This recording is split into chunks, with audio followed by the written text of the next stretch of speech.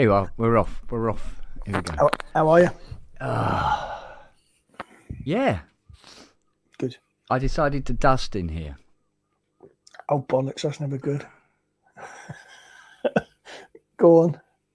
I had to leave the room. Oh, was it that bad? Yeah, couldn't see across the room for dust and dog hair. Fuck. I would have followed it, the dusting brush or whatever you were doing, with a fucking Dyson behind it, because that Well, funny you say that, because what I did in the end was I dusted it again, but with the Dyson running, and then just walked out the room. Pretty much best way to do it. And then dusted it again. I think I got most of it by now. Here he is. Bonjour, Lou Wanker. All right, fucking dirty stop out. What? Where the fuck I are was you home by been? midnight every night. Yeah. Where What I were you didn't when the tell you- show was on, eh? Fucking hell. What I didn't tell you was my Airbnb was 2 doors down from a sex club. Yeah. So you didn't have to walk far. No, do you know? Honestly, if you're that way inclined, it would be perfect. Yeah. Was it called No. Office Supplies? No, you're getting a kickback from the link you're putting out. That's what that is. I wish. I Kickback. wish. He's fucking surrounded by them. As we walked down the road, we saw this thing. It's like a, I don't know what the buildings are. You know, it's 4 or 5 stories high. Some of these, they're old, very old buildings. And there was this one where it was all black front, and it was called Taken Club. I mean, like, Taken Club. What's that? Didn't say, there was no indication. It was just black, and it was all, you know, the bars were on the door because it was closed, obviously. Yeah. So, of course, you know, a little bit of Googling, boom, there it was. Basically, it's a swingers club. Unfortunately, they had a very strict dress code, and Jackie didn't bring her high heels. And I didn't bring my long sleeve shirt, apparently.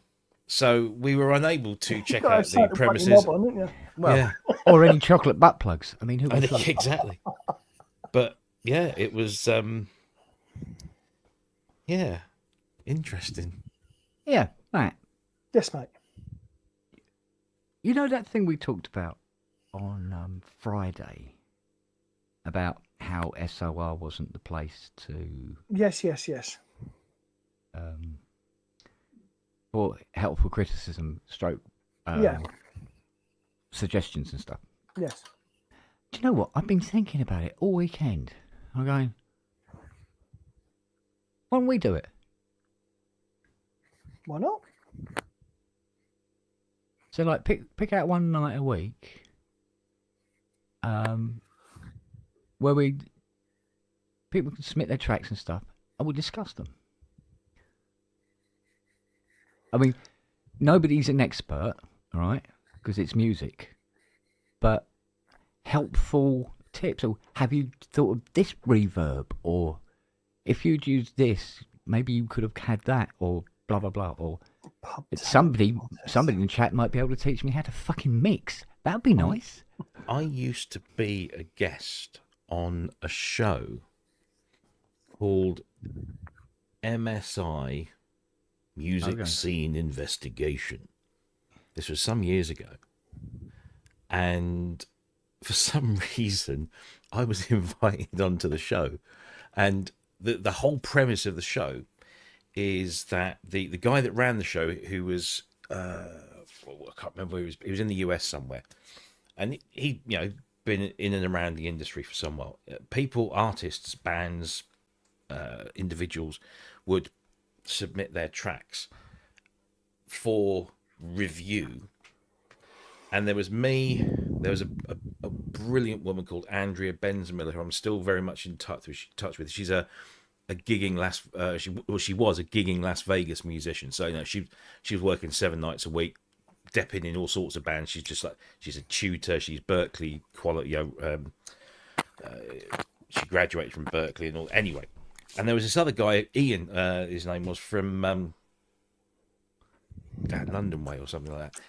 And the whole premise was that we three would sit there and they would play us each of those submissions. So there'd be, 3 or 4 submissions per show. Yeah. We had never heard them ever before. So we never got to listen to anything. Mm.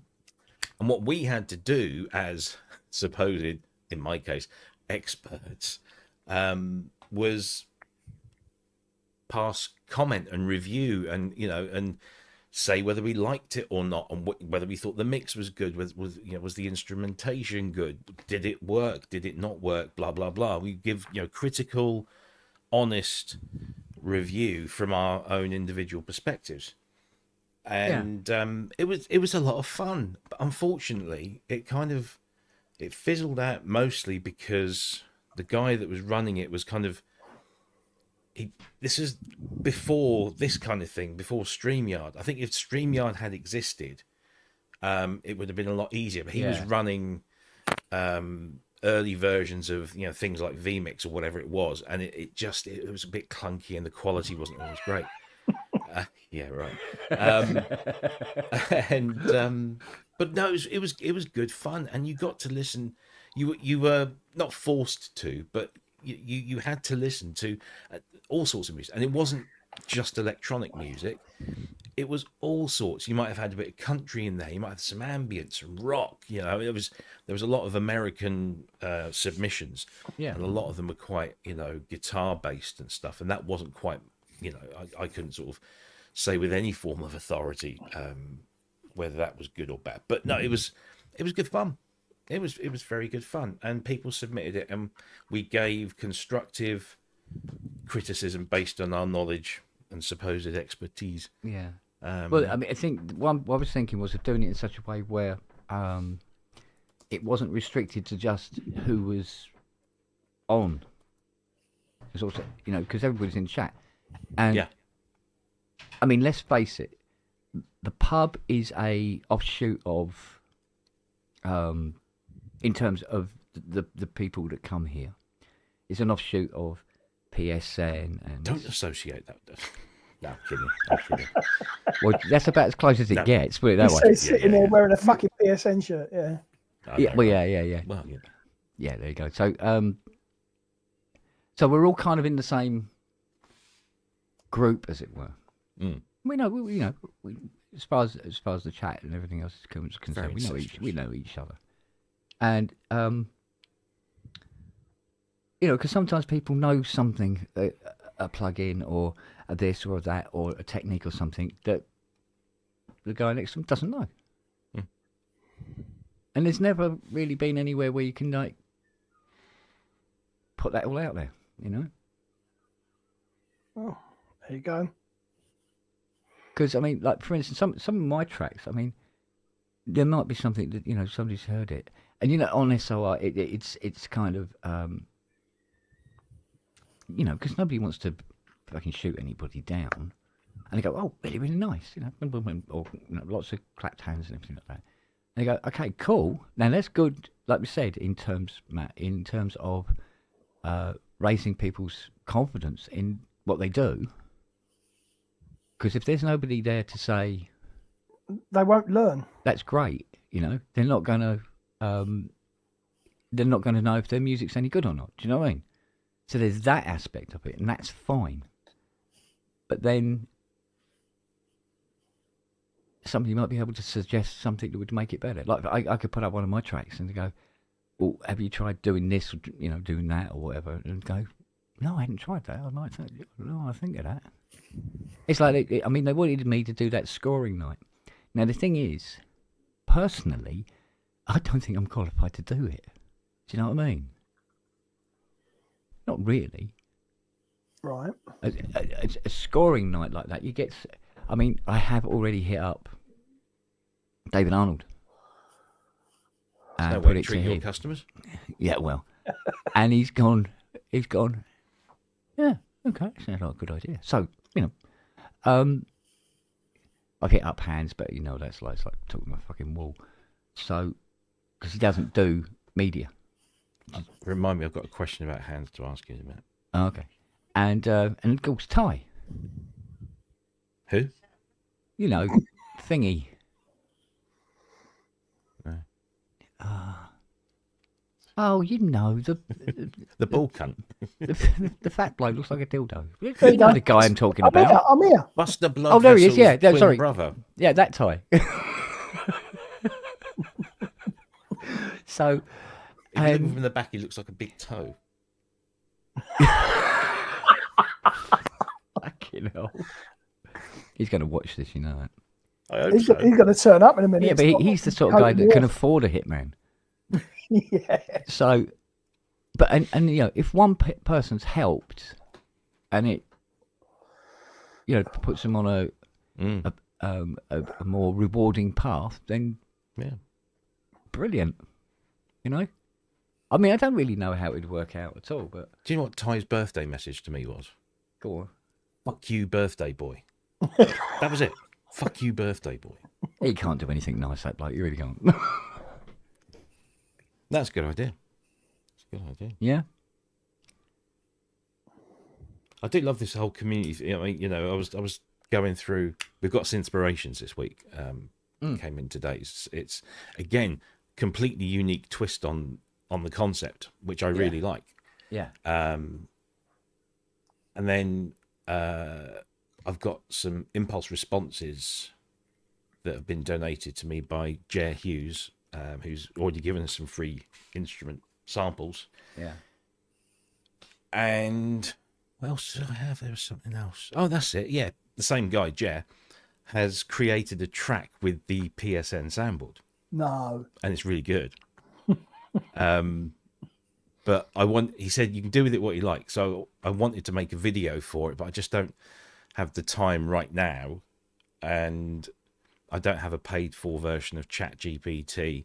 I can't be bothered. I just thought if somebody could knock up an AI video, if I can upload the music and then some AI can just make.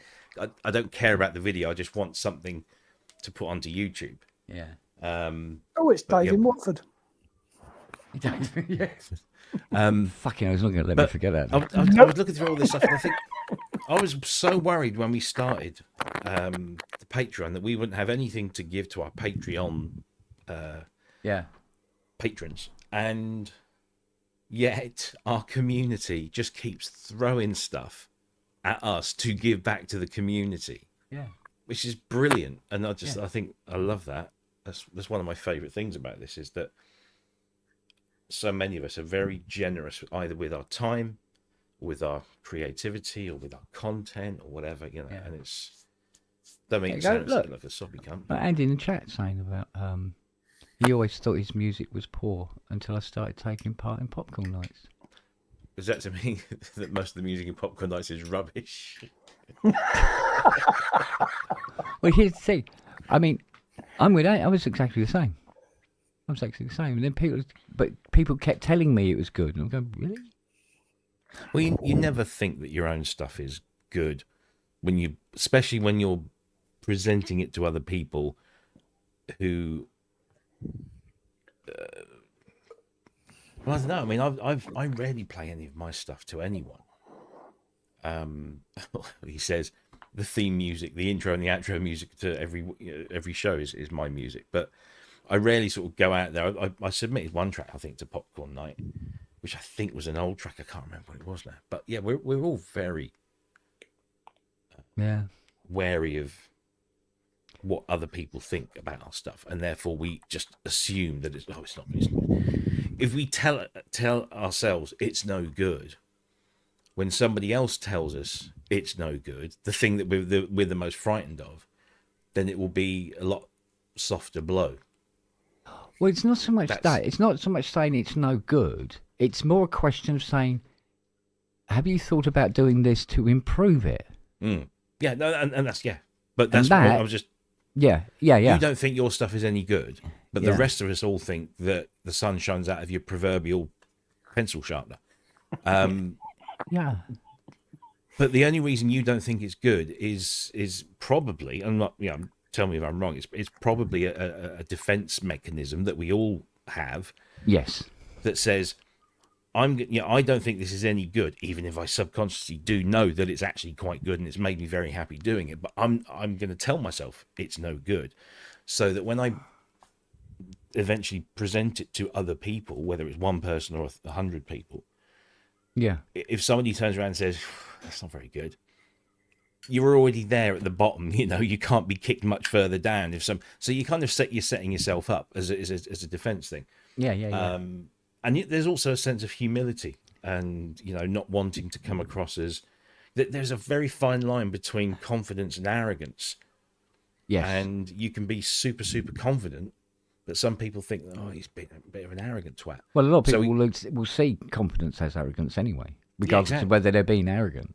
Exactly. So yeah, it's a funny old. Well, this is why I thought it would work really well within a group of people that kind of know each other in some form or other. And nobody wants to say no. Your music's just shit, mate. For the end, just for the sake of saying it, nobody's going to do that. So it's a safe environment, shall we say, to explore.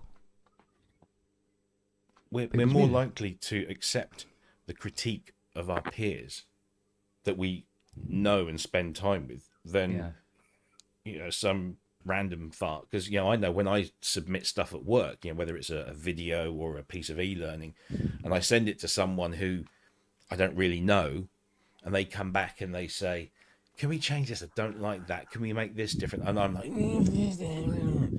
but if it's one of my team, then I'll go, well, I know you and I feel comfortable. I know that what you're saying is based on knowledge and expertise. Yeah, exactly. Yeah. And so I will sit here and say, yeah, okay, right, I'll take that on board and let's change it. Whereas if it's somebody I don't know or don't trust, fuck you. Yeah.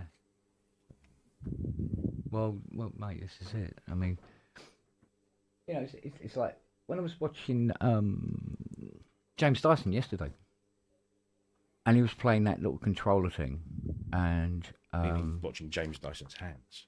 Well, yeah. So it's like watching a hand shandy video, really, isn't it?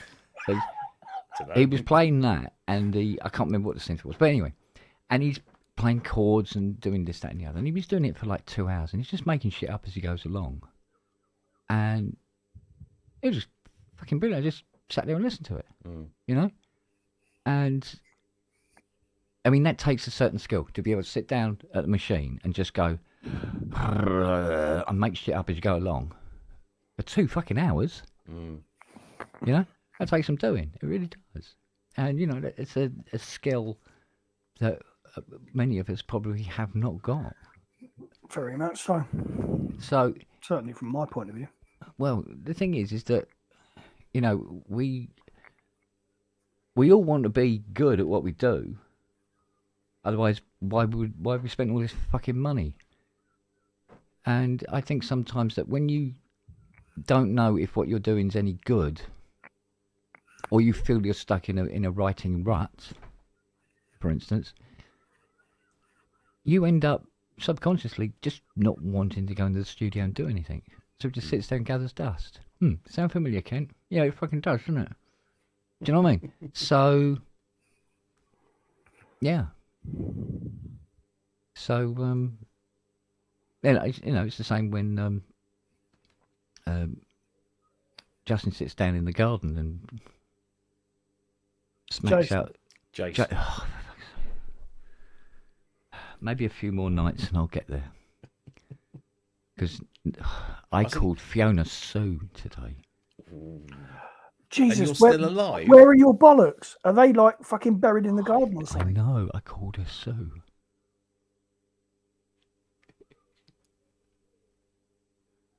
Yeah.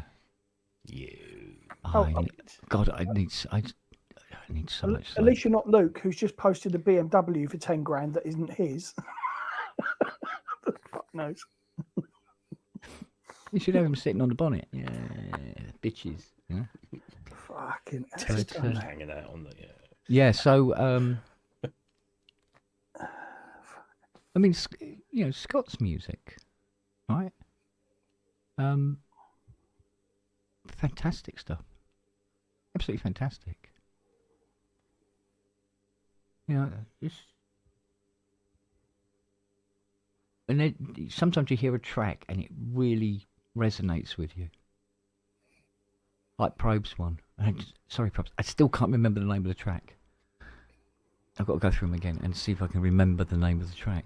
But there's one particular one that really, really speaks to me. Really like it. And, well, put it this way. Fiona was bopping to it today. Christ, she never seen And it she so- was sawing his sack off. Yeah. Oh, mate, when she dances, it's like watching UPS. You've never seen so much fucking goods flying around in all directions. Fucking hell. Honestly. Oh, dear How me. you are still alive, I do not know. It's like two gorillas having a fight in a sack. We were sitting here the other day having a conversation, naming them. Fucking, what was it? Bill and Ben, Grant and Phil. Yeah. Can you call them Brian and what? Oh, fucking hell, I can't remember. Bert and Ernie. But no, yeah. One falls out, goes, "Hello, Bert." Hey, Bert. Oh, Peter and Dud. Pete and Dud. Mind you, it had me What thinking did I about... say? What did I said? It Eric looked and like, Ernie. I said it looked like Ty and Tom, didn't I? It had me thinking, though, about that, that geezer that was on... Oh dear. was it Extras? The old East End guy. He was talking about his mate. He's got loads of nicknames. Was it Lick Cunt All Sorts? Fucking Billy the Cunt. Oh, yes. Yeah, remember? Yeah, I remember. Yeah, that Oh, guy. yeah. Yeah, fucking, yeah, Stat- innit? Statler and Waldorf. There I'm you go. fucking roaring. Just fucking laughing so much. It's so funny. Oh, mate. Oh, dear me. Oh. Yeah, but you see, also, I mean, you can also get into a musical rut as well, can't you? You can... Don't know. I've never spent long enough in the studio to even start writing any. Well, Can't well the get into a rut. questions are, right? Questions for you, Matt. Why? Don't get time most of the time. All right, say you've had time. You get some time. Mm. You're sitting there. What happens? Don't know. Go Find with a sound I wank. like. Pardon? So you go off and have a wank. Well, yeah. If nothing else is occurring, no. Find a sound I like and just start hitting keys and see what happens. Yeah. And then That's- what, and if say you get a result, right? You got something going. What do you do with that? I don't know. You never really taken it past that? Not really. No. Never recorded anything? And Whatever I do gets recorded, but then it just sits there. I don't do anything with it. You very rarely follow it up. I've got folders and folders and folders of 4, 8, and 16 bar Yeah, bits that That's I've it. made. pretty much. well, And you every could, now and again I go through them and go, oh, that was all right. And maybe I'll do yeah, something but you with could also like pull one of them out and play it, right? Mm. And somebody in the chat and go, "Oh, I know, go with that." And the next thing you know, you're building up something. Jesus is here. It's the zombie from the Bible. Yes. it. Hey, I've got a proposition. I was hoping you'd turn up. I've got a proposition for you. Jeff takes hello. Viagra and rises Ooh, like Jesus. okay, Yeah, go on, well, what? I'll be there on October 2nd. Wait, can you touch your toes? Well, with my balls. I was going Oh, to say, that's you're in Right Quebec, up your aren't street you? then. I'm sorry. I'm quiet. What? What did you say, Robbie? I think I you said, said, are you from in Quebec? Yes, Quebec? I am from Quebec. Well, yeah, the province of Quebec. Yes, the city of Quebec. Montreal. Sorry, where was it? Quebec. Yeah, that's fine. Well, that's Have because we you- speak English properly. We don't think we're French. We're not living somewhere shit and it's a reflex accent. Somebody emailed me from Quebec. Yeah, you speak English properly. Somebody sent you an emailed eel? me. What the Neil, fuck? Yeah, via email. Eel Wow. mail. It was Eel eel mail. Even worse. No, in Quebec, and they've got a synthesizer that they want to offload, either for cash or for exchange. Trade. Yeah. Sexual Um, favours. do you fancy DX1? I do fancy a fucking DX. Well, if he hasn't touched his fucking DX7 and fixed it yet, then No, she's dead. I sure? tried the fix that we tried, and I mean, should I mean, how much? I would drive to Quebec City. I mean, it's 3 hours, but I would. Yeah. How So- much? There isn't an actual price. What they're looking for is possibly an exchange. So Dead DX7. what they said was, if you know anyone that's got a faulty DX7, I will happily swap it for this fully operational DX. No, it needs a little bit of work, I think. They've sent me lots of high-res pictures, but they are looking for kind of vintage gear to swap it with, maybe. So we're talking early Roland, Moog, Mini Moog, sorry, PS 31, 32 or 3300, Cynthia. They even put down up 2500, which I think is a little bit of a stretch. That's probably pushing it a bit. Yeah.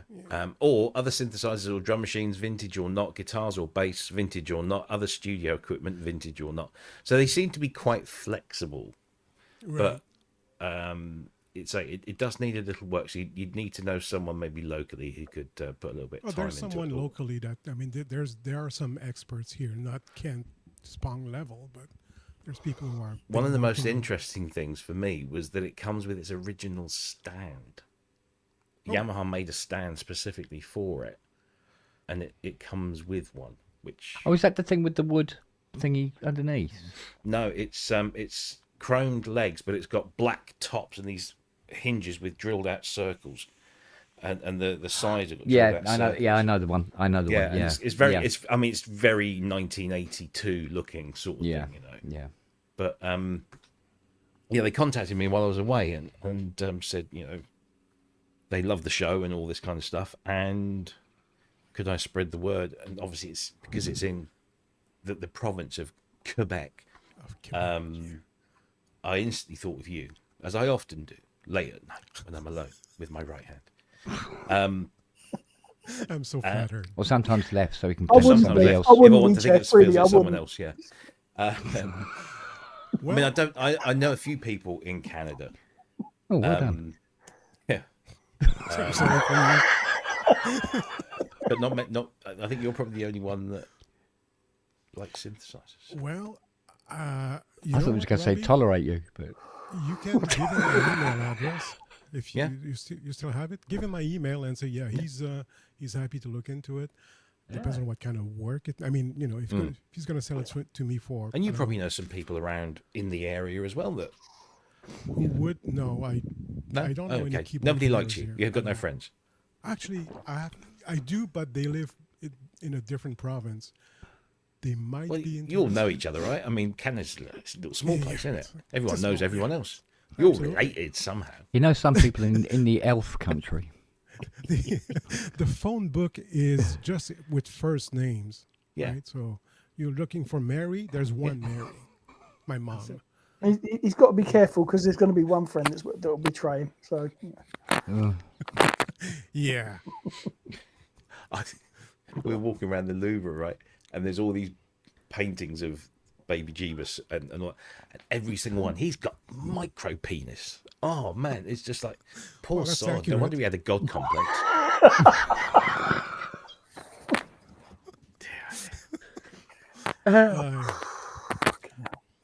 Oh, But dear. yes, Robbie, please forward my email to him and say that I'm Right. interested in. You won't be able to working help with him. somebody with a fucking squid bite, no? Yeah, and depending on what needs to be done, DX1. I mean, I'm always on for DX1. It's just Lovely things. it's kind of like the CS80 of Yamaha. Well, wait a minute, they're both from Yamaha. they're both from Yamaha.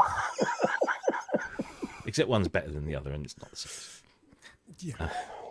But they're more just fighting talk. as valuable. I Controversial. guess, in the rarity of things. Put it this way: there's one particular Yamaha keyboard that I wouldn't mind having sitting in my toilet for 14 years, and there's one that I used to piss up regularly. So Yeah. Needs to it took top ages up. to get off, didn't it? Yeah. I always wondered I what said to everybody I gave it to, I hanging said, around it. "Don't put a blue light on it. It looked like a painter's radio."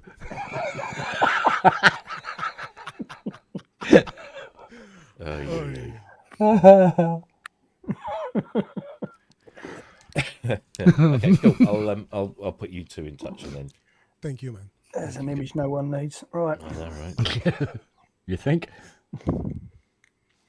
Oh, and yeah, I was a little. Oh, What is, Did I tell you Boards that of I bought the Canada. messenger? you Yes. did? Told me. oh, okay. Oh, nice. Yeah. I had a Victor Cayenne moment. I liked it so much I bought the Not cup. the company. Yeah. No, I did. I just thought. So I sent them an email. I said, bit cheeky, but if I don't send this back, how much are you going to charge me? And they made me an offer. And it was an offer I couldn't refuse. So, but it's very So Don't say it like this. Yeah, exactly. you come to Make you an offer you can't refuse. I'll make you an offer. Threats of horses' heads will always get you a discount, won't they? Well, yeah. So, Yeah, poor horse.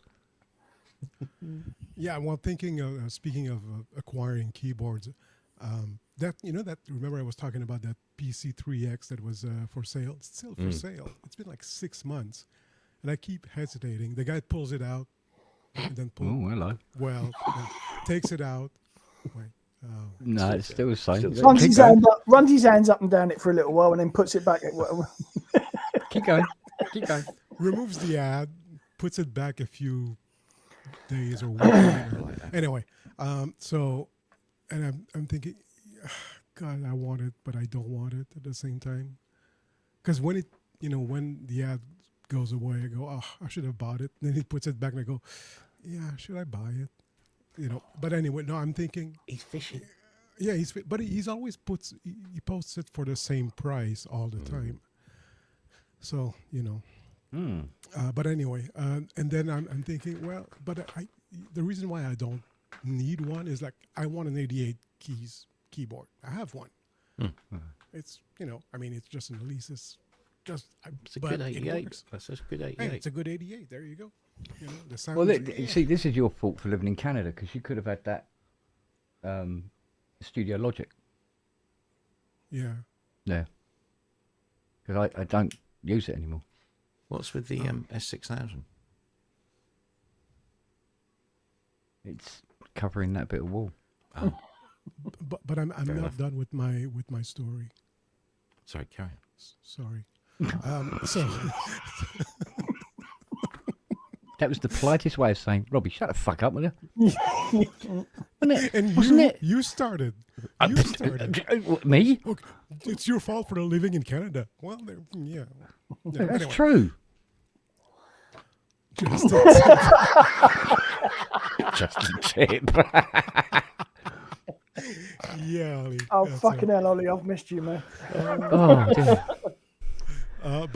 Anyway, so I was thinking the UBXA, because you see, I'm more interested in that because it's like 1 cent, got poly aftertouch, and it sounds nice. I mean, from what I can see. Robbie, you have one? No? Oh, I thought you did. Something else you bought. And then I go, well, okay, it dropped in price in the UK and in Europe, but it never did here.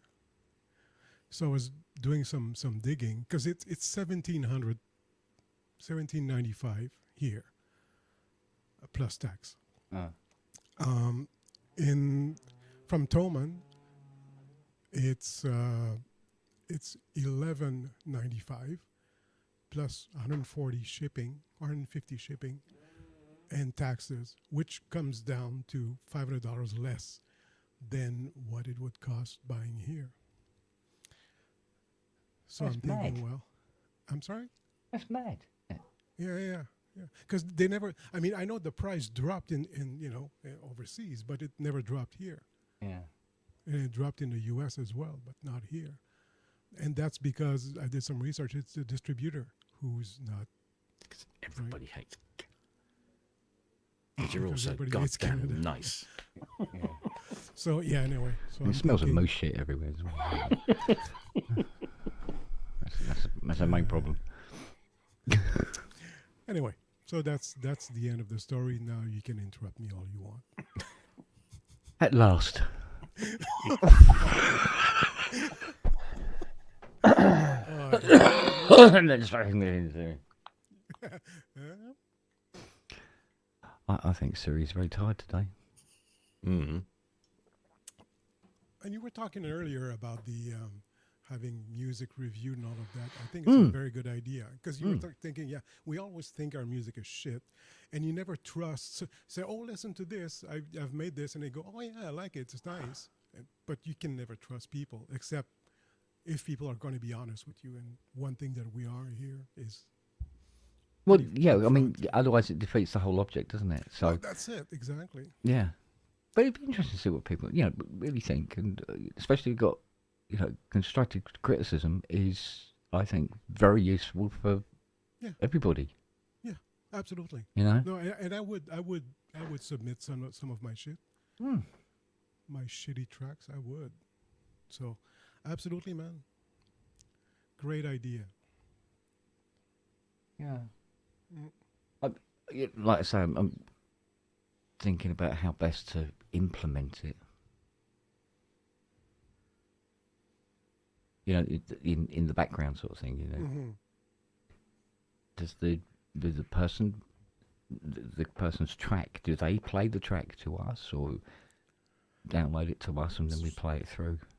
Right. That might be the best idea. You put it on, Google Drive or whatever, and then send you the link, and then you can download it.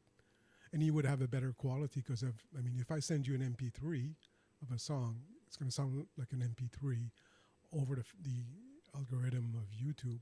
At least if it's the actual wave or WAV. What is it? Wave or WAV? Whatever. I've always called them waves. You know, Yeah, me We call too. them it's WAVs. a dot wav. Yeah. Anyway, so the wave WAV would sound better. Yeah. I think it would. I think that show that I used to be on, Yeah.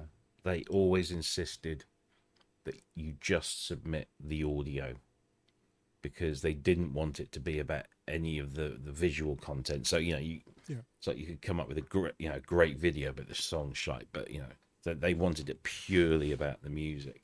Yeah. Well, plus a lot of stuff I write is supposed to generate an image in people's heads when they listen to it. Yeah, well, that's it. Exactly. Now, if I'm supplying an image with it, reflecting what I've written, then it's kind of Kind of like putting lyrics. detracting from the music Yeah, and it's also more when it work comes to for people analysing. to do. And people might be great at making music, and they have no idea about how to cobble together a video, even if it's just stock footage. Yeah. It just removes another whole bunch of stuff that you have to do. Just Yeah. send it, send the music. So the music stands up on the merit of itself. And I'm going to make an offer on anyone who wants their music mixed. I'll do it for free if you're going to use it on these things. Mm. And I'm serious. I'll do it for free for sure. I mean, That's it. that was something that come out of SOL when they were doing like the birthday jam night and stuff like that. When I was working with Simon Greatbatch, I've never really worked with somebody on a track before from scratch, because it was absolutely nothing. I must admit that doing it was pretty straightforward for me because I think Simon knew what he was doing. So he says, all right, just give us something. So I gave him 4 chords. Yeah. And he come back with the 4 chords and what he put with it. And he says, oh, can you do another bit now of X amount? And You build it that way. Yeah. yeah. So, and then every that time can it's coming trigger- back, he's done more to it. And what I'm hearing is inspiring me to do something else. Right. And so forth. And then I think we did it over that Supernova. I think we done it over 3 days. Oh, nice. Couple of hours in the evening. Ridiculous. Well, And I heard it it's, back and I went, It's a good song too. fucking hell, that's come out quite well. Yeah. So, and that was interesting, that was. And you know what? That could even inspire people to work together. Oh, what I would have done, I mean, that gives me an idea of putting this and yeah, I mean, Yeah, absolutely. Yeah, absolutely. And we can even do it blind, as in, here's a song. Let's see what you think, and then after that, say, yeah, it's from that, Yeah. shithead. And of course, like this thing where we've all got 4 bars or 16 bars or something sitting around going. What's it- Blue What? box. Hang on, right. The synchrotron asked this, right? Oh fuck.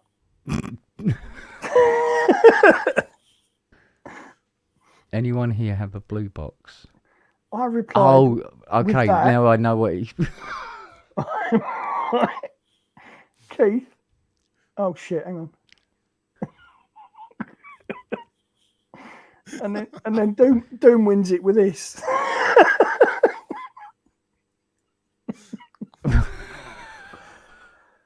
Oh fuck me backwards. Oh, mate. Do you know what the Smurfs are in French? Les Schtroumpfs. Strumpf. Yes. It's a bit of a mouthful, Isn't it? Yes. as Papa Oh, Smurf No, said. it's easier to say in French. It just sounds funny in French. Oh, right. It's a bit of a mouth. It's just... But what's Tastes in funny as well. German? Because it's originally German. Sorry, what? You need some more gain on your mic, Jeff. Me? Okay. Yeah, you forgot your name for a minute. Oh, jeez. You need sleep as well, do you? How about this? That's better. Better. That's Or better. Tories.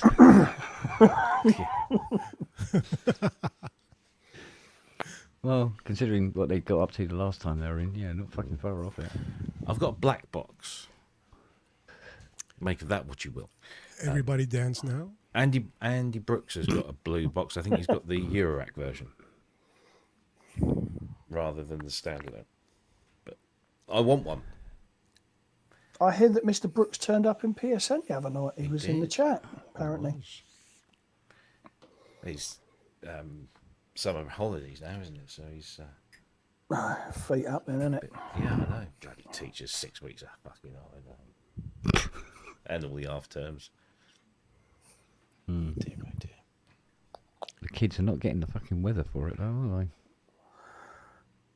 are They're not doing too bad down here, to be fair. It's not awful. they? It's been horizon to horizon cloud here now for like all week.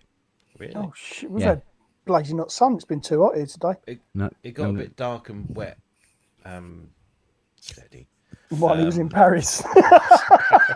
At that What's club. that? Your black box? Yeah, yeah, it's got a bit dark. No, for a couple of hours it got a bit damp, but it's been rather nice. Oh, I I- mean, Paris was lovely. Apart from one day we went to the Sacre-Cœur and it decided to fucking piss down, but it only lasted about an hour. It's a bit nice.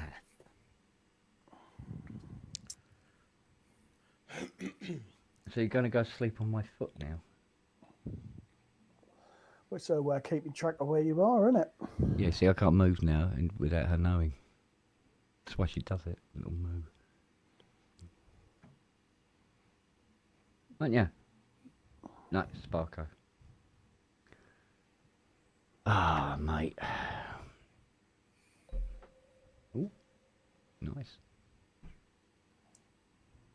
Sounded like a submarine.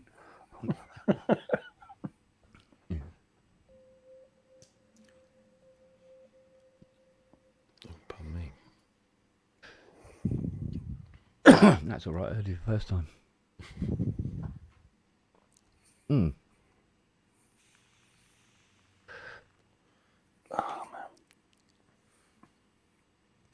Oh, you silly bitch, you left it here. What? Hayley's left her power bank, I think.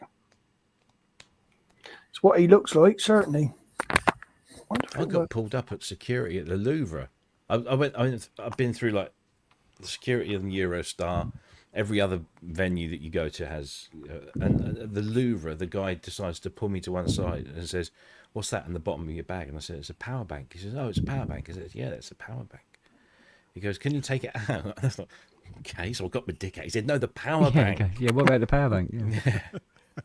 Yeah, that has no power. Yeah. Odd. Well, I mean, if you were wearing an orange fucking PSN shirt, they probably thought you were from Just Stop Oil or something, wouldn't it? Oh fuck me! You know, the Mona Lisa. Jesus, my daughter went to Paris a couple of years or so. Well, actually, no, a little bit longer than that. And I said, she went to the Louvre, and I said, "Did you see the Mona Lisa?" She said it was over in a room there, but there were so many people, we just couldn't be. And I thought, oh, she's just exaggerating. She's a young girl. She doesn't really care about the Mona Lisa and that. We got there. No, it's just like everyone. It seemed like everyone. The first thing, where's the Mona Lisa? And they kettle you in to this area, and you just all kind of you're like this, and you kind of shuffle forward, and all these people are going, "Oh, selfie with the Mona Lisa. Come in. It's one of the most famous paintings in the world. Go and look at the painting." Yeah. Well, that's too easy, though, isn't it? Mate. Yes. And it's so small. I look at the too. Mona Lisa every time I go to the toilet because we've got one hanging up in the Louvre. You see, it's called the Louvre. Oh, LOOVRE. very good. But yeah, it's oh Jesus. And then we're like 2 or 3 people from the front, and then this fucking 7-foot asshole decides to push my missus out of the way and sort of working in like that, and I'm like, oi! And the security people look at me, and Jackie's like, don't say anything.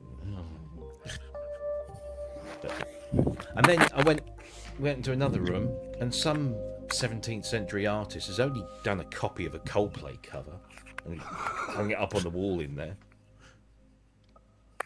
That's one for the Coldplay fans.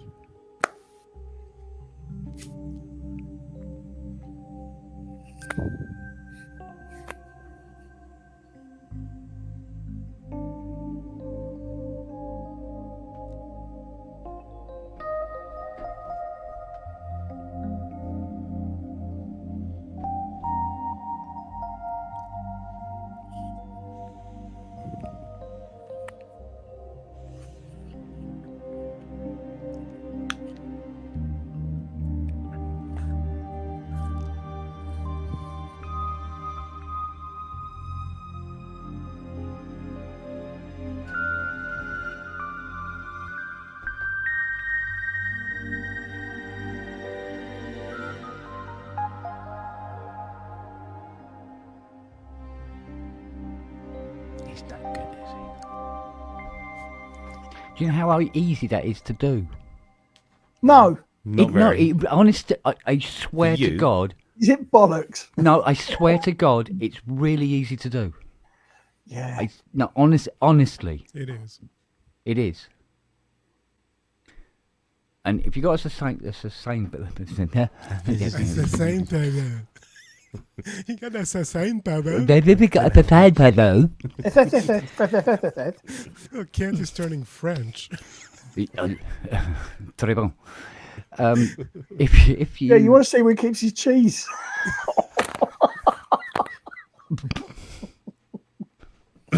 Yes, well, that's between me and my cheese. Thank you. Why is it shaped like that? Don't go there.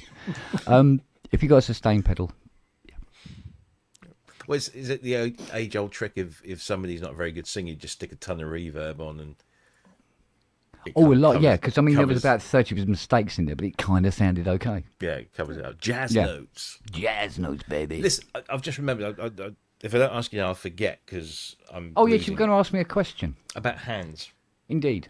Knees So- and bumps a daisy, yeah. Yeah, head and shoulders.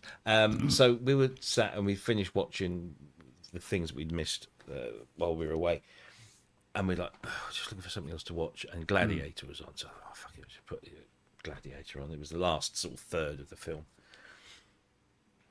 and I'd never noticed it before. And I loved Gladiator, and I bought the soundtrack. I thought the soundtrack is amazing, Yeah. and I love the film. I think it's a really good film. And I'm sat there and listening and watching the thing, and I'm hearing the music. I'm thinking, did somebody just change to Pirates of the fucking Caribbean? There are strict pieces of music in the Gladiator soundtrack, which are obviously Pirates came after Gladiator. A long time after. That he's just Yeah. literally. It sounds. I'm sure if you compared them, there might be a slight.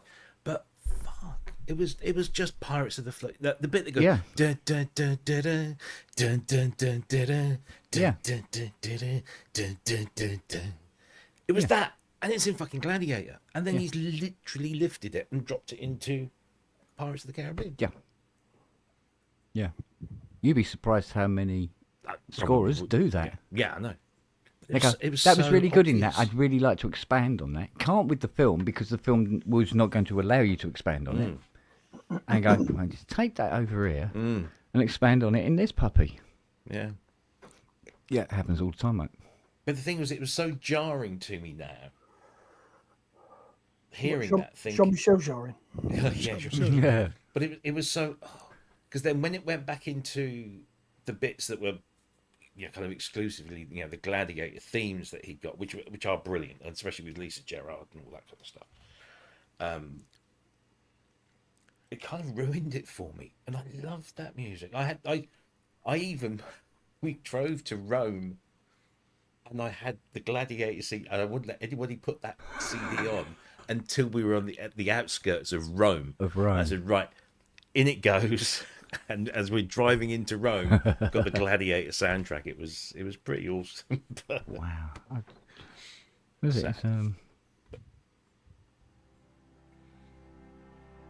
I just wondered if anybody else had noticed that he'd stolen his own shit. The fuck happened there? I just broke my computer. It does that every now and again. It just wigs out. Because you think Gladiator is so dead straightforward.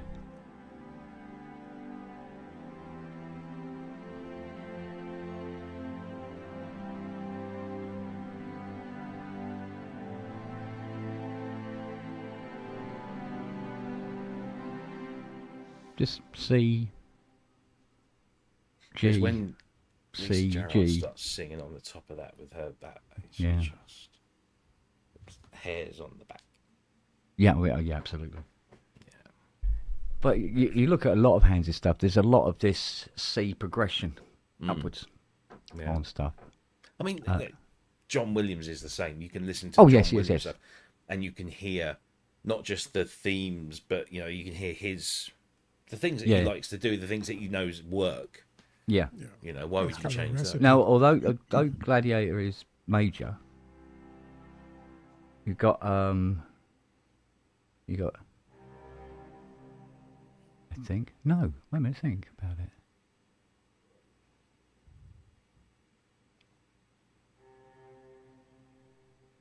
Isn't it amazing? You got to stop and think about something. It's like.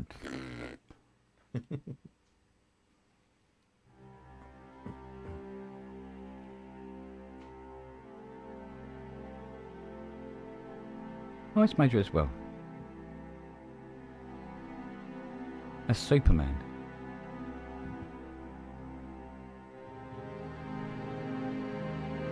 See, there's a good movie thing. The original. That's another C major upward progression again. Was that John? Yeah, that was John Williams, the first Superman, wasn't it? Yeah. But Yeah. that one, that's the Hans one. Yeah. The But I do like Man the of way Steel one.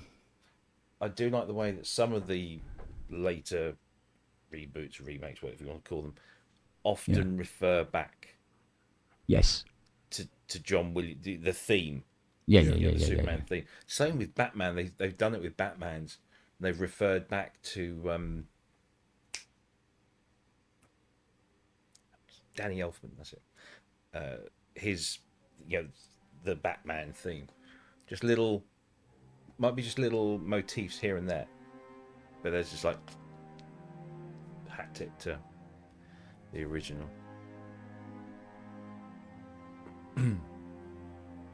That's Batman. Hans is Batman. Yeah, I liked what he did with that. Those were very good. And anything he does with Chris, I think Chris Nolan actually brings out stuff in Hands that. Yeah, but I maybe- think see Chris, the way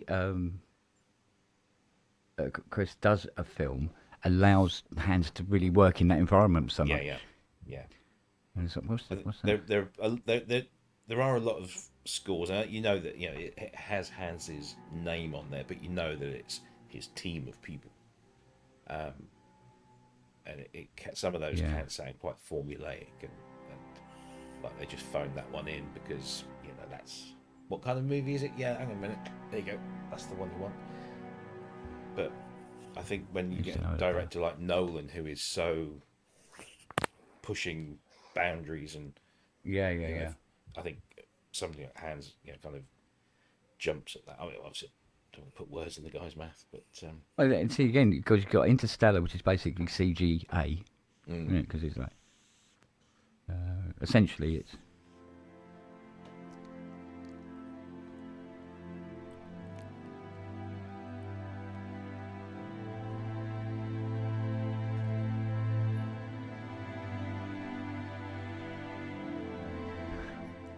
And then it's just how you, because although it's a continuous loop of just 3 chords, you just put in the odd weird thing now and again to break it up, he did the and then same add with, an instrument, drop an Inception instrument as well.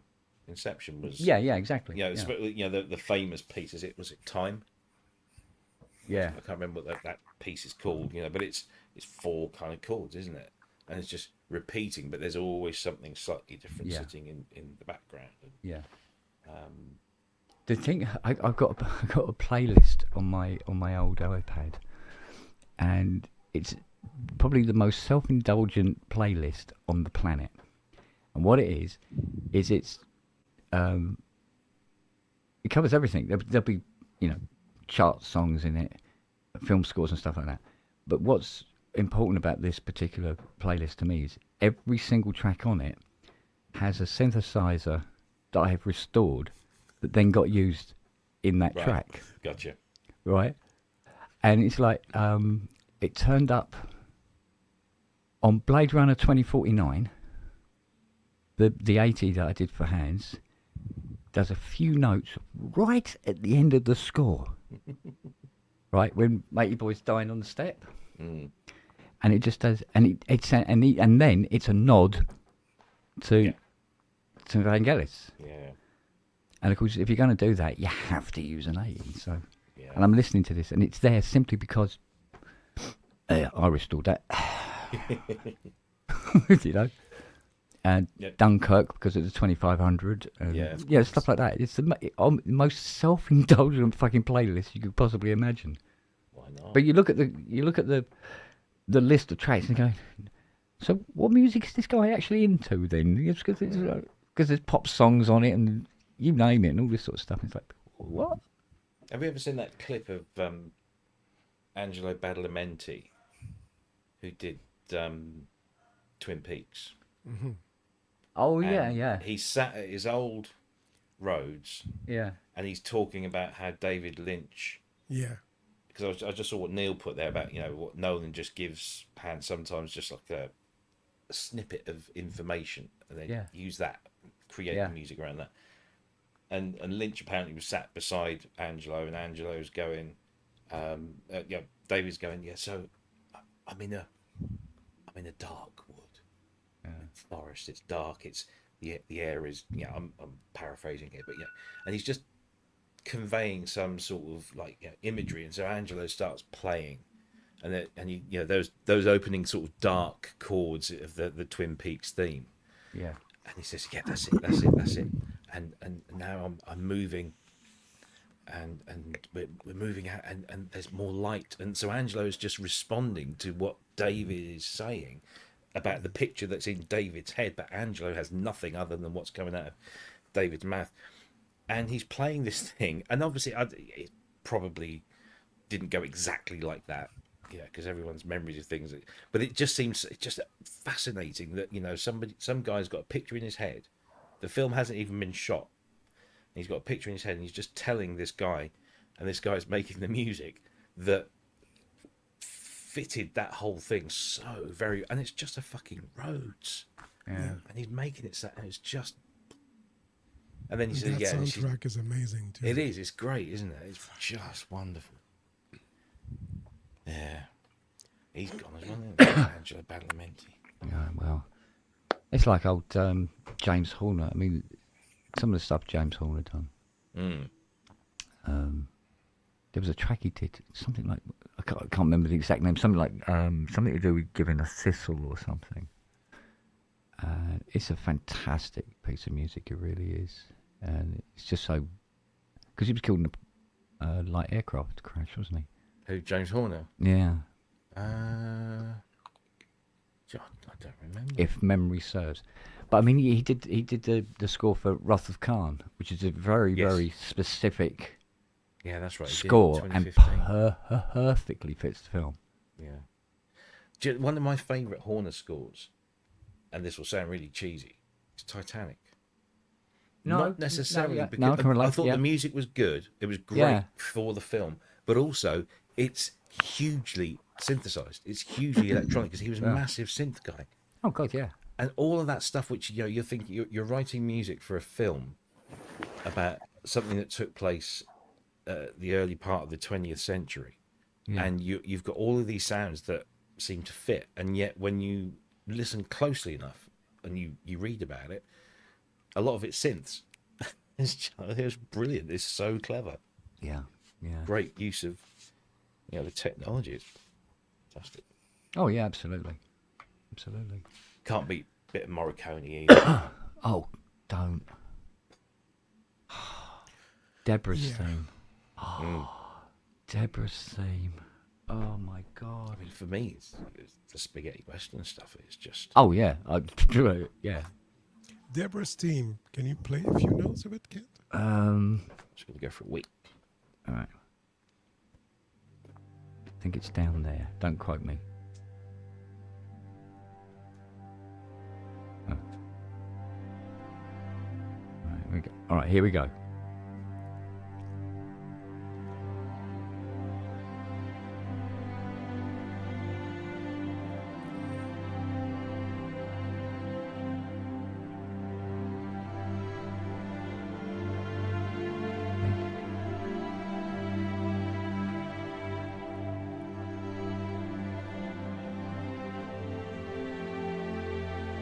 Yeah.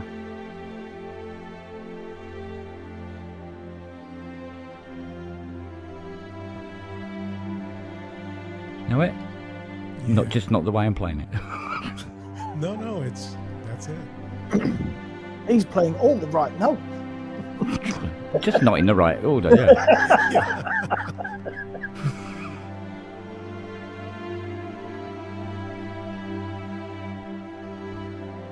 You wank on a stick. I've never tried.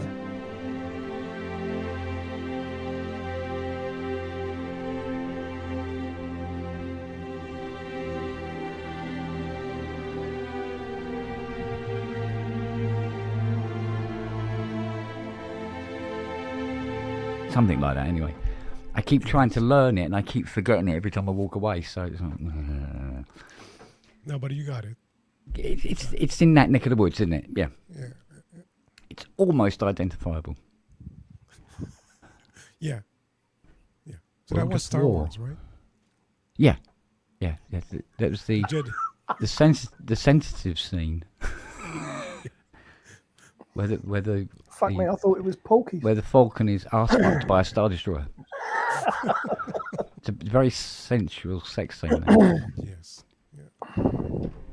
Well, they use lube, so Well, yeah, that's yeah. what made it sensual. Ends up with a Han Solo. Oh, good one.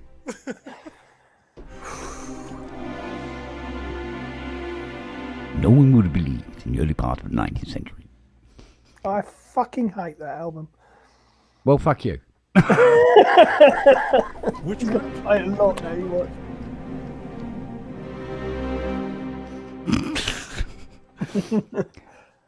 Yes.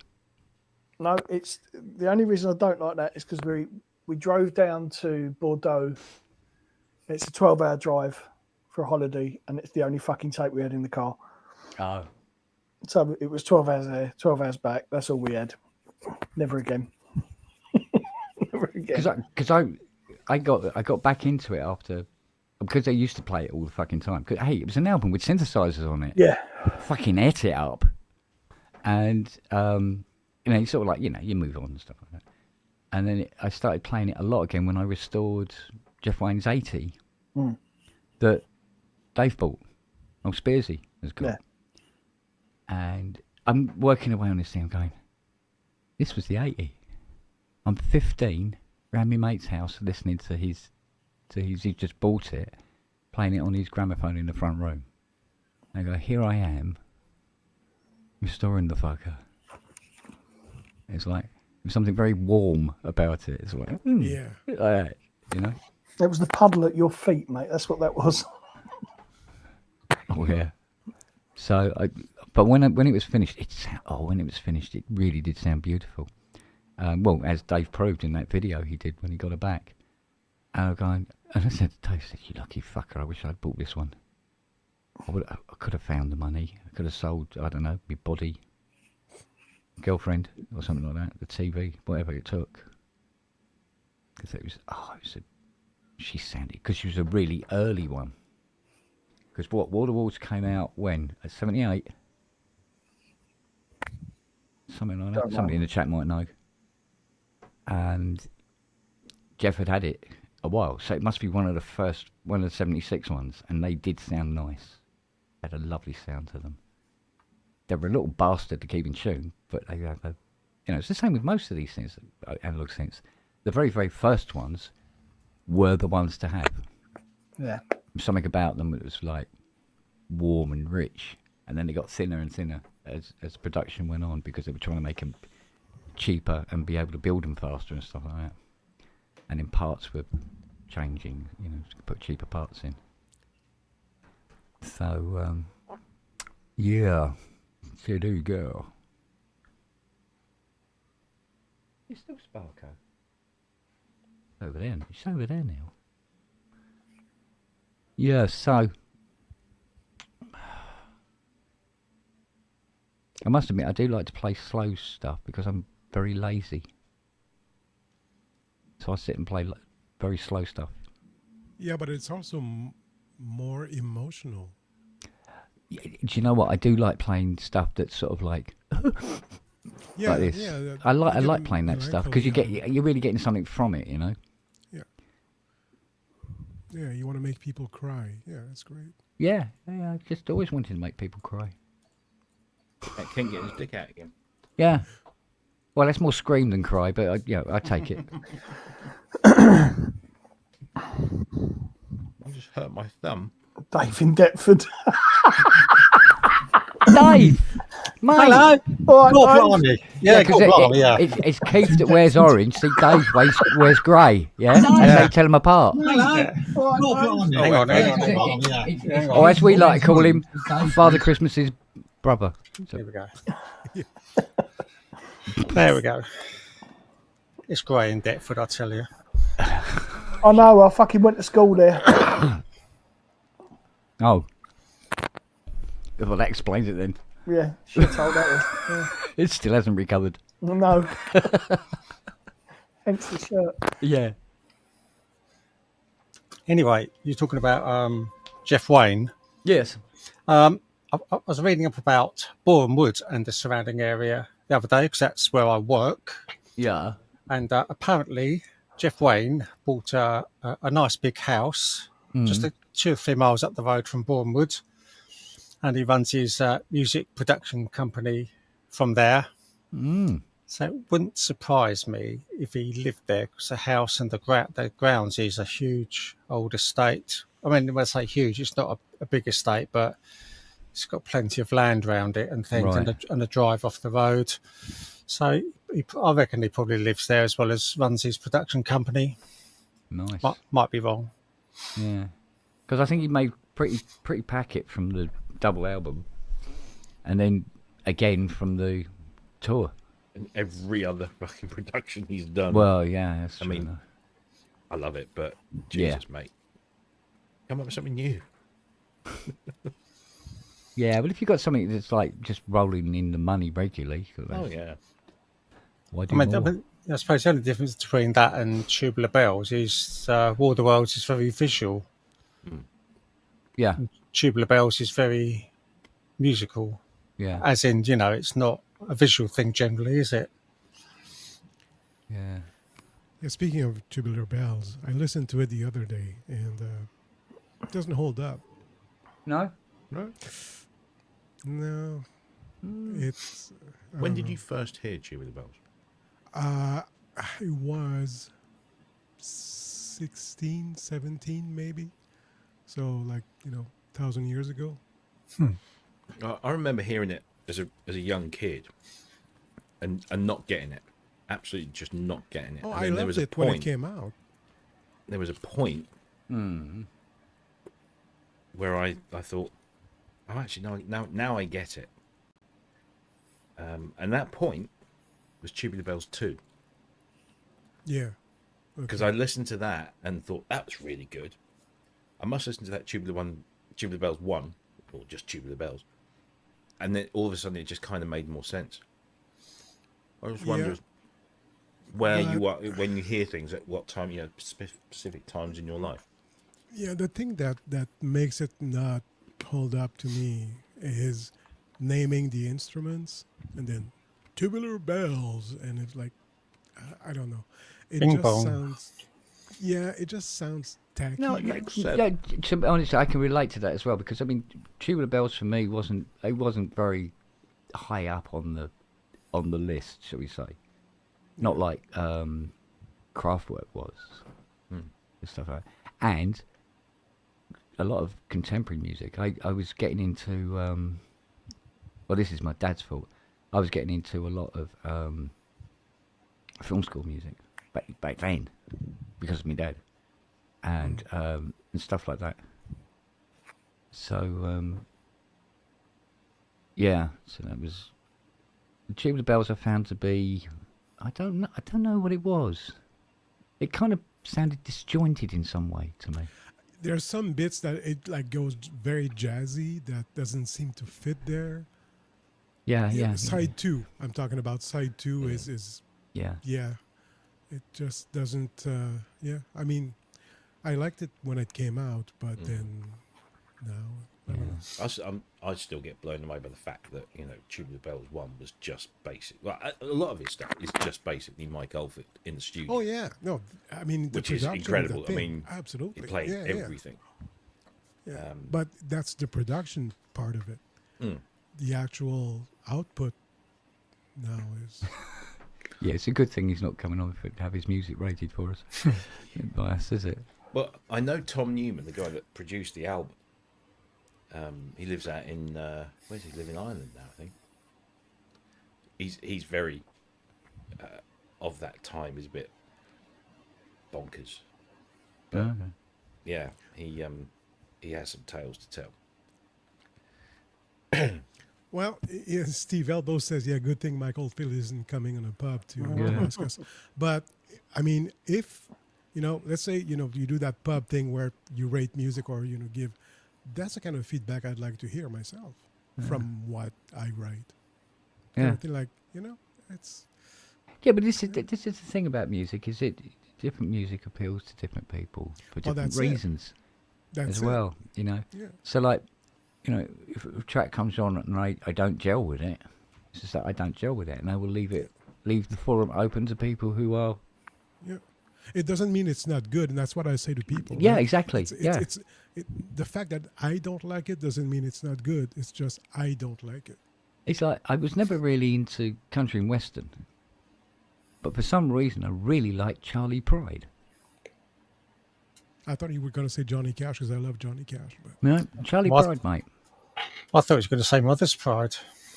But it was kind of a contradiction in a way because it was a black country and western singer. yeah. Who knew? So, I think but he did really nice songs. I think it's cool to kind of hate on.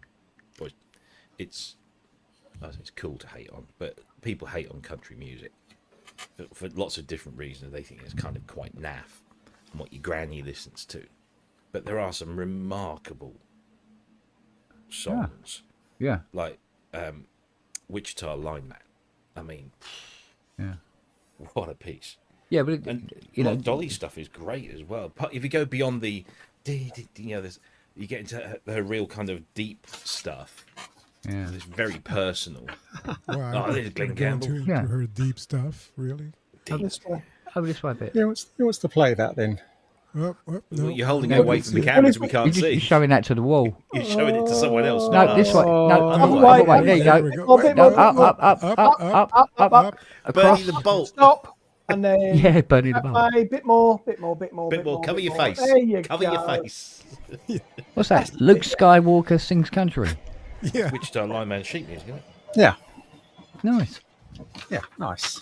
All the dots. But the thing is, yeah, But yeah, can I just say about Wichita Lineman? Mm. So the sign of that being just a brilliant song, forget the style, is when you hear the BEF version, which is sung by Glenn Gregory of Heaven 17, and it's basically a Heaven 17 song or production, yeah. and it's all done on synthesizers. And yet the song still retains its power. Doesn't matter whether it's some guy with a guitar over his shoulder or some guy operating a synclavier. It's still a great song, whatever.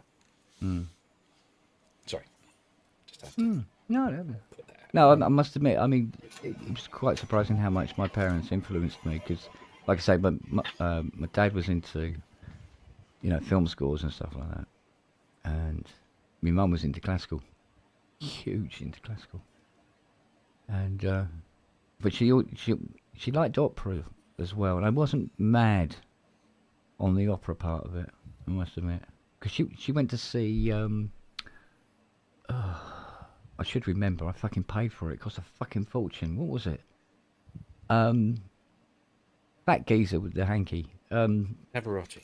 Thank you. Keys with the fucking maestro. Yeah, she went to see Get with Pavarotti. Yankee. I'm sorry, Geezer with Geezer with the the Yankee. Yankee. Yeah. And he goes, Pavarotti. Wow, okay. Yeah. So, and it was all expenses. I think he was at some place in somewhere in France.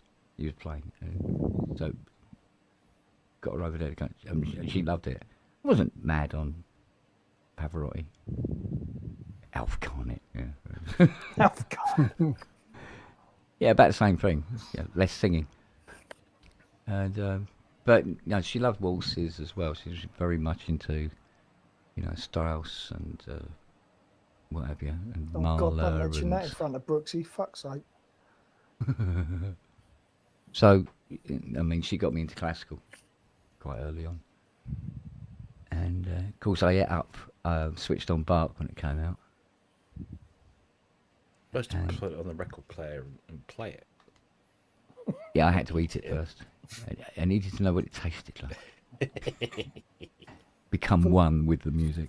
Fully One with experience Wendy. it. Fully Yeah. ingest it. And then, of course, obviously, soaked fucking tomato up, no problem, in buckets. So, actually, to this day, I still think I get a lot of, when I write something, there's a little bit of tomato influence in there all the time.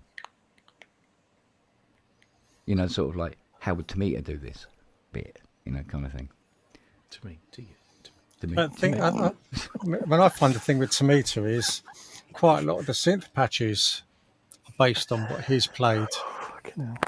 Yeah.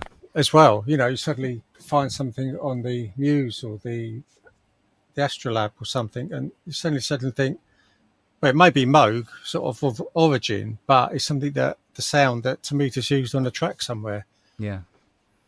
The interesting thing was when there was a documentary on Tomato, and apparently he would do something like, because he'd play like these big chords, but it's a sound he's made on the Moog modular. And you're going, hang on a minute. And what he was doing is he played most of the stuff through a Mellotron.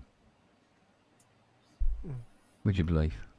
Because there wasn't that many polyphonic synthesizers knocking about, was there? Really, let's face it. Yeah. And so when I was saying that, a lot of the sounds were like actual Mellotron sounds. I was going, oh my God! Because normally when you think Mellotron, you think Strawberry Fields flute and shit like that, But I suppose once you pumped it through like 6.5 fucking years of reverb, Is it that, or do you think he found someone in Japan who would record his sounds of the Moog and then get them put on a set of tapes on a Mellotron? Could have been. Yeah, I think that's probably what was being done because this documentary went into Tomita's studio. This is while he was still, like, you know, Part of the Chuckle Brothers. yeah, still in there, you know, still had albums coming out, as it were. And it wasn't a big studio, but it had 2 Mellotrons in it. And a 55 and all that sort of stuff. So, and I was And sort of like, wow. He You also know? loved the 800 DV.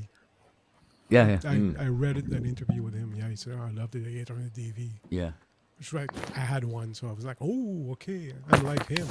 yeah. Yeah. But there again, I like the 800 DV. Yeah, me too. Fuck. Well, I got one somewhere. If Cog would have reissued it instead of the other one, I would have bought it. What did they reissue? Was it the 700? 700 and the yeah, the 700, 33. Yeah. I know somebody's just taken delivery of their 33. Or is it? It's due. Yeah. Lucky buggers. Well, I did want one of those 700s though. well, at the I love the moment, 700. it's they're calling it. Was it named? So people of name can have the 3300, but apparently it is going to into production. Mm. Nobody knows that really. Now, where can I put one? Oh, Can you get it up? Can you get it up there, Keith? You use And it. and 3300, I know. Yeah, well, use it instead of a seat. Get rid of the chair. Fucking hell, you're all on form tonight, aren't you? The chair.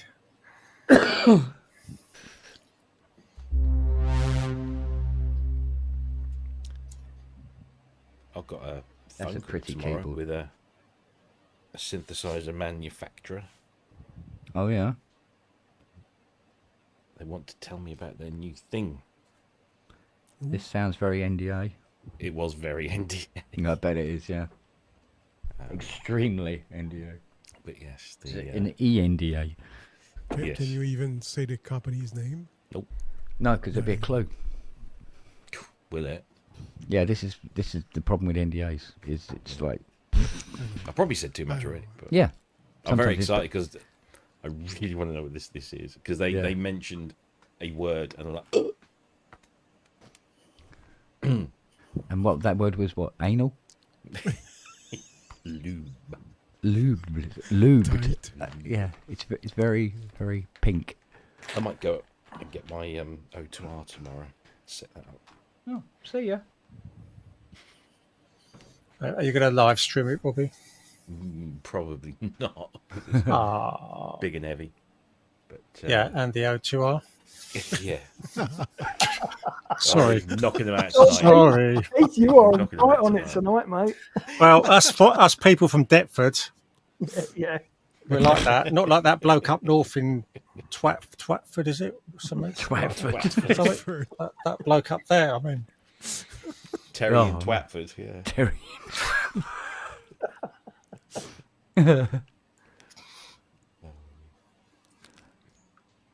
Yeah, mate. Yeah, I'll be doing unboxing. No, I'm actually gonna because it's in its box, but it's in storage. So, but I'm gonna leave the box in storage because it's huge. Have you seen what somebody's done? There's a video doing the rounds of a family burying their mother at sea, and as they push the coffin off the boat and it hits the water and starts to do that, Yeah. the next frame somebody's put a shark in saying, "I'm about to do an unboxing today." You know. Oh, Oh, Oh dear. I've got to find it because I haven't.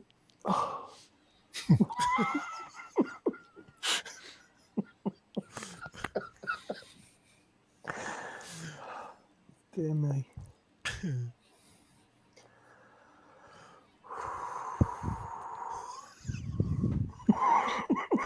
I was just thinking, Rob. I did a cover of Time. Yeah, Where the fuck I'd is be it? surprised if we didn't. Yeah, but where You is did? it? Oh. Yeah. I know you did a cover of Jean-Michel Jarre, Shamanitic. I remember that. The other day, for some reason, it was like, oh, yeah, he did that. Did I? Yeah. Okay. Oh, it's like at least 12 years ago, I'd say. More than that, probably. Oh. I wonder where it is. On one of your hard drives. Fucking hope not, because if it was, it would have been on the Oasis, and I've sold that. Neil's in the chat. He might have done a backup. It was on the Oasis. You see the chat? So we're going to watch. Neil was, yeah. wait I for know he Neil still to- is. Paging Mr. Wharton. Come in, Mr. Wharton.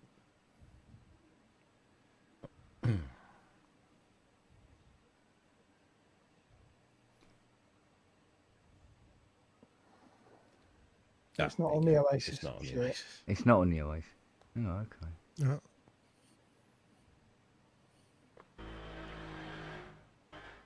Well, you were playing it anyways. So. What's that? There was a moped going by. Oh.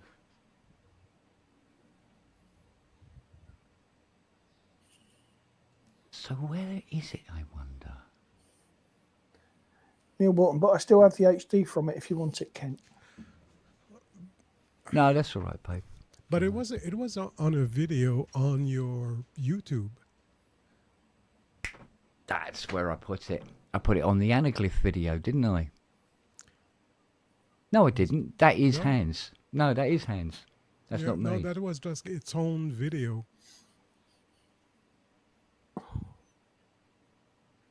No, this was track. This was a track. No, on the anaglyph video is actually Hans's track. Because I remember Richard saying, he goes, they might pull that. I went, nah, there won't be enough people seeing it. And I was right. And even It when took you told me Hans, he ages didn't to pull do it. that animation. Fucking ages. And that was simply because the computer I had. It was after the first day. It's going, oh, please kill me, please kill me. Poor little thing. So I wonder where I recorded it. Stuck it somewhere. I'm sure I did.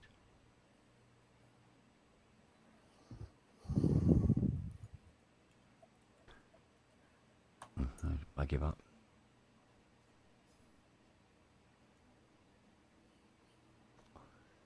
No idea. Just wait a minute. Let's have a hooker's butch. Do, do, do, do, do, do, do, do, do.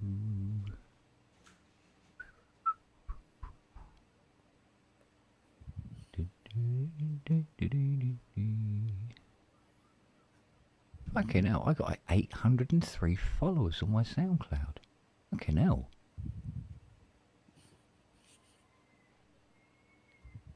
Let's have a look. Blade Runner Blues, no. Quasar Pulse, Spitfire.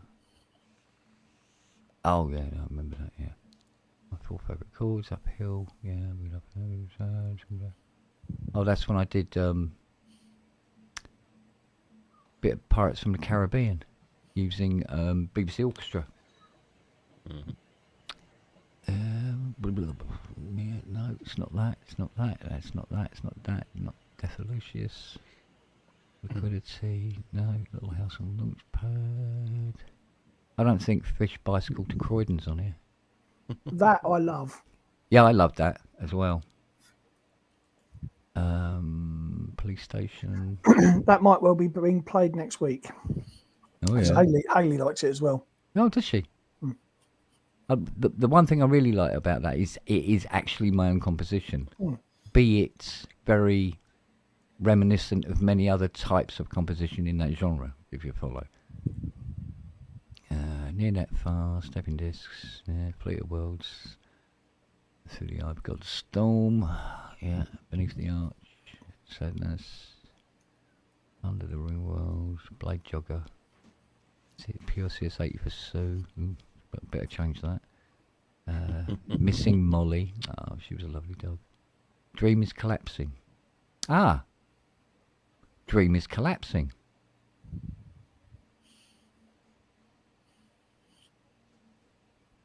Not time. It's dream is collapsing. I did. Check it. Hang on a second. Yeah. Dream is collapsing. I did. Not time. I do beg your pudding. So there's me thinking I'd done a track that I haven't done. Oh shit. Sorry, just set it off again. Oops. You didn't hear that anyway, did you? Nope. There we go. Good. Okay. So it's dream is collapsing. That's the bit where. Oh, for fuck's sake! Oh, thank you. That's the bit where the van's rolling down the hill in slow motion, Oh, yeah. and they're in the hotel, and all shit's breaking loose. It's that music, the music they use there, because it's nice and dramatic.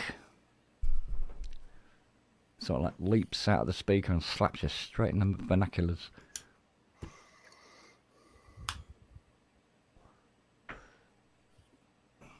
See, that's another thing I can never understand. That I love the serene, quiet, moody, dark stuff. And then the next minute I'm doing something that's fucking taking the windows out. There's no happy medium with me.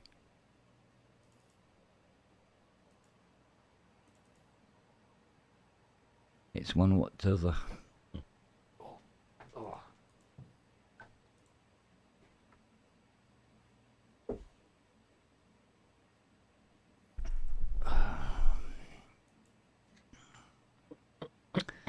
So, do you reckon, is there anything that needs to be considered if we were to do something like this? Do you think?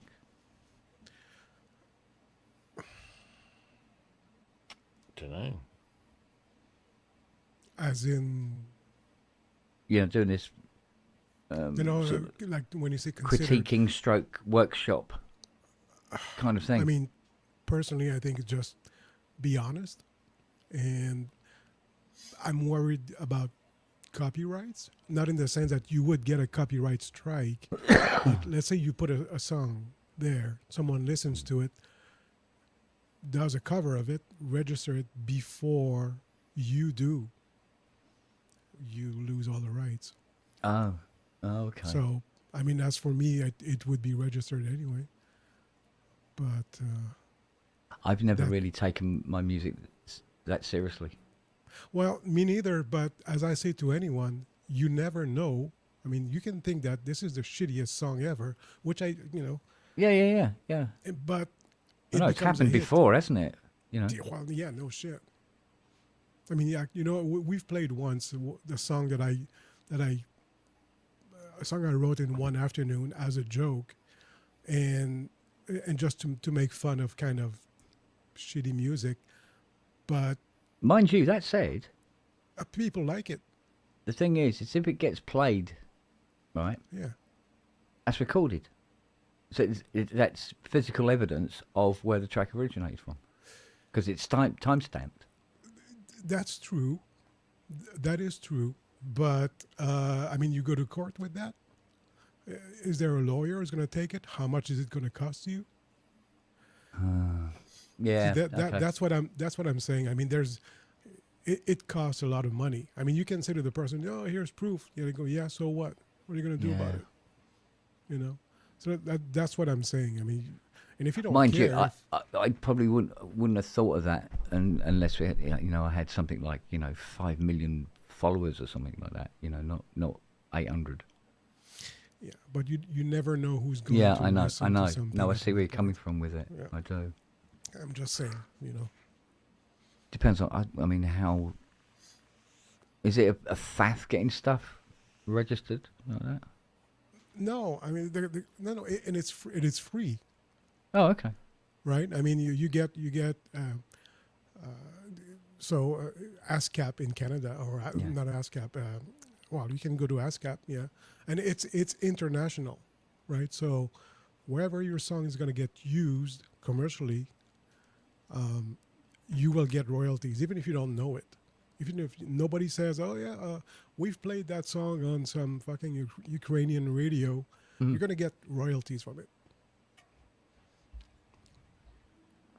Oh, I see. It's funny because a few songs I wrote at one point were being played in Denmark on the radio. I got money. I was like, oh, okay. It wasn't a hit, but it got played often enough that I got money.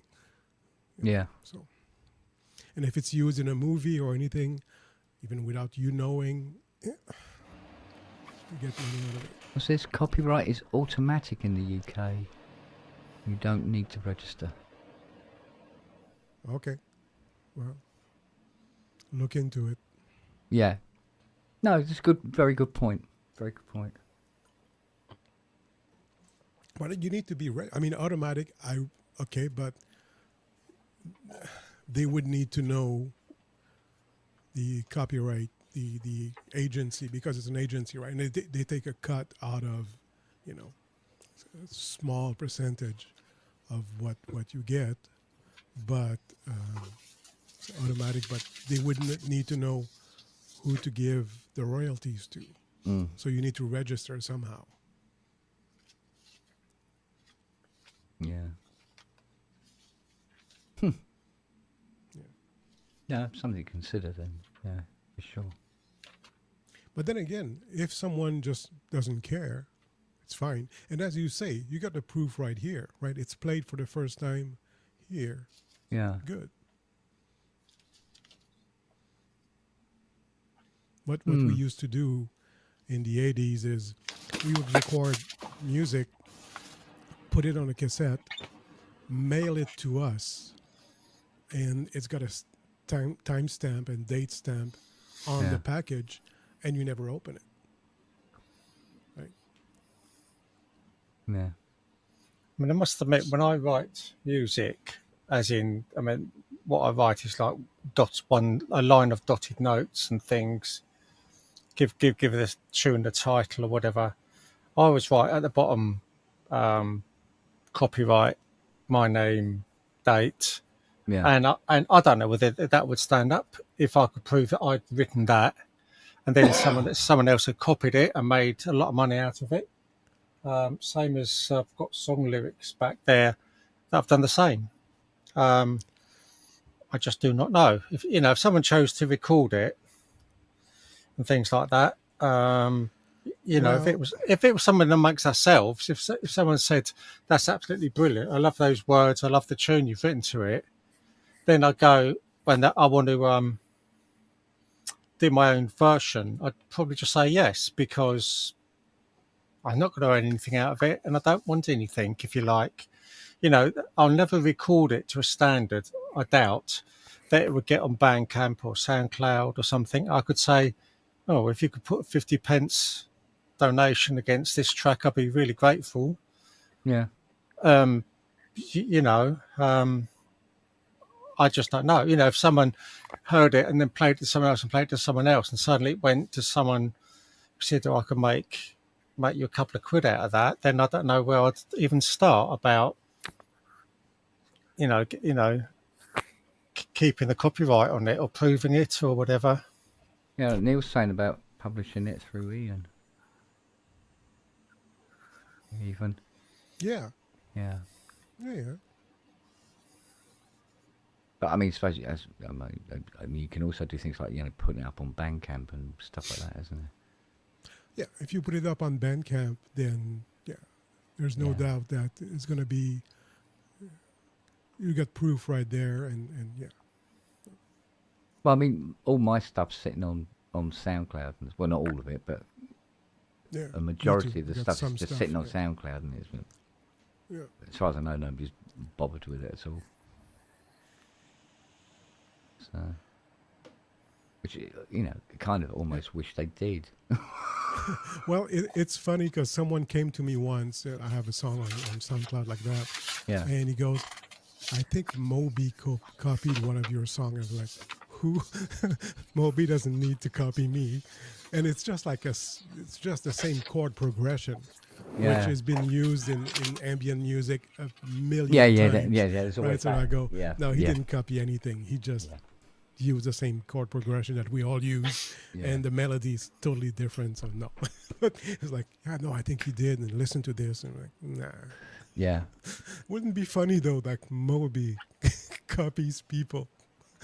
I mean, I heard a fucking chord Moby, progression you know? in a Stephen Wilson song that I thought, hang on a minute.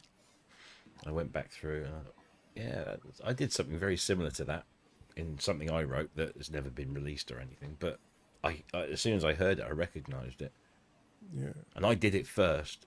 But, you know, who am I going to, I'm not going to. Well, I mean, I have something like that happen. Like there's a band like was very popular here in the '80s, and so I met the keyboard player, and just talking and playing a bit of keyboards. And I go, I have this line, and I just play that. It's like 2 bars, Yeah. and he goes, "Oh yeah, that sounds interesting." And then next album, beginning of the song is exactly that. It's exactly that line. I'm like, Yeah. yeah, no, thank you, no, just saying on the album, hey, thanks, Jeff, would have been enough for me. That pissed me off. Hello, Pickle. You all right, baby? Come on. And it's not a chord progression; Hey. it's really a melody. You all right, sweetheart? So that's why, since then, everything I write is registered, just because, just fucking because. Yeah.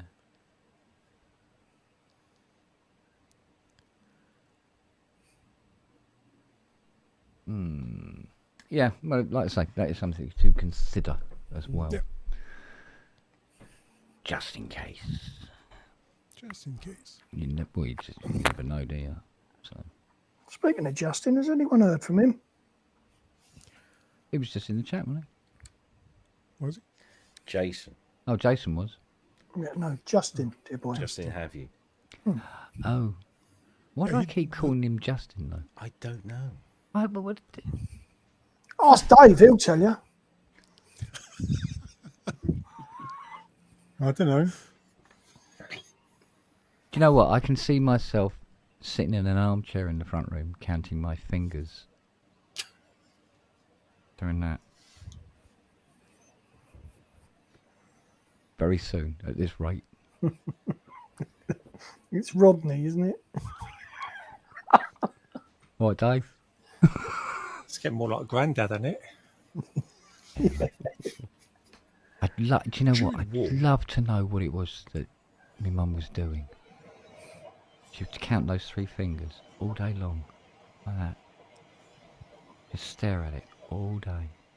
And the only way you could get her to stop to do it is to put something else in her hands. And a bowl of porridge. You put a bowl of porridge in her hands and she'd stop doing it and then feed her the porridge. Ready brick, sorry. It is porridge, but it's kind of different, isn't it? Or processed or something.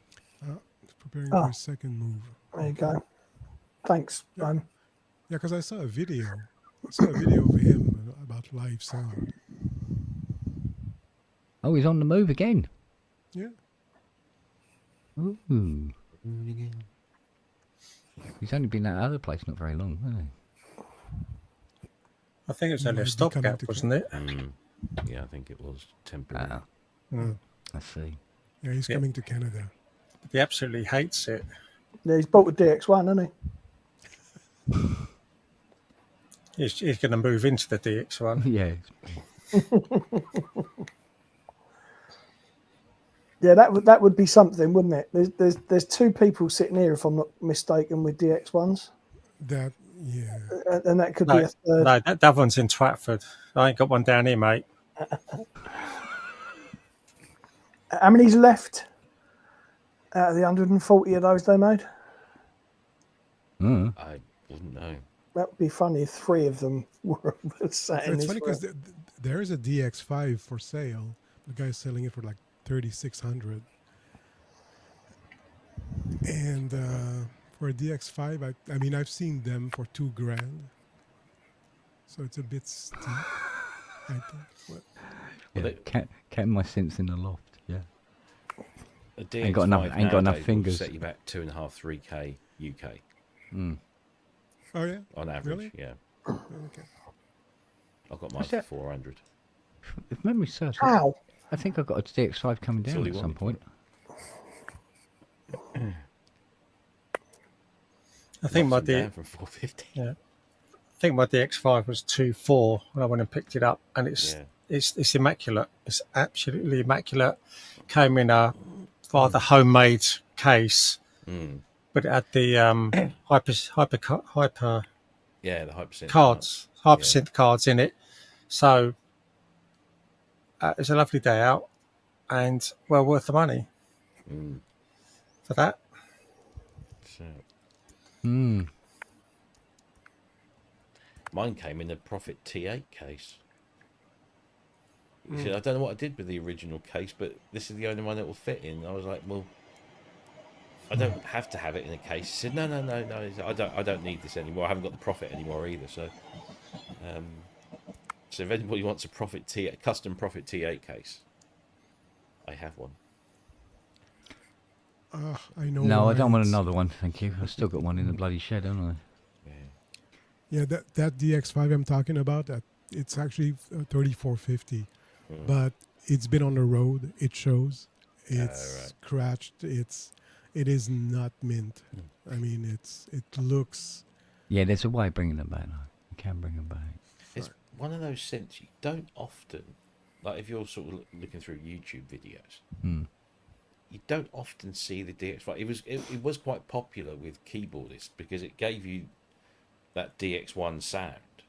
It gave you a much richer sound than the DX7, but with, of course, the heft and the price tag. Yeah. And the only decent video I've ever seen of a DX5 being played by a professional musician is Michael McDonald. There's a clip of him on some TV show where he's stood behind his DX5 and he's rocking the shit out of it. Yeah. But yeah, you don't. I mean, they made, I think, estimates are around like 3,500 of those. But how many DX1s there are?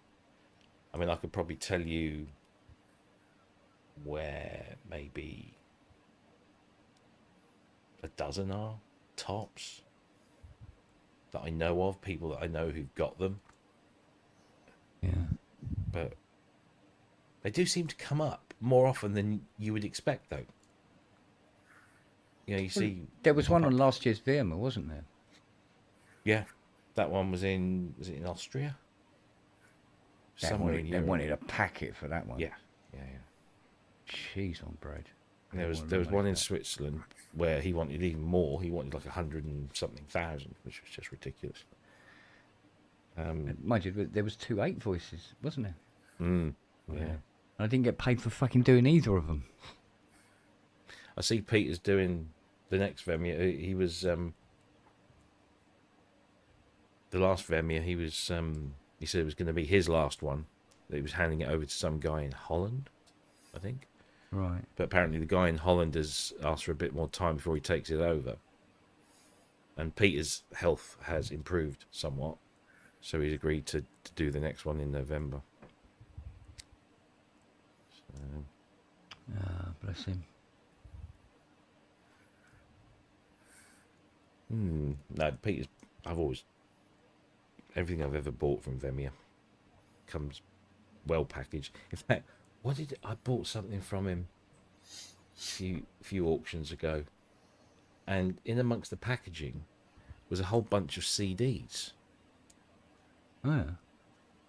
And I think that the CDs that either he'd had a hand in distributing or something, and obviously they were just sitting around doing nothing, so he was packing out stuff with proper packaging, but he was also throwing in like a handful of CDs in there as well. Bless him. Right, I'm going to love you and leave you. Yeah. Spend some time with my wife. I haven't spent time with my fucking... So you love us, but you're gonna spend time love with her your more. wife. You love her more. She sucks my dick, so yeah. Sorry. What can I say? She's a fan of cheese as well, huh? Oh yeah. Oh, yeah. She goes, Fucking I wanted it on. Not, Wallace and Gromit. yeah, she goes, I wanted it on crackers, not knackers. Oh, fucking Ew. hell. I might be back if you're still later around later on. But Well, I've got nowhere else to go.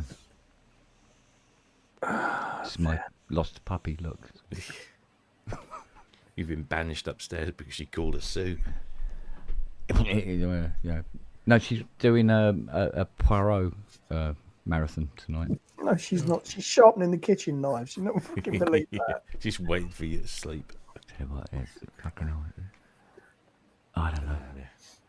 Well, Lily seems to be very, very slowly coming out of the trees.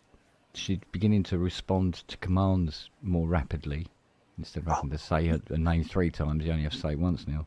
I thought you actually meant she'd been climbing trees today. Wouldn't surprise me. Right. See you later. All right, Caesar on See me. you, man. Bye. Yep. Who? Yeah. Anyway, so. I will go.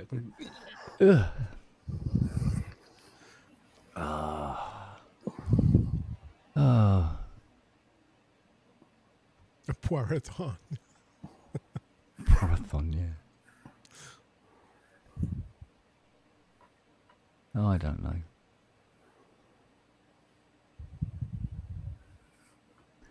So is Jason going out in the garden tonight? No idea. I think it's weather dependent, a lot of it, isn't it? Well, if it's anything like here, No, it's just grey and West Country's been lovely today. Well, Is it has been beautiful here, yeah. Really, Yes. really. it's almost like we had a grey cloud come over here. Sort of like, Christ, when was it? Last Saturday. And it's just not moved. it's not been great, has it? Weather No. down here or this side. And we still got this big storm coming, haven't we? It's not going to hit us. Yeah. Well, come on in, Jason. According to the temperature sensors around the house, it's still 23 degrees down here. Yeah, I mean, this place is never goes below 22. Yeah, Ridiculous. no. It's, Doesn't seem this, to matter what's going on out there. oh, yeah, this does. This is like a fucking icebox in winter. Yeah. Yeah. 23. Go on, what you got? Oh, bugger off. Yeah, but that's a dry heat. It's 51% humidity, so it's not that dry, too. Oh, okay. I think we're about 97 here, aren't we? Or something It's you're sat there, Oh, Jason. it's- But it's because you're sat there, Jeff. It's your hot stuff, mate. That's what it is. Yeah. Warming it up. inside, Warming it up. inside, it's like 30. Fuck. I didn't turn on the AC because I can do 30. I can. But I'm more comfortable at minus 10, to be honest with you. Strangely enough, minus 10 is my temperature. Is, Like, is, it's minus is, that, 10, I go, is that "Oh, the let's go take a Sasquatch walk." genes in you? I'm sorry? Is that the Sasquatch genes in you? Yeah, exactly. Yeah. No, and seriously, I mean, minus 10 in the winter, down to minus 10, perfect weather. That's No. because I'm from the north. Like, I'm more north than I am now. Yeah. So, yeah. Nah, bugger that. Give me 18, 19 degrees, and that's my sweet spot. Anything else, and I'm I'm fine. Yeah, exactly. Yeah, up to 23, I'm cool. If it's not too humid. yeah. Yeah, but when I go to Asia, which I love to go to Vietnam, it's my favorite country, and it's like 85% humidity and 35 degrees. Well, just go stand outside and wash your clothes because it's. Oh, yeah, well, exactly. Yeah, no, I take like 3 showers a day at least because I'm just I'm not used to that at all. I'm not, Yeah. But the No, country it's is so nice. almost like summer stalled here. We had a bit of a heat wave and said, "Oh, it will probably be a bit cloudy and a bit rainy," and that was like 2 weeks ago, and it really has not fucking changed since. Just every day's been just. Bleh. Yeah, I don't even know what the forecast is. I think the Brits and Canadians are just as obsessed with temperature or weather, because that's what we talk about, Yeah. all the Well, I time. mean, the thing was that the plan was, Kim made a plan. Yeah, like that's gonna fucking happen. Was to get all the since out of the way, and on the 1st of August, dedicate a good 2-3 weeks of August to working solely on the Muzzy and getting her up to getting, you know, and it's all got, it's fucking horrible. Out. There he is. Yeah, I'm in the trying to get shit together. Oh, You too. Okay. You know, it's the panic before the stream. I see. Why? What's this? Why is that doing that? Hang on, let's get that delay off. Oh look! Yeah. Oh, See? Nice jewelry. So very glamorous. anything in life, this fixes everything. It does. Broken hearts, Broken arms. any marriage, your children, especially Yeah, the you teenagers. So yeah. Well, if you put it over her mouth, it stops a rape becoming a murder, really, doesn't it? So. Dark. That's dark. All right, Jimmy Carr. But I Oh like yeah, yeah. Thank you. I'm glad you noted. I'm glad you recognised it. My fucking hero. Yeah, me too. Love him. Yeah. Oh. What was it? No, he was talking about the South African accent, wasn't it? It's a very aggressive accent. It's the accent you use when you're going to go, let's not make this rape into a murder. Brilliant. That does definitely sound very rapey. Well, it's got overtones of it. Yeah. Yeah, definitely. Oh my goodness. What was it that he goes? What was the one where he said he does impressions? He says not many. He said, but there's I do an impression of two lesbians who've decided they're not in love with each other and they go their separate ways. And he gets all ready and everything. And he goes.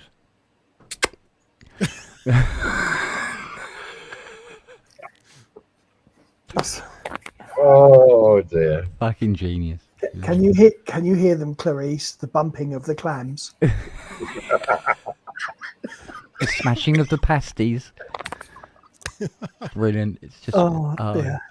Oh, goodness. So, But there again, I kind of see my humour in him as well. Oh yeah. The way Me he too. delivers, it's sort of like going. Except he's the one making all the fucking money. Yes. Yeah, and getting all the bullshit as well. 'Cause- Oh yeah, I know. But you know what? His best comeback is, when people heckle him, he goes, "Oh, you want my comeback? You'll have to scrape it off your mom's." Mum's teeth. Oh, let's go that. Ay. Yeah. Yeah, it goes. He says it's like when women say to me, what was it? She goes, actually, I've got a thyroid problem. He goes, well, how are you treating it? With pies? That's a pyroid problem. Oy. Yeah, Bill Burr is good as well. Actually, do you Yes, remember Builder. Lewis Black? Yes. He was good. I like Love Lewis him Black too, as yeah. well. He's more laid back, but still, Yeah, I saw Bill Burr here in Montreal at the Just for Laugh festival, yeah. and in those days, I mean, he was just an angry guy who would just yell at everything, and then there's a woman in the audience started yelling back at him, and he plowed her, and at one point he said, "Okay, stop it, because I do this for a living, and you're losing." He just told her, I'm going to go on for an hour if you want. You're going to cry. Gentlemen, I'm going to dive off. All right. All right, Dan. See you, mate. All right, you're going to do a Tom Daly. Good boy. Right. See you later. Yeah. See you later, Matt. Bye. See you later, Fred. Back.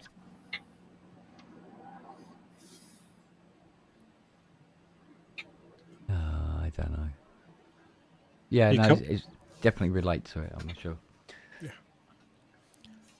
Yeah, Lewis Black, his show is on Lewis Black on Broadway. It's fantastic. I don't know if you've seen it, but it's great. Yeah, I've seen bits. Oh. No, it's yeah. No, it's he's right though. I mean, Jimmy does get a lot of shit with it, but you know, I'm sure he can just look at his Well, you bank have to account and just get over it. yeah, exactly. You just have to not really get bothered. Oh, and then also there's Jeffrey. What's his? Oh, Jim Jeffries, the Australian guy. He's also in that line. Yeah. Yeah. But I mean, the good thing with Jimmy, I mean, even when there's people who are seriously disgusted and are walking out, and it's just, oh, come in. Sorry. It's just more comedy bait. Something Well, else for him yeah. to work with, you know. It's just it works out. Yeah. Yeah. I mean, I you don't- paid. You paid to get in. I mean, why be offended on what he's gonna say? Just why if you paid to get out? Yeah. Because somebody shouted out to him one time. He goes, "Oh, do you do all your good jokes in the second show? You know, in the afternoon show?" And he goes, "But it costs you 35 quid to fucking find out. I'm sorry. Costs you 35 quid to fucking find out."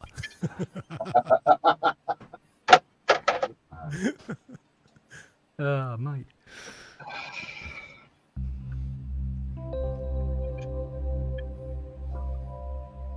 It's like a That's a nice accordion. Isn't it just? what I'm doing tonight. Well, that's me every night. It's especially on Sundays when I literally just come in the studio. It's like, okay, so I'm live in an hour. Well, what have I got? A room full of synths. What can I do? Ah, well, you know, straightforward, isn't it? Just plug a couple in and see what happens. Well, to Show be my honest with you, cats. I applaud that because I don't think I could do that. Oh, bless. I'm sure you No, could. seriously. You, James Dyson, and that, you know, just play. It's like I don't think I could do. I could no. I go I don't know. I think know? that might be the. Oh, do I want one more to go out tonight? That's Yeah. the process, isn't it? It's like I don't think about it, and I just plug stuff in, and whatever comes out comes out. And I think there is a lifetime of doing that, I guess, of just jamming. And I think I started in the 90s with in a house with living shared with Gaz Williams, a guy called Toby Milley, Shay. We were all musicians, right? We lived in this old hotel in the middle of the Welsh valleys. And we had the top floor, Yeah. pretty much this giant room filled with all our gear. There was a drum kit set up. My guitar was up in there, and then my synths and sampler was the other side. And then Toby had his M1 and his Fender Rhodes, and everybody just piled all their gear into one room. So we would just go up there and and do it. So I suppose that's where I started making music again with synths like that. Really, I suppose. So this is just a continuation of that without the room. Wow. Yeah.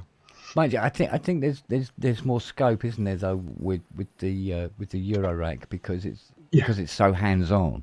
Oh, absolutely. And Yeah. you can constantly keep changing stuff around and stuff like that. Yeah, and I was gonna go micro mini, but I just don't know. I'm just not feeling it. So I might just plug the modular in and do something there. And I've got the CS15 plugged in, so which just always sounds great.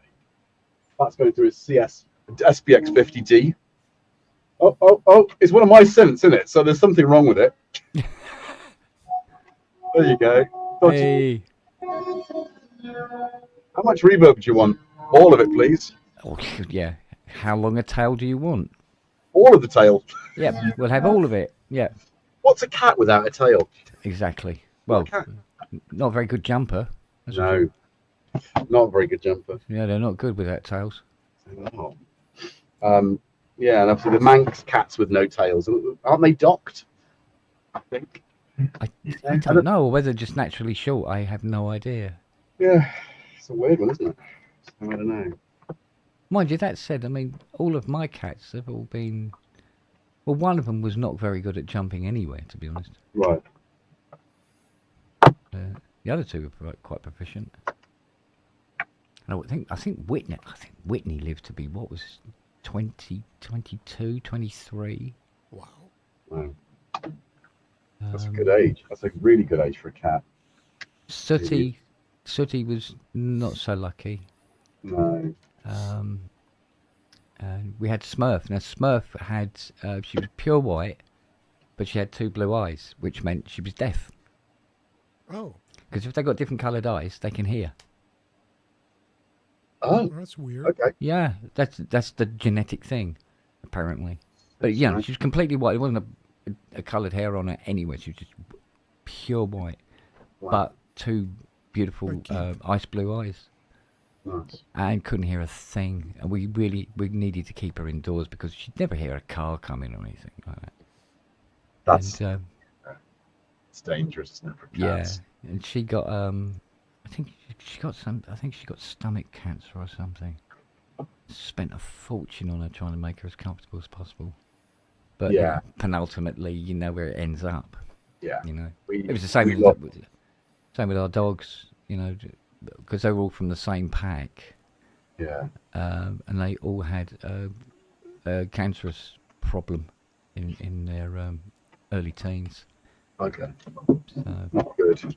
I think I don't laugh, but I think I did about 25k altogether in vet bills because one went, and then the other one was diagnosed, and then another one was diagnosed, and at one point I was 3 dogs being treated for cancer simultaneously, Bloody hell. Wow. and it was just hemorrhaging money. Yeah. And you know, like Fiona would come back from the vets, and I said, "Oh, has he got his new Ferrari yet?" She goes, "Oh, has he got a Ferrari?" I said, "We fucking should have by now." Yeah. Fucking hell! I was God. literally going to work to pay vet bills. Yeah. Yeah. Literally, every single penny was going to it. It's a license to print money, isn't it? Cat breeds. I just don't understand Yeah, how expensive it is. I mean, you know, I mean, in some respects, we lost. Tom came with another cat. yeah, Tom came with these for both my mum's cats, and she's got emphysema, so cat hair irritates the respiratory, and she was just like, I got to get rid of the cat. So we said, well, we'll take Tom. Oh no, we'll take Jerry. yeah, For them anyway. But then I saw Tom and Jerry together lying out, and they were just so beautiful. It's like, no, we've got to take them both. So we Yeah. took them both. We had them a good couple of years. We originally had them with my ex-wife's cat Clive, who was again a white cat, and he kind of passed on whilst they were both together. But then last year, Jerry started putting on loads of weight, and he must have been about 12, right? He wasn't an old cat, but he started putting on weight, and his stomach was ballooning, and it's like, that is not right. So I was like, I tried to massage, thinking it might be trapped wind, thinking like this is going to cost a fortune. But eventually, we took him to the vets, and he was riddled, absolutely riddled with cancer. So we had to make that. We didn't know really, so we kind of within a 2-week period, he was with us, ill. The first vet did say that actually it was just a stomach thing. So here's some powders. Go and give him the powders. And then we took back and it's like it's not improved. And then he literally didn't come back from that visit. So within 2 weeks he was like fine, ill, passed on. And I think for the kids it was so quick. But my son, who is now 16, he didn't come with me in an E. So we were down there with the vets in the moment, you know, with this poorly cat, and G was just like, he's coming back, and he couldn't quite get his head around it. It's like, no, he's very definitely. So we, you know, but that was just a year ago, and obviously in the year before, Jackson came to us. So I don't know if there's some sort of 2-cat rule in my house, where is if we've got 3 cats, one has to go to accept the other one, you know. yeah. Weird, because that's happened twice now, really. So I'm going to stick with 2. Well, 'Cause the thing was, after going through all that with all the others, especially Max, he had the cancer came out in his bones, so he had bone cancer. Jesus. And I'd be out in the garden every night in a swimming pool, holding him, Oh, for the water therapy. yeah. And of course, it was starting to get cold. So I said, no, because we've got one that had a heater. I said, we'll have to put the heater on. Jesus Christ. The electricity bill. Like that. Yeah. And so I'm Big body of water. because we don't have a bath. We've only got a shower, you know. Thank you, Fiona. That was her bloody idea. And so I'm there, like 11 o'clock at night, Oh God. with this dog resting in my arm. Max was quite a big lump, actually. And yeah, that went on for 2 or 3 months, but penultimately, you know, they said no, he's not improving, and it's not improving. And I kept trying to find second opinions and this, that, and the other. And in the end, it was Fiona took the decision because I couldn't let him go. So she took the decision away from me. Thank God. But and I was saying, you know, because we had 2 dogs left, the 2 little Jack Russells. And I said, I can't, because I was destroyed. Honestly, I was destroyed. It had been a whole, 18 months of just watching all my dogs die. And if I don't get attached to another dog, I'm fine, right? And then Charlie went, and then there was just Pippa. And then I come down one morning, and she'd gone in her sleep. Oh, She was very old, very, very Yeah. old. And she had more years on her than most Jack Russells would be entitled to, if you know what I mean. yeah. Because they don't live very long. The Jacks. No. And, I mean, she was, 19? And it's like, and she was fine. She was out having a pee and poo that night, and everything comes in, trots in like she normally does. Yeah, she's going blind and, all the rest of it, but, she's an old Yeah. girl. And she just wasn't there in the morning. And so Fiona dealt with that Yeah. because I was a mess. But anyway, the following day, I came downstairs and I said to Fiona, I said, well, that's it. So they're all gone now.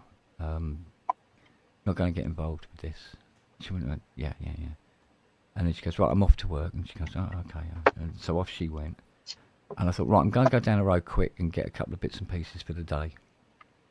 So drove down to the shops, get me bits and pieces. And I come back, got a Twix, and a few bits and pieces, and a couple of rolls that I was going to make for lunch. And I come into the front room, and it's silence. There's no waggy tails. There's no claws on parquet flooring.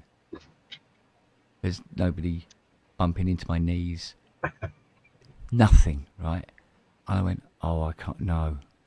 It's No, painful. I can't live like this. No, I've never heard silence like it before in my life.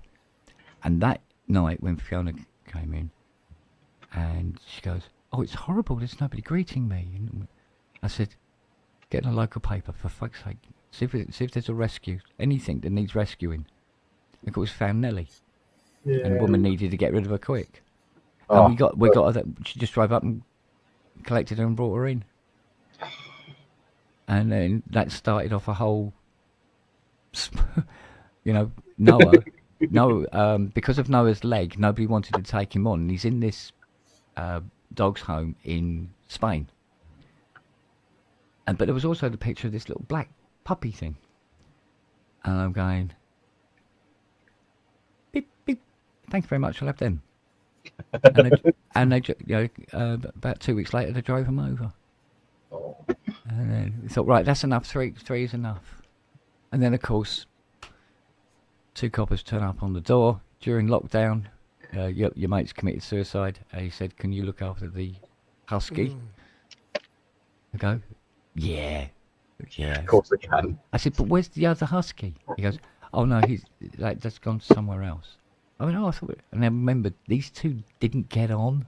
Oh, okay, so So the big girl, Shamira, she was a bully, and Charlie, for all his size, was a big pussy.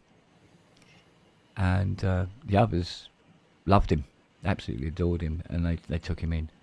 Nice. So, and you go, right, it's 4, that's enough. And then Lily. So Lily. it's 5. So 5. So, and honest to God, if somebody came around tomorrow and said, "Oh, there's this dog, it's going to be put down." Bring it in. So So what you're saying is that if I ever need a home, you'll adopt me? yeah, if you put a collar on, you're And a sorted. tail. Sure, And a I'm tail. used to that. Yeah, put a tail on as well. Yeah, Yeah. you got to have something to wag, right? Yeah. Wow. What have I got here? Well, he's wagging, but he's facing me. It's a different kind of tail. That's a different kind of wag as well. Actually, Very Ken, excited wag. I think Yeah. I think Jesus would turn up with a dog collar on, and you'll be really confused. Yeah, he goes, wait a minute, now what do I do? Yeah. Hey, Well, Vic, And it's pro Keith, network. how many huskies have you got? 4 4. and 2 others. Yeah. that's enough to pull a sled, isn't it? That's a team of huskies. But that's what they used to do. Yeah. There you go. Yeah, I've seen the Yeah. video you did. Yeah, they love Yeah, that. Jason, I've done 30 years of running the dogs in harness, It's brilliant. and I think where we are now, August. Yeah, so it's about 2.5 years we've retired. Obviously, still got the dogs because they're first and foremost pets. But Yeah. yeah, so they all got too old. But they So- just love it, don't they? If they're bred for it, I mean, the ones that are sort of have got that working attitude, yes. But then you get the Charlies of the world, and we've had probably 2 or 3 over the years that haven't, and even ones that we've bred to try and get the working attitude into them, just hasn't gelled with it. Right. So, at the end Yeah. of the day, Well, they're all pets, so they stay. It's not. Yeah. Look at that. Wookie knows what I'm talking about. About that silence when you come into the house. Yeah. It's still, mind you, I'm glad I did. I'm glad I did not go down that route of if I don't get attached, I can't get hurt kind of thing. Right. No, I think that's the beauty of animals, isn't it? I think they are family. They are Yeah. family, Oh Christ, yeah. and it's this. They have a better life than we do. They do. They bloody So- do. Oh Christ, yeah. Definitely. But Charlie makes me laugh though, because they're all sitting around the coffee table and having me dinner and stuff like that, and there'd be something like a little bit of beef burger and a bit of chip, and Charlie's always there, and he's sort of like he tries to get as close to the plate as possible until it makes him choke, and he's got this thing. He doesn't like anything that is not meat. So I go, oh, here you go, Charlie, and grab wrong the with that? chip. Grab the chip, right, and throw it at him, and he goes, oh, like that, and go, and spits it out on the table. I go, that's a nice bit of chip, mate. I don't want that. I'm not eating that. What do you think I'm fucking am? I go, seriously, it's chip. Like, won't touch it. Or you'll go, and spit out this half-chewed chip. And one of the other dogs, you go, oh, I'll have that. You go, no, I want a bit of burger. Yeah. I go, you fussy little bastard. But you see, I Ken, don't if I was still running dogs and I lived obviously a lot closer to you, I'd offer to put Lily in harness. Yeah. and run her in the team. Start her off, Yeah. see if she likes it, and I think she would. Mm.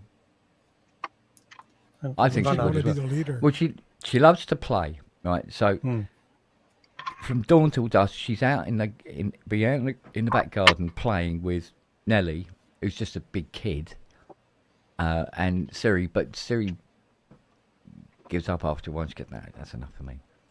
But she loves to play with Noah, and Noah's tiny, right? And she grabs him and forces him to the ground and everything onto his back, and he's barking and growling and giving it some. And they do it all day long. It's like, please shut up. so much fucking noise, you know. But it's really, oh, come in, really, you know, Noah has really picked up since we've had Lily. He's far more active. You mean Lily's picked Noah up? Well, yeah.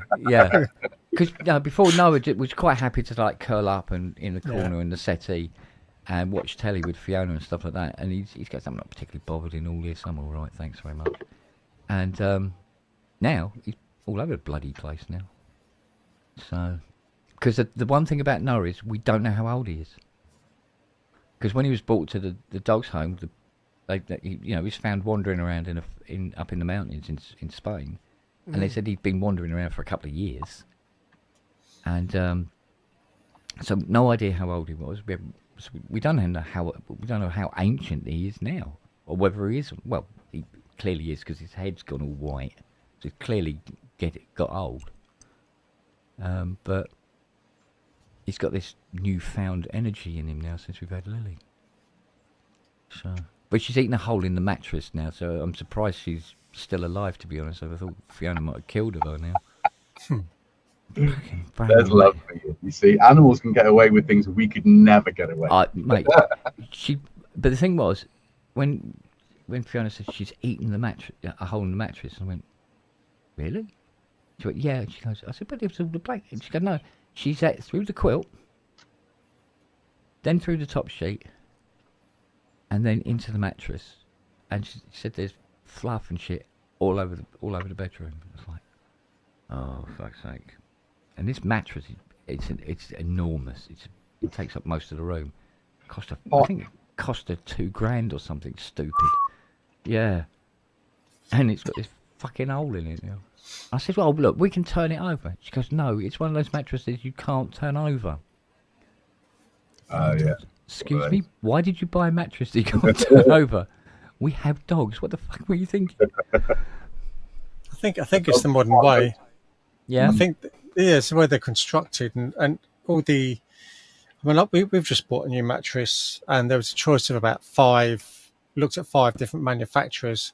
And they basically follow the same principle of construction, and they are one-sided.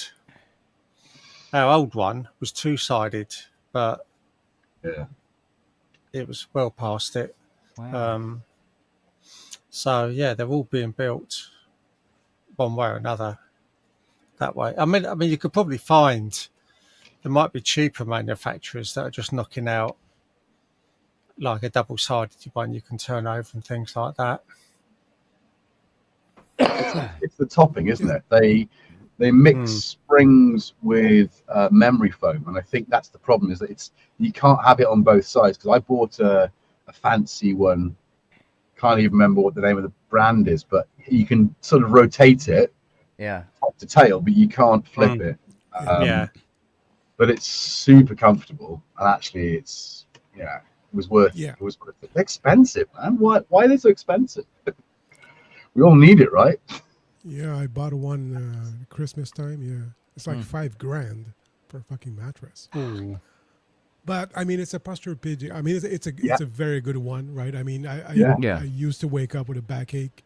Now I'm fine. I wake up and I feel like I'm 30 again. You know? Yeah. Are you not 30? I'm 32. Oh, damn it. There's extra 2 years. Yeah. Well, you're doing well. Yeah, mind you, we think about $5,000 for a mattress. You go, fucking hell, what happened? Yeah. I remember my mum complaining about a mattress costing 47 quid. £47 for a mattress? Are you out of your mind? Mind you, funny, yeah. You could buy a wagon wheel for 2p. So that is true. I was trying to. Was it me or back in the 70s? Wagon wheels were fucking big. They were huge. Yeah, huge, like this big as you had. Yeah, well, I thought maybe because I thought it might be because I had small hands. I thought my hands were just smaller or something. But 2p and had this bloody marshmallow biscuits that you could eat for a fucking hour. Yep. Oh, hang on. Oh, the boy's ringing me. I was talking about the other day. I'm just saying, we haven't done fucking sin. No, too late now, isn't it? You need to be here. What's going to happen on? Can you have the O2 up? It's no, you need to be here, dude. I gotta go. What? Bye. Oh dear. That's how to deal with a teenager. It's a teenage terrorism, right? We haven't. I basically said that we need to switch his SIM card, but it's under my name, and I can now attach him to my new SIM, so he can get a different contract. He's going away to Canada for 2 weeks, right? Tomorrow. He's been with me for 10 days. At any point in that time, I said, let's remember to do that. Yeah. I'm just going to go and sleep over at Noah's. I'm just going to go. It's not my fault you've made those decisions. That's not my fault now. Learn from it. When I offer something, take it immediately. Don't put it off. How else are kids going to learn, Yeah, it's true enough. You can't do everything. Swim. Here's water. Yeah. Unfortunately, my dad died when I was 12, so I didn't learn. Oh. That's the problem. Yeah. So, yeah. I mean, that Beat Step Pro that I bought last year, I still haven't registered it. Because I'm supposed to I have to take a photograph of the serial label on the bottom because it was B stock and somebody else registered it. So cool. I don't have access to the software. Yeah. Here we are, a year later, and I still haven't done it yet. But that's on you, and it's for you. It's not someone else that's involved in that. Yeah, so but it doesn't matter. There was this thing where I'm always so the classics are like, oh, something's shiny, and I fucking wander off. Do you know what I mean? I do. Yeah. Exactly. Yeah. And then I'm going, oh, I know what I didn't do today. Again, saying to myself for the 80th time. Yeah. Oh, the PB12 you're talking about? Yeah. No, the Beat Step Pro. The key step, brother. Oh, the okay. Arturius key step. I bought that B stock last year, and it's still there waiting for me to register it. I'm still haven't written this email to iLock and to say that I've lost the iLock for the Slate Raven. Yeah. Because it's actually broken, and I made the mistake of emailing them saying it was broken, and they said, "All right, we'll send it to us." Oh, for fuck's sake. Where is it? Right. Yeah. So now it's said it's lost. So I set up the Slate Raven to use it for using Cubase because it's fantastic for using because it's a 27-inch iPad. Just like whoosh, whoosh, whoosh, whoosh, whoosh, all this business, right? And that's been sitting there all year, and I still haven't written the email yet. Uh-oh. Right. I've got a dash because now I actually have to write some music and get my beverage and my cake. Because that takes time, right? And find the cats. Yeah. 30 minutes. Your time starts now. So much prep for a show, isn't there? It is. It is always. And yeah. And I'm always 5-10 minutes late. The pub is turn the computer on, sit down. Oh, it's definitely been a That's it. come in and chill with you guys for sure. Right. All right, mate. Jervis signing out. See you again soon. See you later. Take care. See you, Cheers, man. guys. Bye. See you, Ron. And then number 3.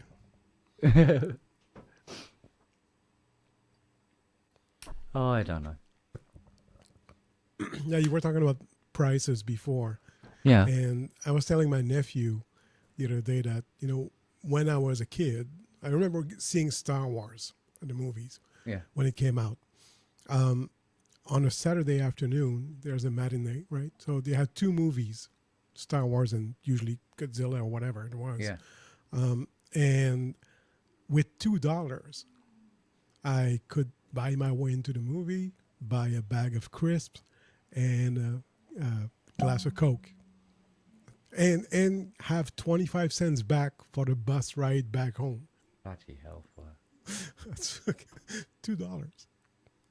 I remember going to, I think it was Kingston,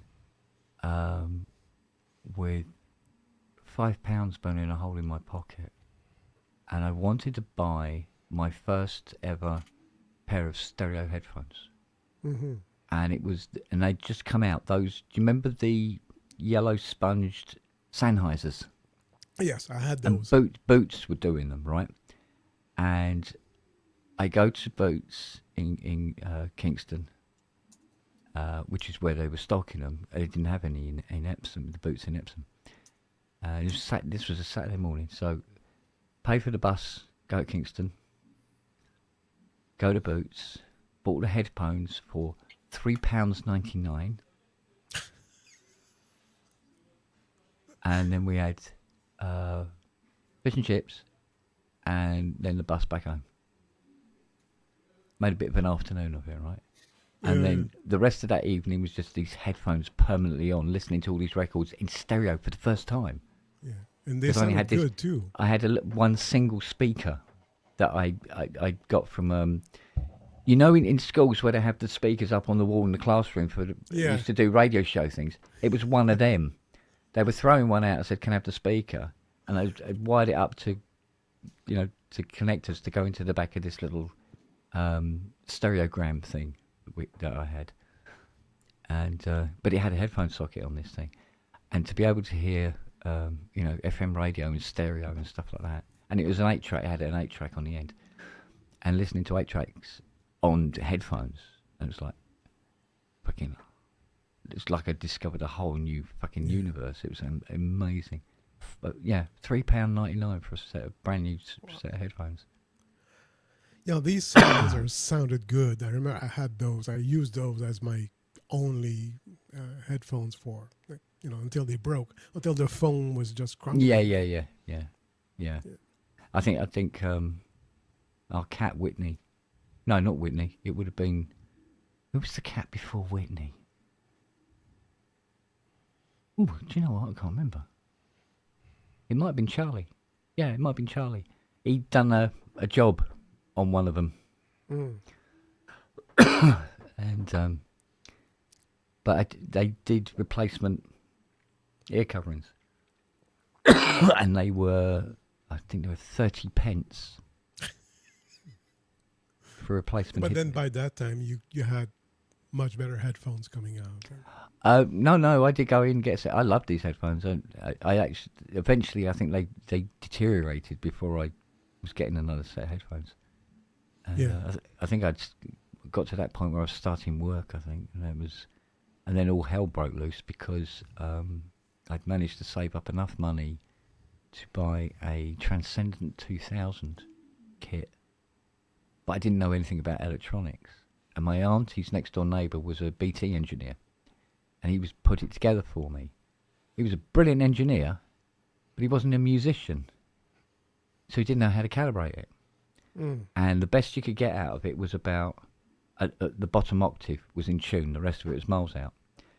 So I learnt to play keyboards, and but within one octave. And it only bass. Yeah, and it was like that for like a year and a half, And then we got my mate got a Wasp and an RS09, and I had my B35 organ. RS09, what's that?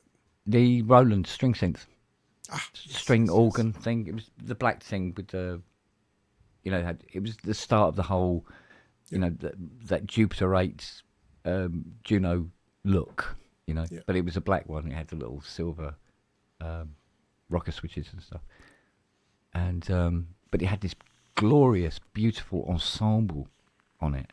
But it had an audio in, so you could plug other things in and have them coming out with this ensemble on it. So it made the organ sound really, really cool and all this sort of thing. And we had setups like that. And then, of course, over the years, it's got more gear. And then at one point we had, it was my bedroom. So I had we had this little sofa bed, because it was my bedroom, and that's what I slept on, because you could put it away, because there was mixer, DAT machine, Ensoniq DP1 with a Ensoniq ESQ and EPS above it, the Atari ST in the corner, Ensoniq ESQ1, Ensoniq Mirage, So Poly basically 6. Ensoniq everywhere. Yeah, Oh, and then the Poly 6, yeah. Prodigy bits and pieces like that and all the rest of it. And we were making tunes, as it were, with all that gear. And that went on for, I just bought more and more stuff. It's all I did. So where other people going out and sort of like getting girlfriends and buying cars, I'm buying fucking synthesizers, aren't I? Well, yeah. It never changed. It didn't really move on much, did I? Let's face it. So, It's the enjoyment you get out of what you have, whatever it is. yeah. But I had this massive hard-on for a CS80, and eventually one turned up for £400. Didn't work. Yeah, 400 quid didn't work. It was in the loot. And got that, and I look at it and I'm going to have to learn electronics so I can get this thing going. And that's when I met Dusty Miller at Yamaha, and he was the CS tech for Yamaha UK up in I think they'd moved to Milton Keynes eventually. I can't remember where they were originally. And he was the guy who used to service all the CS80s in the country, so he knew Vangelis. He would have serviced Jeff Wayne's one, all that sort of thing, right? Right. And I told him about how much I love the CS80 and everything like that, and he sent me the schematics, the wall chart schematics of the 80, and service manuals and all these hard copies. He's printed them all out for me and sent them to me. He said, but keep it quiet, we're not, because the 80 was still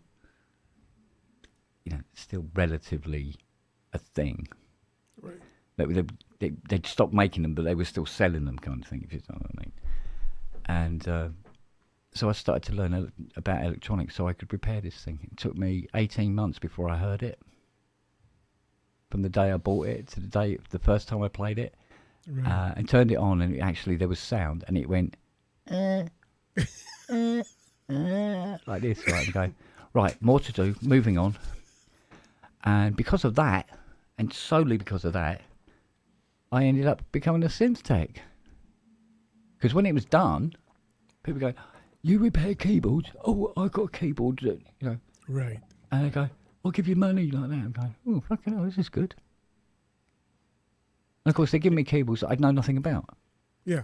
So I'm actually learning as I'm going along, sort of thing. And then eventually, after you've seen every conceivable type keyboard that there is on the planet, and then see them several times, and learn all the little quirks about them, and they go, yeah, I think I'll do this proper. So I put an ad in Melody Maker, I think it was, in the back of Melody Maker. Oh, yeah. And I go, well, see what happens. And literally the next day, the phone never stopped ringing. Oh, really? Yeah, It's it was like mad. Absolutely Everybody was mad. looking for a good synth. Yeah, tech. but there was no screening going on, if you know what I mean.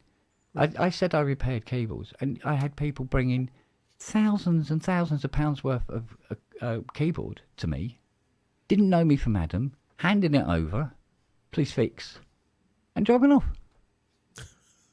And not once did anybody say, are you qualified? Yeah. Well, but that's back in the days when people trusted people.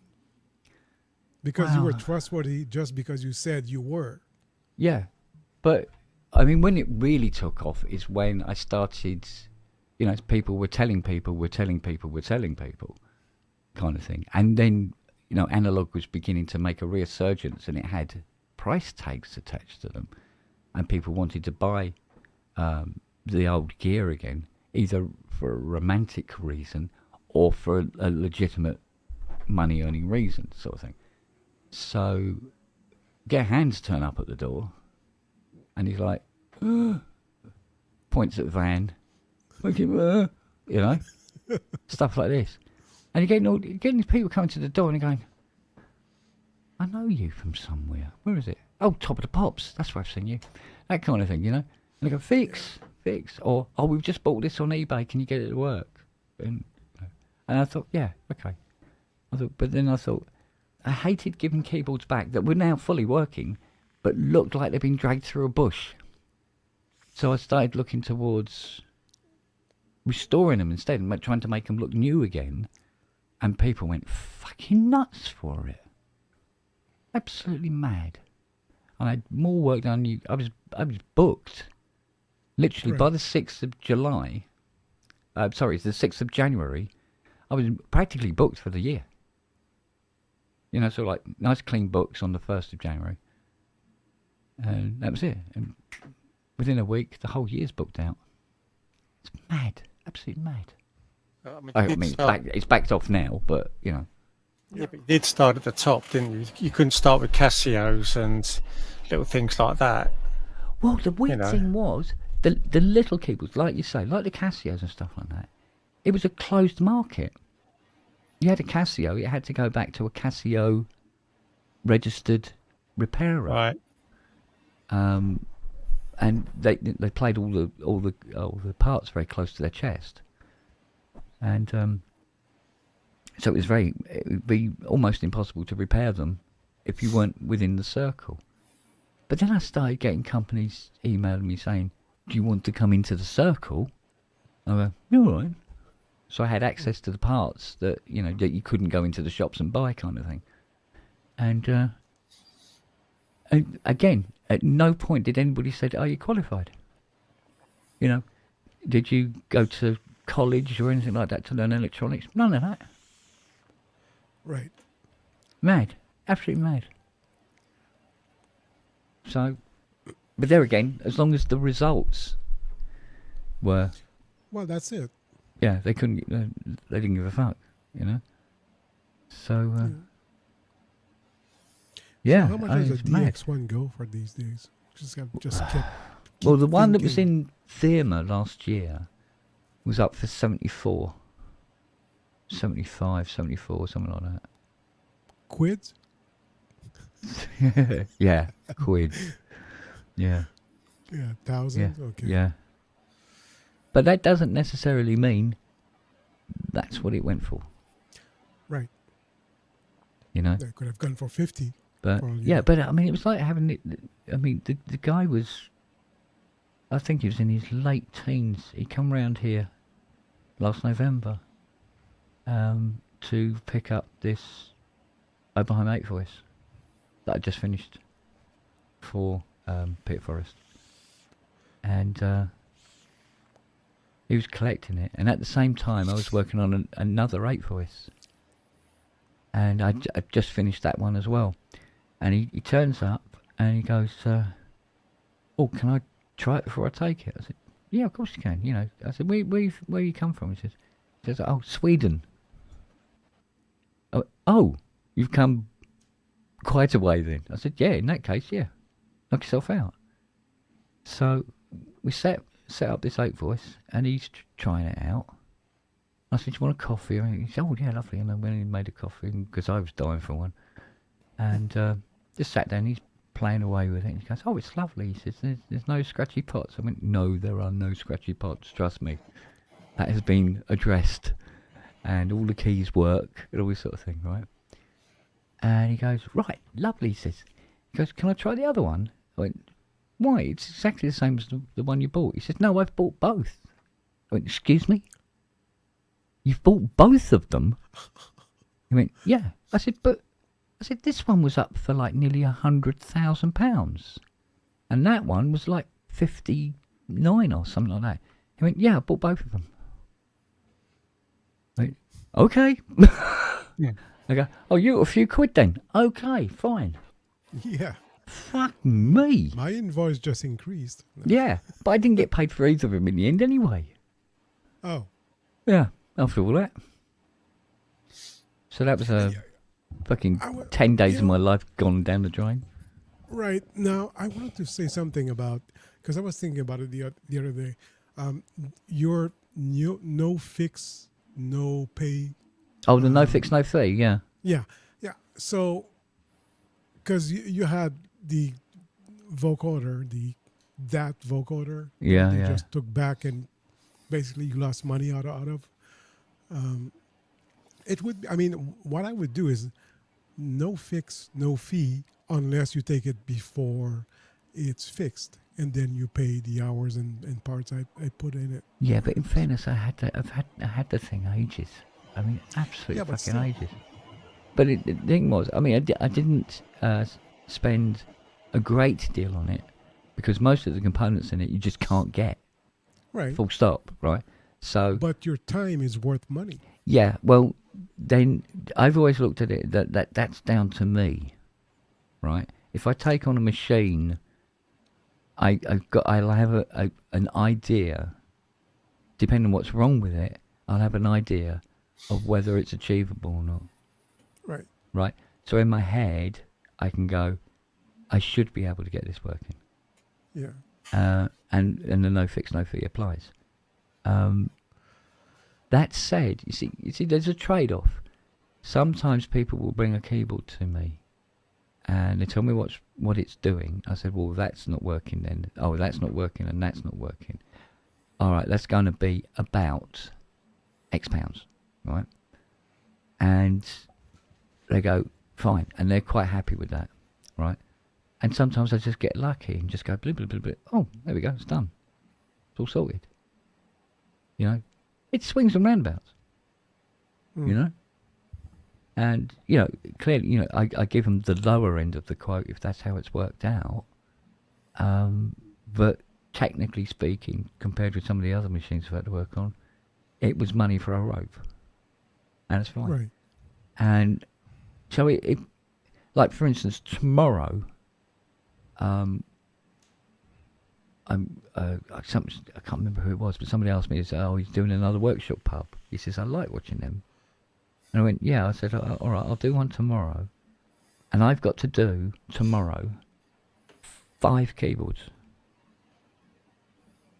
So start them, repair them, and finish them, and stand them up ready to go tomorrow, right? A CS50, a Art Pro Soloist, a Octave Cat, a Mini Moog, and the Mini Moog's got a weirdy problem. And the 5th one is... Where's the 5th one? Oh, it's CS60. Yeah, so it's a CS60, a CS50, a Cat, an Art Pro Soloist, and a Mini Moog. And I got to get them all finished tomorrow. And 5 of them came in 5 hours ago. Maybe 6 hours ago. Yeah, it's about 6 hours ago. Okay. All right? But that's And the part other of the one... deal? It's to do with they are sold, and the people who are buying them know what's wrong. The guy has told them what's wrong with them. Told them that he's bringing them, to me today, and that I will be working on them, and when they're done, I will contact him. Because he's going on holiday tomorrow morning. Yeah, it's that season, you see. So he's going on holiday tomorrow morning. He's gone for a week. So what I do is either phone him, email him, whatever, and tell him, you know, what's done and when it's done, and then he can, you know, he can pay me, but he can also contact the people, and they can come and collect the gear. Which is fine by me, because at the moment it's standing room only in the downstairs toilet. Mm-hmm. The hall is chock-a-block anyway. There's an Ace organ and something else in the front room as it is, and the workshop's not exactly empty. So if I get these 5 done tomorrow, they will be going, you know, Tuesday, Wednesday, and out the door. Right. And that's good. It's money in the bank and breathing space in the house. So, but because they're kind of tied in together with a particular person who's bought them, getting all 5 done means all 5 can go. So that's what I'm going to do tomorrow. And even Fiona's going, can you do 5 cents tomorrow in one hit? I mean, we'll find out, won't we? Well, I mean, if they're not too hard to fix. Well, one of them is not going to be a huge problem. Although I've had this before where there's a sense where you go, yeah, I know what's wrong with that. It won't take me long to fix it. And then you find that there's something else wrong with it that you've seen that they haven't. And or it turns out to be a little bastard for the hell of it. Like, it won't repair. Because you get them now and again. But I'm pretty confident I can get at least... I reckon I can definitely get 3 of them done, definitely. And then the remaining 2 will be...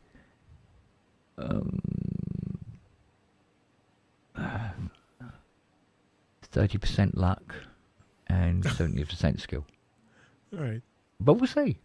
Because, like I said to the guy, I said yes, and I will televise it. Yeah, I thought I'd retired as well, Andy. I'll be honest with you, mate. I was toying with the idea of it and just going, yeah, I need to. I've had enough of this all. I want to take it easy, and it just pulled me right back in again. Turn my mic up again. Am I not loud enough? What? I'm just a very quiet man. Yes. No, but I mean, is it if it's not loud enough, I can turn it up, but that's fine. No, it seems all right at the moment, mate. It's okay to you? But yeah. Matt is deaf, I guess. Oh, I see. So what's Matt doing in the chat? Why isn't he in with us? I know, you fucking wanker. That's probably what he's doing. Wow, yeah.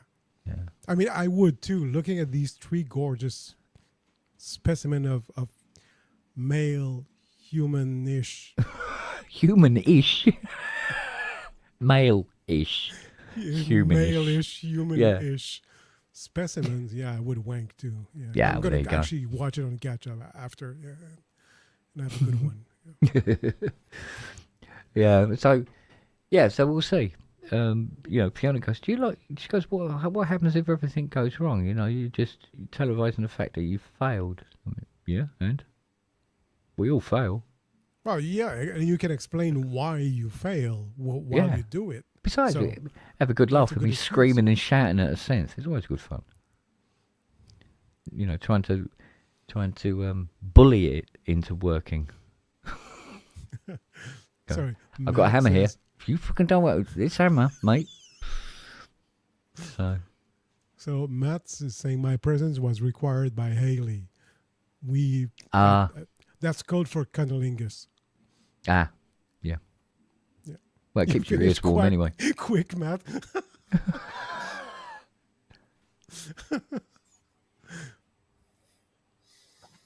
Good man.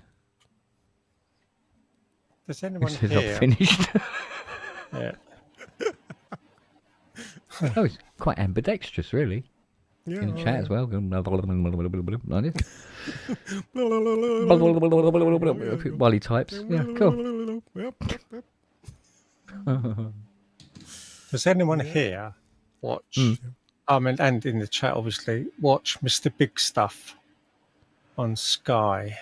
I haven't, but I know it's good. It's Danny Dyer, All right. Ryan Sampson, and I mean the other actors are lesser known, but no, it just absolutely makes me roll up with laughter as as English or British comedy. Yeah, and it's just ridiculous, I mean, it's because the other one I used to watch that's been on was Code 404. Right. Yeah. I saw that. Yeah. That I watched. That was that again was a British comedy about a dead policeman walked back to life with a chip in his head, and things like it was just slapstick, a lot of slapstick comedy and things. Yeah, it's a RoboCop slapstick. Yeah, just absolutely. And the other one that's not English at all. It's actually made in New Zealand. Is Our Flag Means Death. Pirates. Oh, okay. Right. I mean, they're making the second series at the moment, but that was that wasn't English slapstick, but it just had just a really good humour to it. Yeah. This bunch of incompetent pirates, captains, sort of thing, compared to he had Blackbeard on board at one time and things like that. I'm just saying, if you've ever seen, I mean, say Mr. Big Stuff Series 2's out now. Yeah. Say Code 404, I can't remember if there's one or two series of them. You know, I know it's good. It's on my to do or to watch list. I'll have to check that out. Yeah. Yeah, I mean, Mr. Big Stuff. I mean, I wouldn't normally watch Danny Dyer, but he's just so good. He just is. He's just the sort of utter sort of East End slob or Essex slob, and he just does it so well. Oh, okay. Well, isn't that everyone in the UK? Yeah. Kidding. So I don't know how it gets out in the world, sort of thing, but Well, the Error 404, we had that here on Showcase, the TV station. Yeah. You have Showcase UK, but there's Showcase Canada as well. yeah. We had that here. Yeah. I watched both seasons. It was very good. Yeah, I loved it. Sure, that went into two seasons. That one. It did. Yeah, it did. Yeah. The one series I liked a lot, but that's early 2000s, Coupling. I was, I think, on the BBC, and which we had here on PBS in the US. But it's about people getting together, like, couples. Yeah. And yeah, it was very good, very silly. There was a character named Jeff who was hilarious, like completely fucking stupid. Like every character on TV who's named Jeff is stupid. And I don't know if I should take it personally, but anyway. But it's, I mean, if you don't know Coupling, watch it. Yeah, but it's At one like point, that Jeff, I'm sorry, just one thing. At one point, that Jeff character leaves, and it's not as good. It's still good, but it's not as good because he's like really the silliest part of the show. Anyway, but Coupling, watch it. Coupling was brilliant. As you had, there you go. Thank you, man. Yeah, but I mean, because it's kind of the same for me, because every time they have a character in, especially in America, on an American film, and their name's Kent, they're weedy little wankers. Yeah. You know? You go, oh, okay. All right. Fine. Whatever.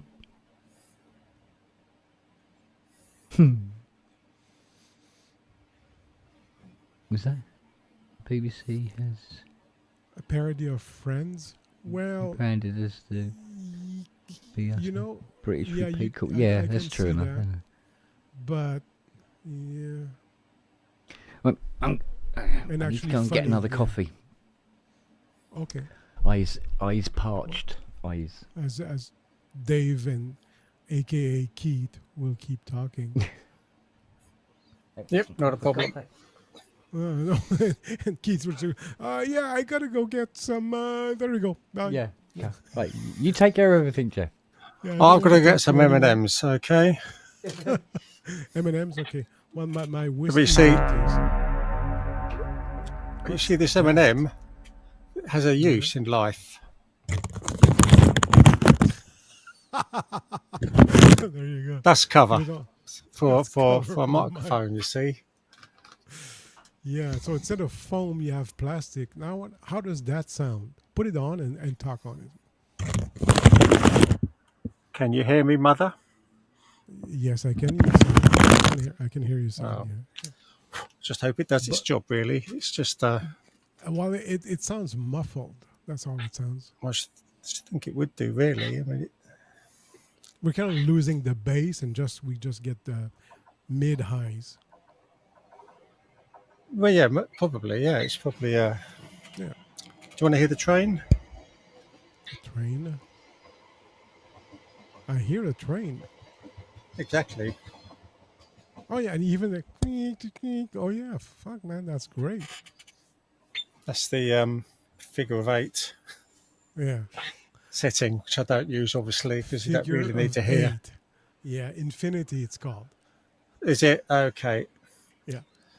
Oh, that's I okay. mean, this is, or I've actually got another one over there, but the one over there that's identical to this, apart from its colour. First microphone I bought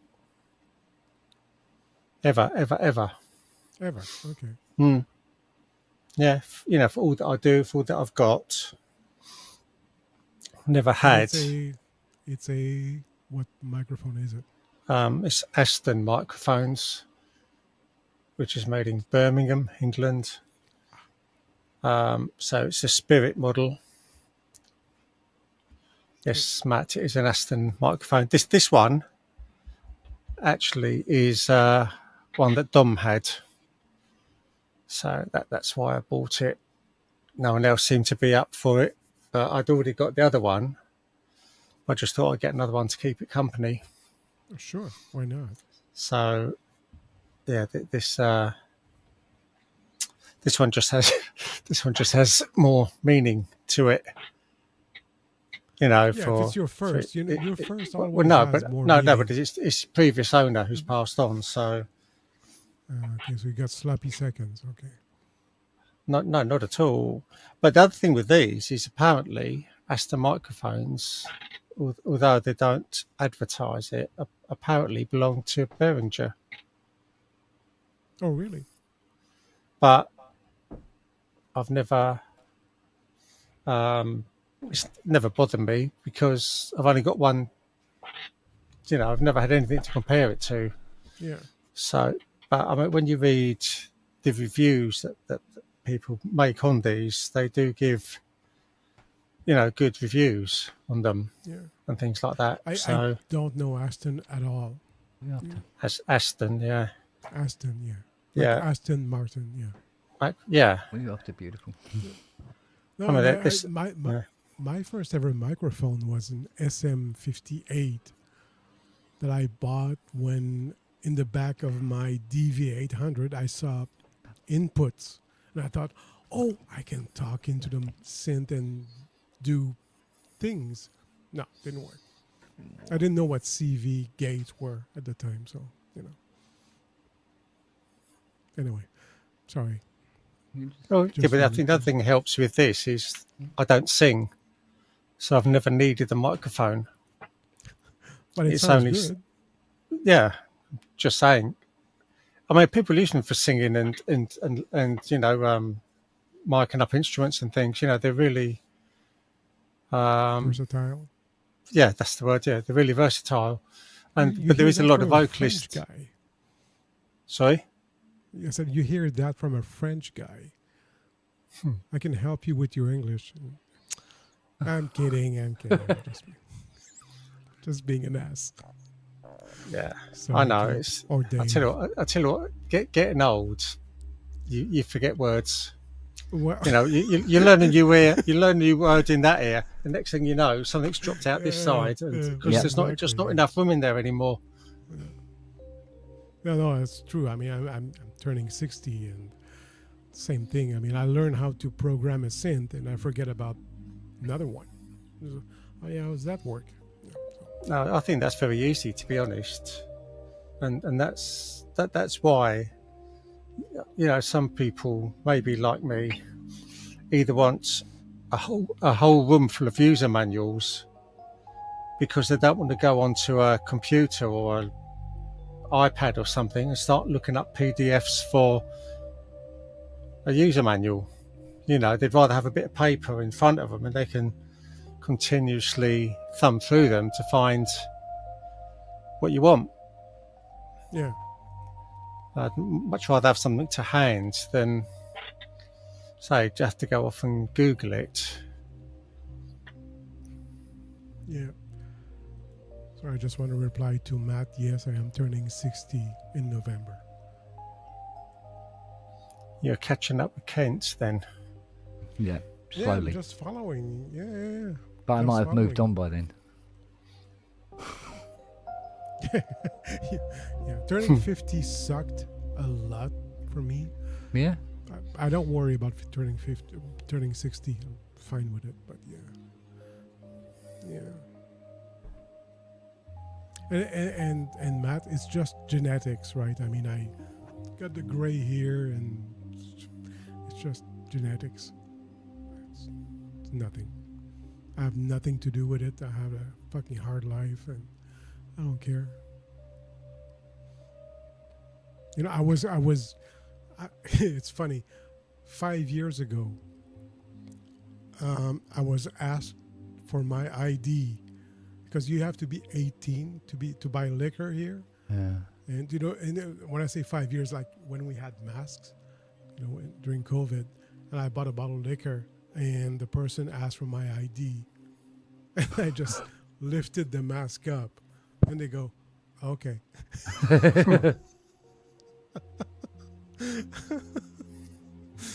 Because, yeah, I mean, I guess, yeah, you could say I look younger, but yeah, I'm just a fucking perpetual adolescent in my head. So, and it's a good thing, like every one of us. I'll be right back because I need a refill on fluids. Oh yeah. I think I'm on a UK drinking time, so you know that's why. Yeah, I think turning 40 was the one that hit me. Sorry? I think turning 40 was the one that hit me. Yeah. And then I realised it's just a number. Fuck it. I can still be a stupid cunt at 40 as well as I can be when I was 20 and 30 as well. So. Think young, be young, kind of thing. You know, as soon as you start saying things like, "Oh, I can't do that. I'm not at my age," I think that's the beginning of the end. As soon as you say that. So I don't. No, there is some truth to that, Kent. Absolutely. I mean, all right. Sometimes reality does come and kick you in the arse. Where it goes, no, you are too old to do that. But until then, I think not thinking like that aids you not being like it. You know what I mean? Well, it's I've spent my sort of life just doing a lot of computer work because of the job, and in my job now, I've just hammered out work on a computer. Yeah. To the point where my fingers and my hands and my wrists and everything were just getting so painful to type that I actually forced myself to slow down. Wow. Simple as that, because I had a couple of other people that were sort of taking on more work without them knowing it, sort of thing. But I was doing more than enough work, not for people to say, you know, point finger and go, you know, you're not working very hard or anything like that. And so something made me think. I went to see some friends this year I hadn't seen for a couple of years or so. And amongst my sins, and I can't get hold of it, I used to play the English concertina. And I was struggling because of my work and my fingers on these little chromed buttons. Yeah. So I quit. And And it wasn't until I saw these friends earlier this year, and they said, "Oh, how are your fingers and hands, and everything? Because you quit playing because there was." And it made me think they're actually a hell of a lot better now, because yet again I have slowed down with what I do. Right. Simple as that. I do Yeah. more than enough work to get me through the day, and without having my boss on my back. So, and now I'm just cruising, because at the end of November, that's it. No more work. I'm gone. I actually got the paperwork from the government yesterday or the day before saying, "Would you like your pension?" And so I just filled that in tonight because it's all online. So according to the government, I shall get paid my pension at the end of November. Yeah. And that's what I'll live on, because I'm not enjoying my work anymore. The IT, both from the company's point of view and the manufacturers that we work for, their IT and their security has now got so ridiculous that it's actually caused, this week it's actually, because they've changed yet another thing and made everything a lot more long-winded. I actually had a bit of anger management problems this week. So the job's not doing me any good anymore. Simple as that. Fair too. I would like, and the other thing I found out the other day is that the full-timers have got something like a 10.5% wage increase. Yeah. Which would have been very nice had I still been in full-time, but I'm part-time. And I didn't get anything, but, I can't get worked up about that because I've got months to go. One of my other colleagues who's part-time seems to have missed out on a second pay rise, so he has somewhat got the hump. Right. So yeah, it's just... Yeah, I mean, Fiona's in that boat as well, because the people that left the year before her were on something like, 54,000 a year pension. And because she wasn't eligible to leave until the following year, she gets the now severely garnished one of 28, I think it is. Well, I sort of... Even though it's done the same years and everything, Yeah, I mean, at the moment, I'm only going to be on a government pension, but I can live on that. But what sort of riled me is that I've had to stay on an extra year because they put the pension age up. I was really planning on, like last November, to call it quits and things like that. But no, I've had to stay on a year, and it's just getting harder for me in terms of... Yeah, this is why reality came and slapped me in the face about, retiring. If I had a pension, I probably would have done. But I haven't got one. No.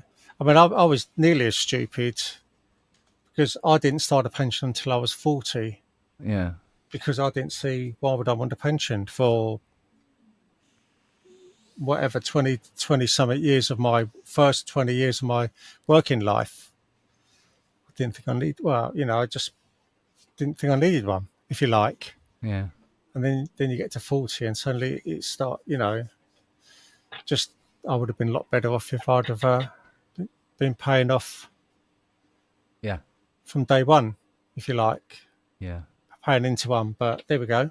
The government pension's enough. There's still, I think there's 2 pensions that I need to sort out if I start getting into trouble.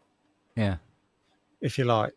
And they'll tide me over quite well. So yeah, because I think the reason that I had an issue with turning 40 was it meant that I was exactly the same age as my dad was when he died. And I don't know, I think it just hit me in some way. And because I mean, if I think I can say with some degree of authority, losing a parent is one thing. Having them die in your arms and you're 12 years old sticks with you.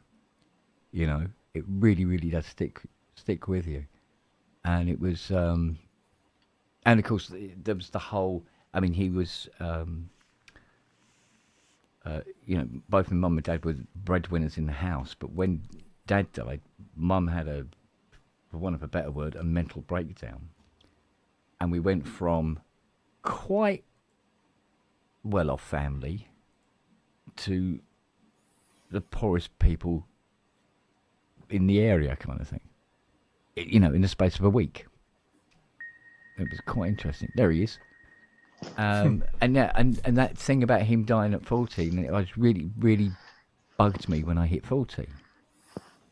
But after a couple of hello, after only a couple of weeks, I started realising that. Is that Evans? You No, know, that's mad. Dreading getting to an age, right? For instance, like say you're 52 and you're dreading being 60. What you're actually doing is dreading being alive, and that's not a good place to be. Yeah. Look forward to being 60, because it means you fucking got there. You know, not fear it or worry about it. Fucking look forward to it, because it means you're going to have 8 years of life, which is more than some poor bastards are going to get. You know. So I got over it pretty quick once I started thinking about it in the right way. So, but yeah, it was weird. It always sort of like bugged me. It was how weird saying the word dad felt. It felt alien saying dad. It was just because it was something I hadn't said for very long at all, and then never said again. You know, it's weird. Yeah, but to be fair, that's because your dad was an alien. Well, yeah, I know, but he wasn't going back anywhere anytime soon. You know. Oh, right. If Okay. I may ask, Kent, how old was he when he passed away? 40. Holy shit. Massive heart attack. He got up to pay the milkman. So he got out of the armchair. It was a Saturday morning. I'm sitting on the little chair, and we're watching. I can't remember what it was. It was probably Grandstand or something like that. And he got up, turned, looked at me, went like that, and fell on me. Yeah. And so I went crashing to the ground with him, and he just went, and that was it. Fucking, it was like, Yeah, no, that fucks up your mind for sure. yeah, I didn't know what to do. Yeah, no shit. Yeah, it was, yeah, it was interesting to say the least. I don't recommend it, put it that way. You know what I mean? I take your advice. It's funny because my dad died at 56. Yeah. His dad died at 56, and my uncle on this, my dad's brother died at 56. I never thought I'd live a day beyond 56 because Yeah, I spent a lot of my life thinking I wasn't going to go past 40. yeah, Yeah, you do. Weird as that seems. yeah. You, My you mom never think died that at you're going to be the 55. one that's going to break the cycle. Yeah, Yeah. exactly. Yeah, my mom died at 55, so I thought, fuck it, you know what? I'm just gonna fucking enjoy life until I'm 56, and now I'm almost 60, and I'm enjoying it even more because now it's all gravy, and I'm drinking it by the barrel. you Yeah. know? It's like, I mean, it's like you know, I go to work, and I work on my knees in a dog's bed, right? I Which is mean, a weird way to it's work. just a weird way, but I'm more comfortable working on my knees. And people go, "How do you work on your knees? How can you be on your knees for like 6-7 hours a day, 8 hours a day?"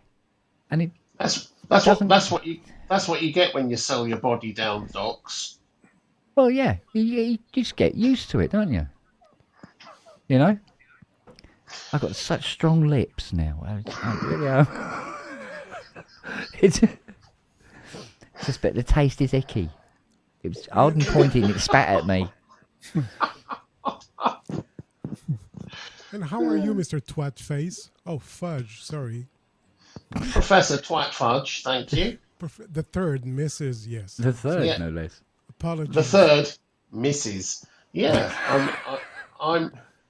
Yeah, okay, good for you. So next on the show we have. Yeah. I'm 12011. I'm looking forward to this story. Which one? 12011. Yeah. Yeah. Well, you were talking about dreading, or not dreading, and the age you get to, and reaching the age that your parents did, and getting past it. I honestly, I think because I was a twat, I had a romantic notion Yeah. that I would die in my 30s or something in some marvelous rock and roll accident. Probably of drugs and fire and fast cars and heart attacks. Yeah. And it didn't happen. And I've kind of spent the last however many years just going, oh. and now I'm kind of looking back going, fuck, if I'd have known I'd lived this long, I'd have taken a great deal better care of myself than I did. Yeah. I know. Yeah, fucking hell. Yeah, I mean, sometimes I get up in the morning and I'll have a knee going, ooh, like this, and go, oh dear, is this it? And it's not. It ends up not being it. Well, curiously, I had the very good model of both my parents lived a really long time. My dad till 84, my mum till 93. My mum had the same conditions I have, arthritis and whatever. She was pretty much crippled from about 50, 60 onwards till the end of her life. So she spent about half of her life disabled one way or the other, and in pain. But we had a crack together, and when Dad died, moved her up here and looked after her, and all of that kind of stuff. Yeah. And it was brilliant. So although I have the same kind of conditions, and they are painful, and there are some mornings where you just wake up and go, why am I bothering? Actually, think about my ma and others who do extraordinary things, and I just think, fuck it, if they can, I can. And you just have to. It's just about changing perspective. Quite a lot, changing perspective and saying, what is there that I can do and be grateful for and look forward to? And there's loads. Yeah. There's loads. I've had to give up the gymnastics recently, and I may stop the ice skating. Yeah. Well, especially the Parkour. speed skating. I mean, it takes a lot out of you. No, I'm not giving up the speed skating. You're not. No. I like the speed okay. skating. Yeah, no, I like the speed skating. Yeah. That's staying. And pole vault. I won't give that up. That's fair dues. Yeah. Well, no, I mean, Well, the Olympics are coming, so. Yeah. well, at least something is around here. Yeah. Oh yeah, that. I remember that. Still, at least I'm not Welsh. Oh fuck. I'm the same. At least I'm not Irish. Oh shit. Oh, no. shit. Yeah, I saw Irish genes. I saw a brilliant joke earlier. Mm. So, an Englishman, It's the leotards he misses. an Englishman, a Welshman, and a Pakistani. No Canadians. No Canadians, an Englishman, a Welshman, and a Pakistani. And I can tell the tension that's just arisen in the room and in the chat just from saying that very last member of the group. Suddenly there's this, where's he going with this? Mm-hmm. Englishman, Welshman, and the Pakistani. And they are gathered together at a maternity unit in a hospital. waiting for the birth of their first child, each of them waiting for the birth of their first child. And a doctor comes along and he says, gentlemen, I'm terribly sorry, but there's been a bit of a mix-up. And because this is a joke, they're not going to go and sue them, and they're not going to ask for things like DNA tests. They're just going to try and resolve it amongst themselves, because that's what you do in a joke. Right. So they decide, okay, we'll go in one of us at a time, and the Englishman goes in first to have a look at the babies, as the Englishmen do, and he comes out holding what is clearly the Pakistani baby, and the Pakistani dad says to him, "Why have you got that?" He said, "It was the only way I could be certain I didn't get the fucking Welshman."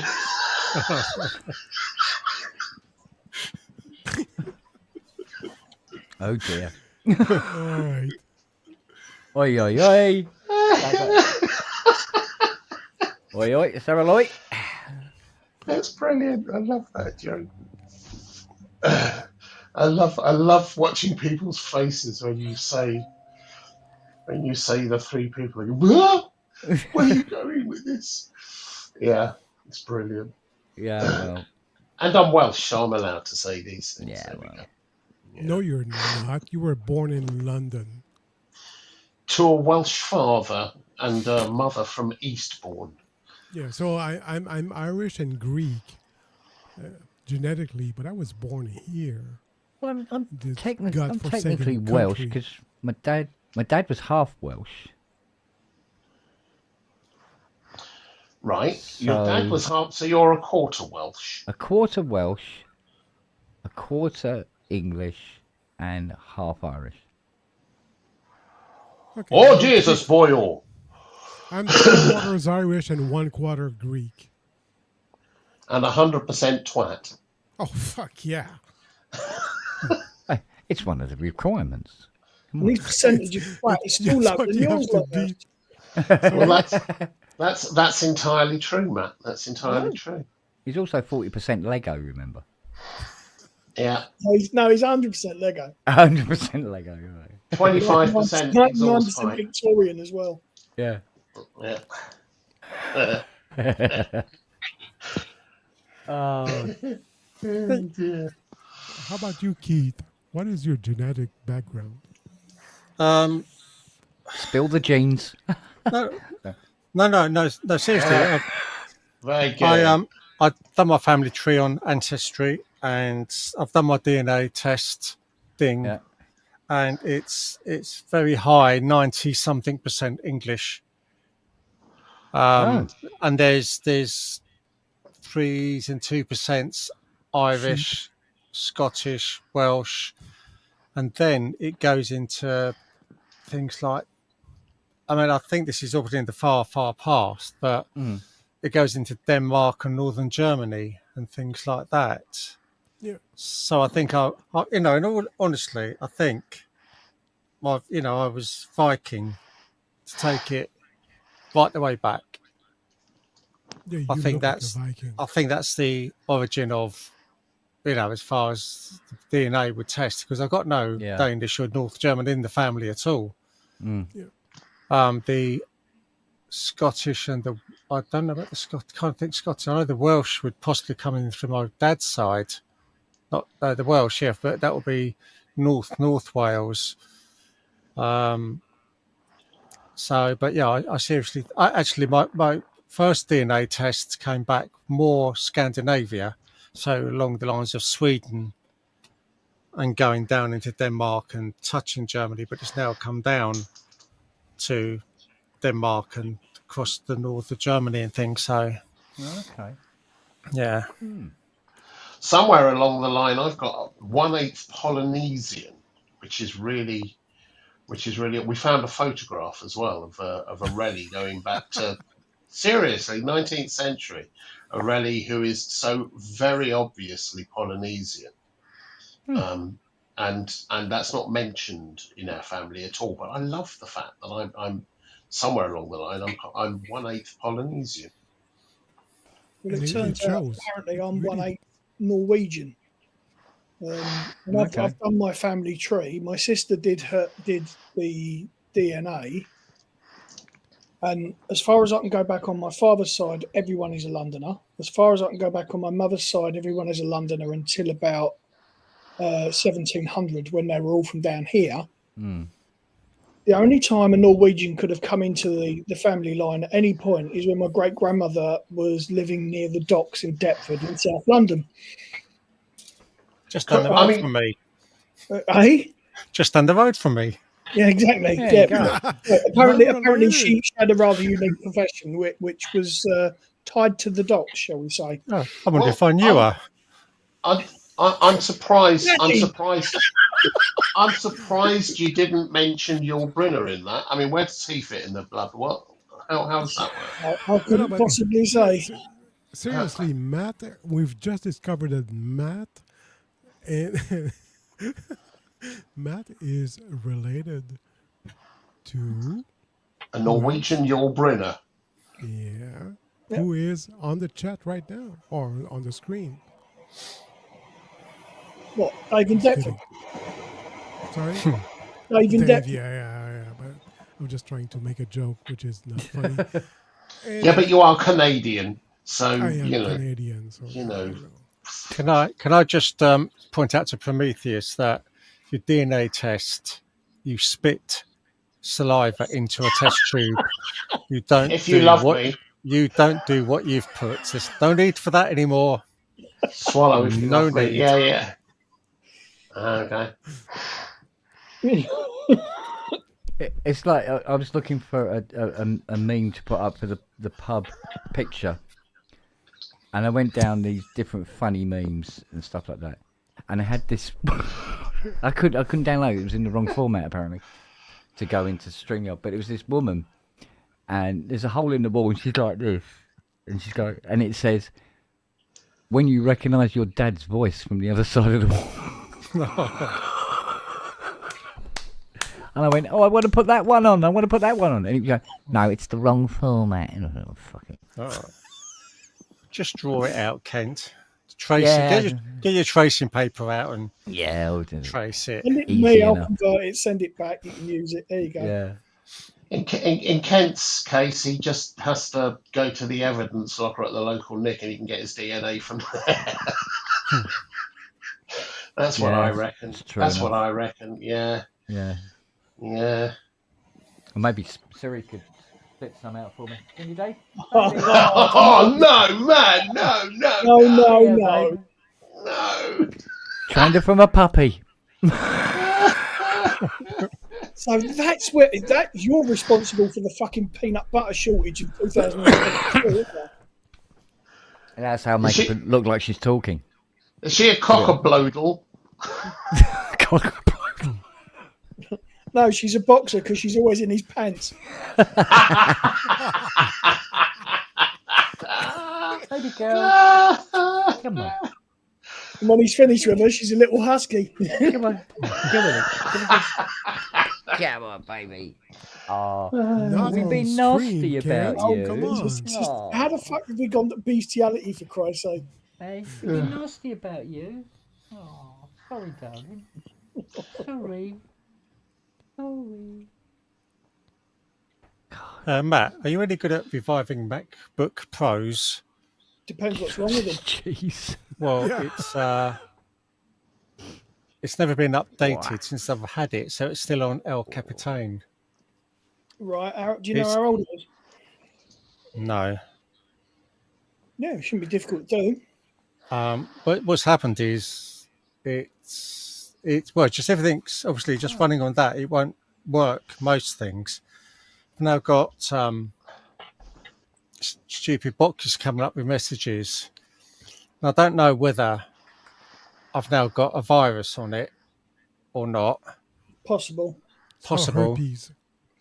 Yeah. Look out. And the other thing I can't do because it's got a load of memory used up, and I can't see what it's used up on because El Capitan doesn't let you drill into your memory. Activity monitor. Just fire that up. It should tell you everything that's running. No when idea, you say you honestly. don't, when you say you don't know how old it is, I mean, do Well, you I have can no? start it. I can start it up. I haven't used it for months now. But it's Yeah. downstairs. It's downstairs, so I can start it up, and it'll tell me. I reckon it could be possibly 7, 8 years old. So that would put it at the oldest 2015. 2015 is the last ones you could actually do anything with regards to upgrading. Yeah, 2015, the 2017, 2019. Sure, it's later than 15. I'm sure a little bit later. Right. In which case, you won't be able to do anything as regards upgrading it. No. Well, no, you'll be able to upgrade it a certain amount, but not to the No. latest. Well, no. No, because you can use things like Open Core Legacy Patch. You will be able to put it. You can put the latest operating system on it using that. I'm talking about hardware upgrades. The last one you could do anything. Oh with yeah, was yeah, yeah, yeah. 2015s, where you could actually take the proprietary Apple drives out and put an NVMe drive in, and that was No. big. No, I didn't want to do that. I just want it working again with obviously a much more up to date operating system. Yeah. And then things like YouTube will work and Apple Music. Well, I only use Apple Music to burn a burn a CD onto a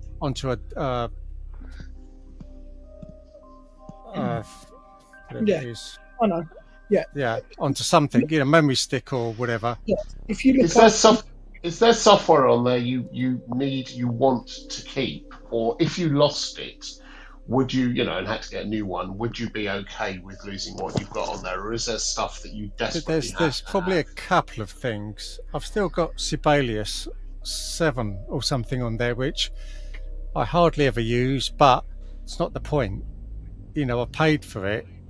I'd just like to continue using it. That's the thing you've got to, before you do any sort of software upgrades, you've got to consider how far you can take the operating system in regards to the software you want to keep. So it sounds like a clean install might be a. Well, no, not really, because if you want to run Sibelius 7 and that only works with a certain amount of OSs, I don't know if it would work with the latest one, Sequoia. It won't work. It probably won't work with the latest one, but there will be a way of running it in Rosetta, possibly. At the end of the day, if I can't use it, I can't use it. I have got hundreds of files saved on it with bits of music. I've just got odds and ends over the years. I mean, I don't know whether whether Sibelius is still going or whether. Well, let me have a look. Let me look at a couple of things and see if that's also. Yeah. I'll export all the content, and then the software like Sibelius or anything else, you may be able to find ways to interpret those files on something else as well. And you might want to save all of that content, all of the media and the content files you've created. The rest of it you may end up losing. Yeah. But there's sort of, I've stripped back as much as I can, like documents and photographs and things like that. There's very little that I haven't got saved. If you wanted to run Sibelius, it won't run on anything older past Mojave. So you haven't got an awful lot of options as far as operating system upgrades. Yeah. You can only take it so far. And I take it it's an Intel system, isn't it? There will be. Well, if it's 7 or 8 years old, they didn't start using the Apple Silicon until 2020.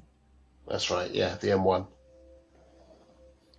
Probes. I can't boot it up because it's downstairs, and I actually trapped myself in the loft by putting an awful lot of boxes on the 2 covers I used to cover the loft hatch. So I will get it upstairs, and next time there's a pub and Matt's in. Well, if you boot it up, I can always remote into it and have a look and see what we can do. Okay. It's easy enough to do. Okay. Are you back tomorrow then, Matt? I am tomorrow. Yeah, it's probably the last day of the week I'm going to be about. So yeah, give me a shout tomorrow. Well, no, it's more if Kent opens the pub. Yeah. Then I always go in on a iPad now. Yeah. I say the MacBook I've not used for about 2-3 months now because it's a MacBook Pro probes. Yeah. I should be able to just remote into it. And... Yeah, you're more than welcome. That went down. But yeah, I'd say just see if I can get this sorted out because what I think I'm going to do anyway is Apple say that they're going to bring the cheaper MacBooks out next year, aren't they? Mm-hmm. They're going to bring out a really cheap range of MacBooks. Oh, I've not heard that. Right, okay. So what I was obviously trying to do was hang out till then and pick one up, but I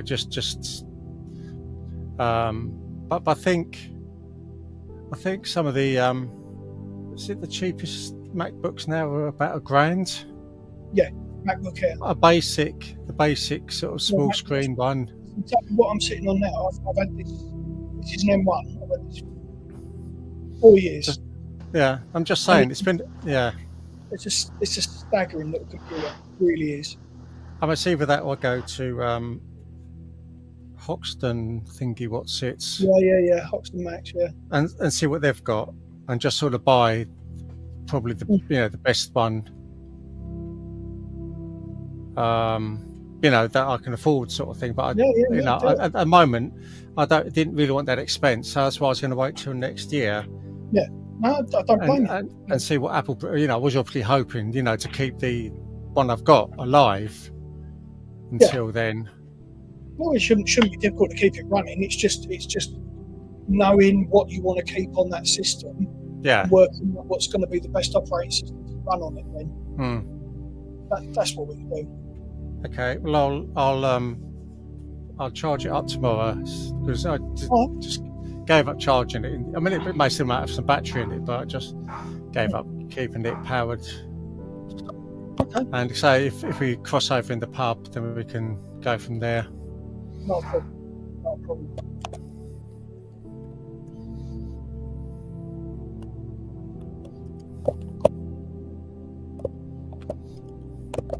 What's Kent playing? Death of a Laptop?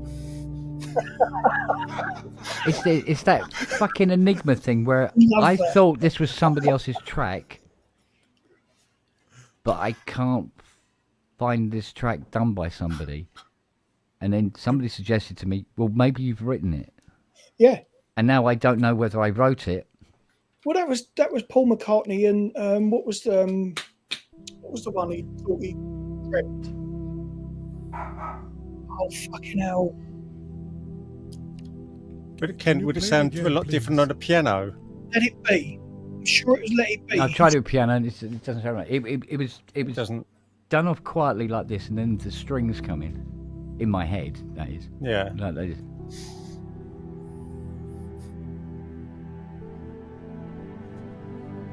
Like that.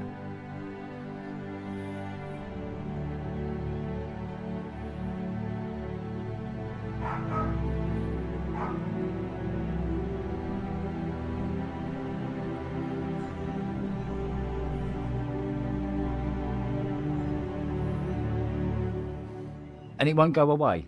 And yet, I've gone through everything Hans has ever done since Going for Gold. And then you need to complete that piece. And not find anything sounds like that at all. The trouble is, I hear in the beginning of what you play a little bit of Vangelis as well. Yeah, and this is what I'm thinking. And then it moves into almost moves into a classical piece of music. Yeah. Rather than. So I don't know if I've written that or not. Well, what you need to do, we've got to say, finish it, write the piece completely. Yeah. Well, I tried humming it into that, that fucking app thing. Shazam? Something like that, yeah. And it come back with, no. I go, it might be the way I sang it. We'll play it into it. No, that's the point, yeah. Could do that. Well, no, seriously, can't. Then, play it, record it, and we'll tell you. Oh, okay. No, Because honestly, there's all this other stuff I got for it, where it progresses and what it gets to. So it follows very much a hands type of build up type of thing. yeah, but then, Yeah. like I said before, I mean, the baldy guy, not Matt, but someone thought it was my song. They, so Yeah. do it, finish Yeah, it. that's better. It is. And Much better. Is it? He's here. When did you get a fresh bottle, Andrew? Get a fresh what? Bottle, wine. You always drinking I want to wine, go to would you? Florida. That's my favourite wine. I want to go to Florida. A jelly baby.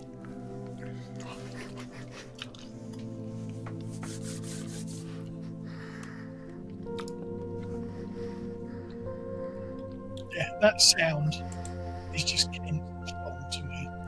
But it's the sound. It's not the melody. Now that is Morricone. Yeah, but the sound that you're using is strong. I always just end up on this sound. I know. That's what I learned. I think what it is, it's my writing sound. I think that's what it is. I'm comfortable with that, and I can write with that sound to do different things. So I'm always using it, but not necessarily. The sound doesn't necessarily make it all the way to the whatever the final track is. It's been a hard day's night. He doesn't know the rest, does he? Oh, what did I bother? That's the only chord I know. Here you Well, go, it's a Andrew. start. There you go. Don't give up, Andrew. All right. It's very kind of you to say so. Yes. Oh, what is it with you? Why do you always have to sit on my sustain pedal?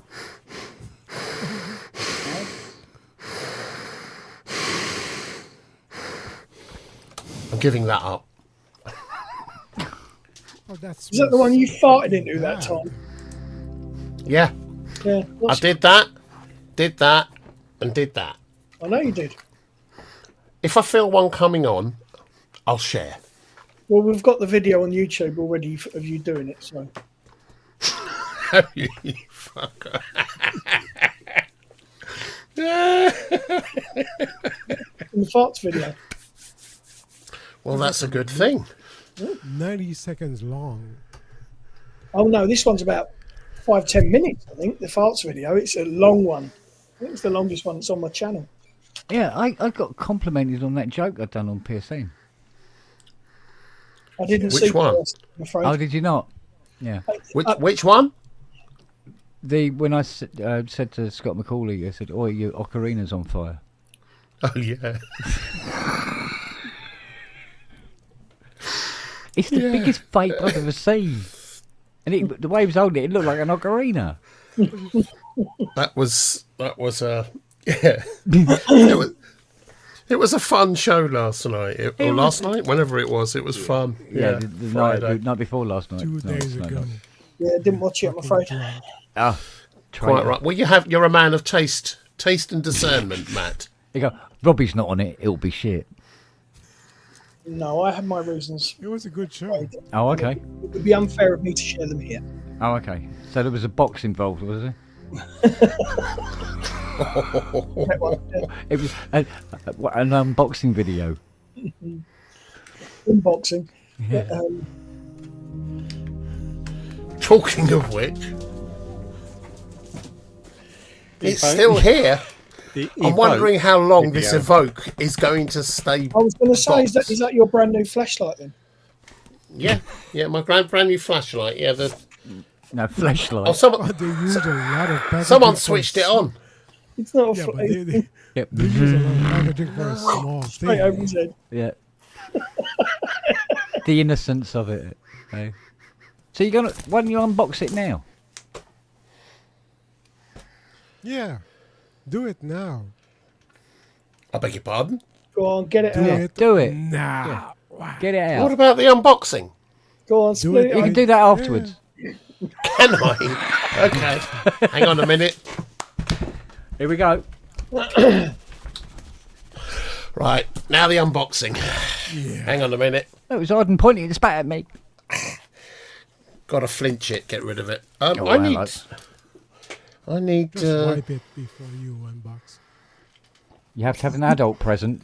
No Range Rovers were harmed in the making of this show. Okay, well, I need a kniff or something. Hang on, what do I need? I need something sharp. Easy. So,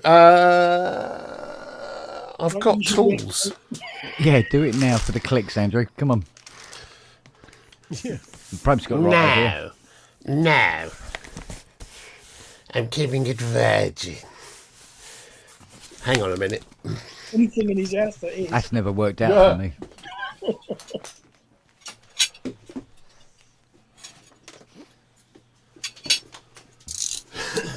Here you go, Andrew. That's what you want. Do you want to borrow that? Borrow that one. Behind you. Come on. Oh, use your teeth. Come on. His teat. There Hey. you go. You carry that on, I'm going to get my dinosaur out.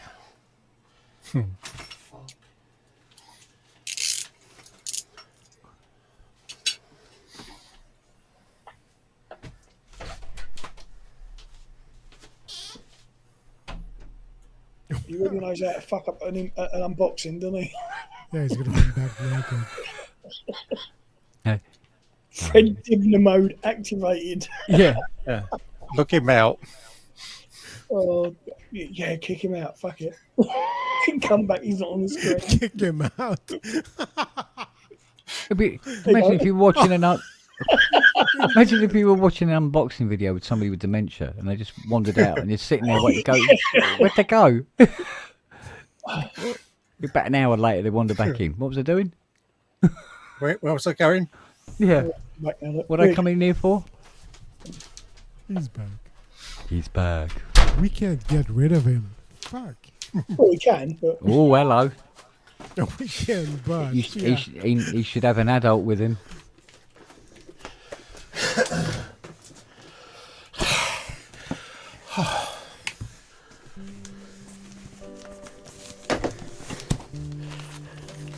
I'm deaf. What's going on? Oh, hang on.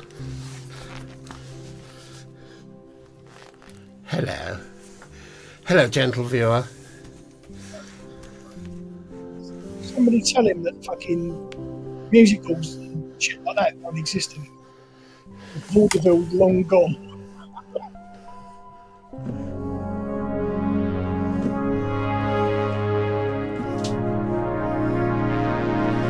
Oh, There's going to be a dildo for your wife. oh, excuse me. God, good God. What's he going to circumcise himself now? That was a sound war. Mind you, we don't need a bigger knife, does he? Andrew, do you know what it is, or is it a dildo for your wife? I just want to know. What I mean, it's a flashlight. Not big enough. Yeah, to replace you, they need a thimble.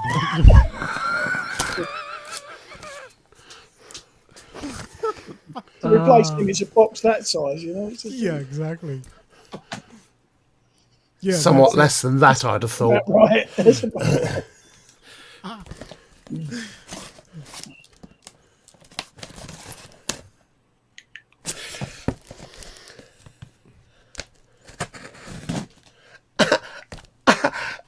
No, nothing happened. Nothing happened. It's fine. No.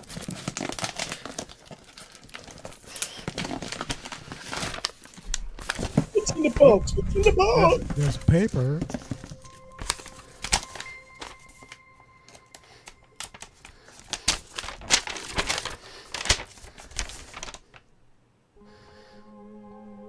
Fuck off, it says. Is it written in Japanese? You tell me. Hang on. Hang on.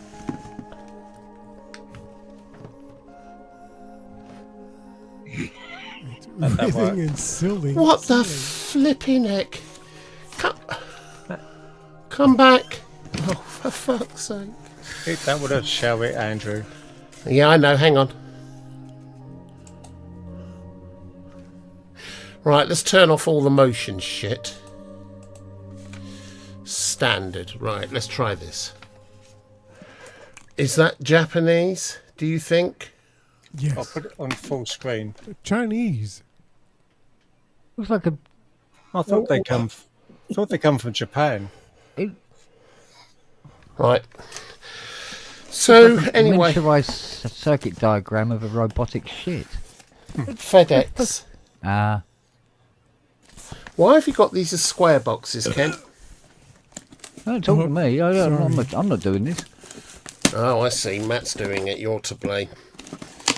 Righty-ho.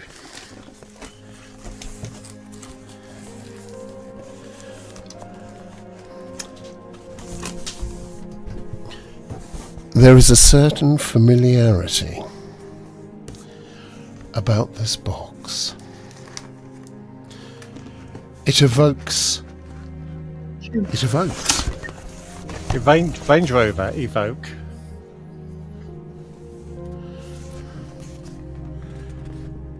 I'm just going to try and find the exhaust. It's bigger than a Volca. Will it fit? Oh, no. I was getting a semi then. I was getting a semi. How big of an arsehole it is, doesn't it?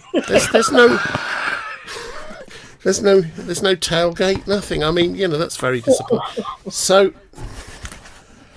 Oh, what's the luggage space like? oh, hang on. Let's switch the lights back on again so you can see. Here we go. Oh, hello. Microphones, go away. Just That's a good thing. fart mic stay. Right. They sent me a grey block. That's a grey bollock. Even yours can't be that rectangular. Oh, I don't know. That was my nickname. What, rectangular knack? No, grey block. Oh. Right. Oh. See, they're very polite. Sonicware. They send you a thank you. Mm-hmm. See, that's very nice. Thank you. Japanese for fuck you. That's what that is. Oh, yeah. Oh, yeah. That's what it is. Yeah. Oh, we got your money. Ha ha. That's what it says. Right. So. Is there a link to a OnlyFans link page on the back? Do what? What are you babbling on about? What are you blethering on about, Jeff? Oh, I'm Canadian. Fuck off. Okay. I'm just going to end of the first lesson. I'm very carefully. Oh yeah. I'm very carefully going. So.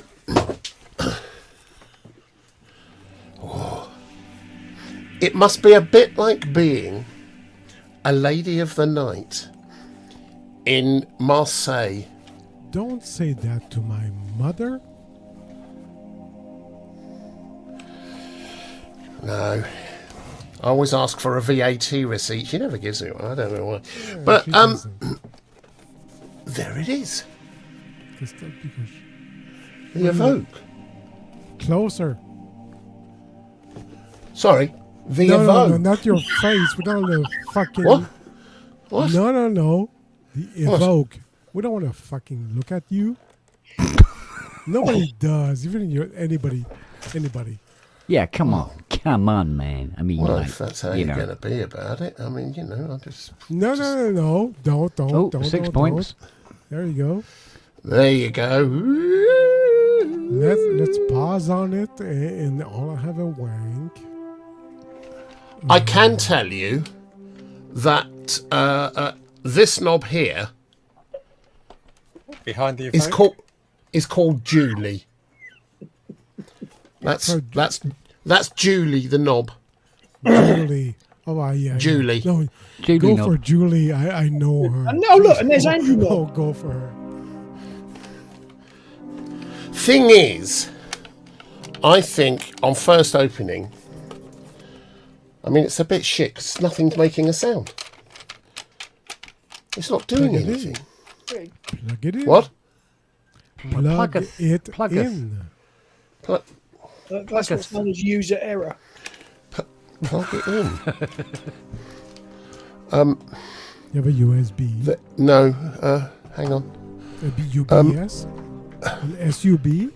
Who's this then? Yeah, that's good. Who's this? Oh, right. Ah! That. That. What's that noise? Thomas. Is it a train? Yes. Thomas. Thomas, thank I'm you. sweating like a fat lass in here tonight. Yeah. Hang about a minute. Let me do my awesome wells. Right, that'll stop the sweat. And what was I doing? Oh yeah.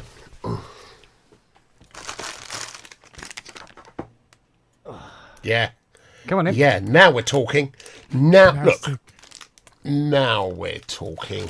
Well, come on then, because the fucking thing's going to be discontinued by the time you get it turned on.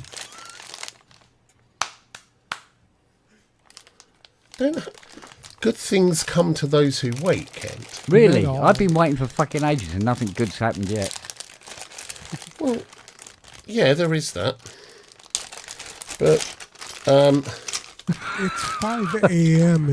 in the UK right now. Come on. Hurry Yeah. the fucking up. okay. And I've got hang on, I've got so I've got to hang on.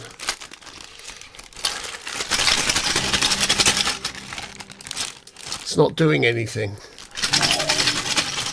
Can I have tech support, Ken? Yep. Go for the one with 3 prongs. What? My alpha? Fuck, I need a drink. Oh, you mean one of these? Right, okay. Will to live and all.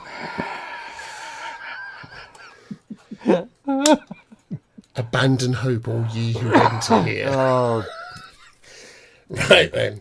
Probes, you are naughty. Probes, you better be nice. You better be nice, that's all. Otherwise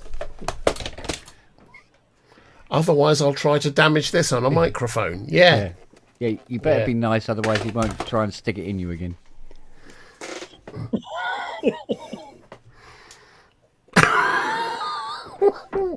Yeah, there is that. There is that, yeah. Oh, there's a hole down here I can anyway. Look. Yeah, we'll watch, don't worry. Yeah. All right then.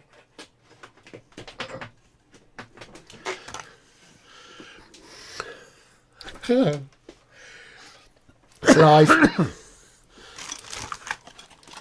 Right then. Now. I think Jeff's just going to get a USB cable, Kent. Yeah? Yeah. Oh dear. Well, he's not going to be. That's not going to help me. It's going to help him. Oh right. Yep. Actually, I'm looking at my one now. Your USB cable. Yeah. What? She's dead, Jim. Oh, hang on. Whilst we're here, Still here. Well, Probe says you are still his favourite Land Rover servicing agent. yeah. Well, you know, he's obviously got good. Oh, hang on a minute. This is just switched on. Go off. Hang on, Luke Can't is the have that best switch. Land Rover servicing agent we know because he works for him. Oh, Here we go. Oh, here we go. Yeah, but he doesn't fuck them though, does he? I should I'm hope just- not. Yeah. I'm just going to pretend these are popcorn. Oh. Okay. What is it, MDMA? Oh, and that's what I just had. Wind. There you are. Well, huh?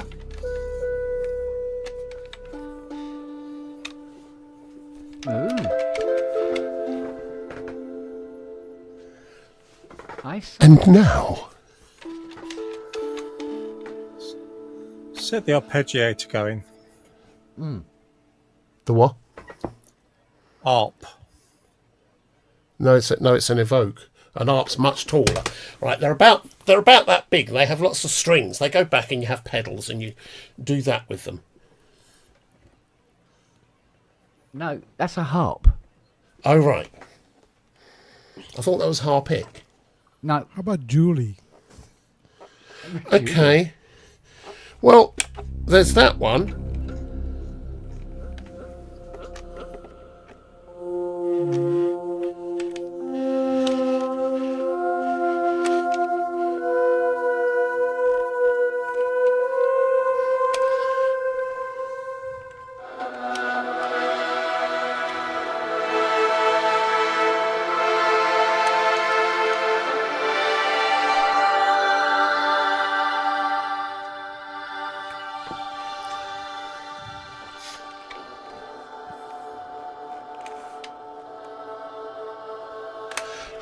Do you know what? I'm already in love with this. Really? Yeah.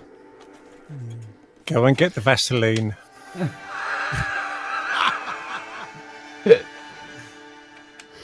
So I've just got to remember how to find my way around it again. So I need pattern wind. There we go. Rise.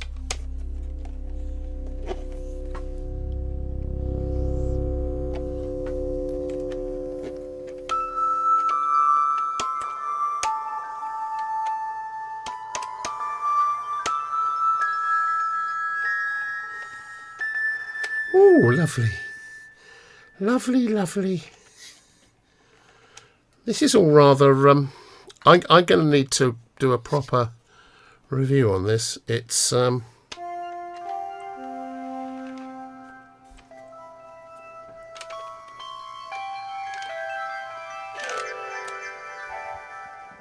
Yeah.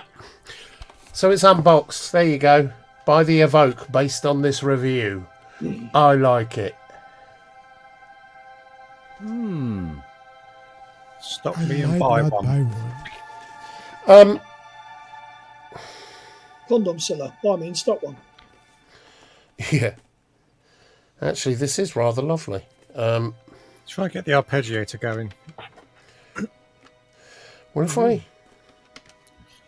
Andrew, I've got one of these at work, and for the first 3 mornings I had it, I just hit the arpeggiator button and it just played pleasant things for Oh, hours. you mean the actual... No, I know what you mean. So let's just do... What do I mean? I haven't got it here, so I Play, can't. you know, it's the play button. Yeah, that one as well. Hit the play button and see if it will just generate. Where the hell's the play button? It's here somewhere. It spells Play. It's about the 5th one in from the right. Well, that's good. Saying it's spelt Play is good, but I can't read. There isn't. So, There isn't. Andrew, it's You're it's Welsh. it's in the dark grey buttons. It's the 5th one in on the right. Certainly on the ambient 0. that says shape. Oh, it's the Ed Sheeran That's button. it. Hold, find sequence, pattern. On the ambient 0, it's the one to the right, the hold button. I've got the ambient 0 here. It's not the same. It's not quite the same layout. So I'm just finding out where it says Okay. play. Because It's there the- will be... But it's the triangle, isn't it? Play, it's not the word. Isn't Yeah, it? it is the triangle, and I can't see one. It's normally next to the stop button. Yep. That would be good to know as well. So here we go. Look. Woof. So, as you can see, there's all of these. It's one of these. It's possibly one of these two. There's a red and a green one. But I can't see immediately. And this is why these things are so good to do, isn't it? I can't see immediately where the play any stored pattern, because there are those, happens to be. That's strange You might because need stronger glasses. the ambient. No, the ambient goes straight away. The ambient in the bass and beats, we've got the play button in the same place, but I thought that was the whole idea. They were just standardised on the front, more or less.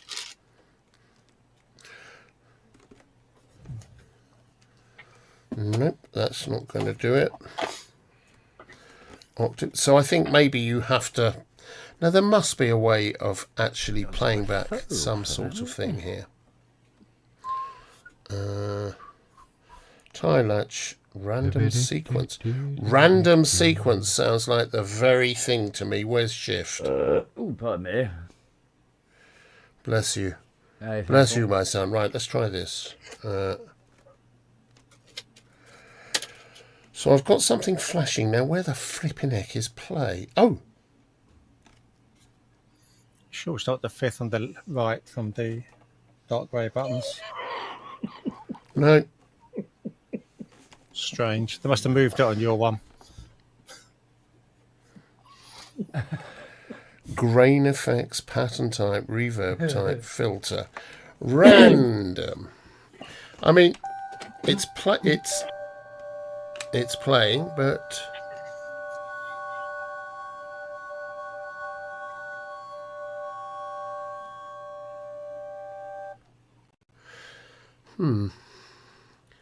where is play? So random sequence. Let's try that. I have too many libraries.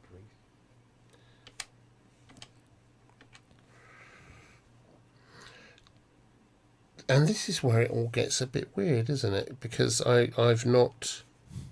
Hang on. Oh, can I have an ice cream?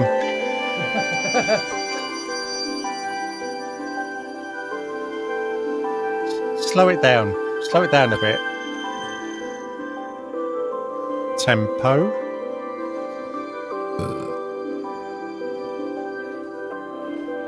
Where's the tempo button?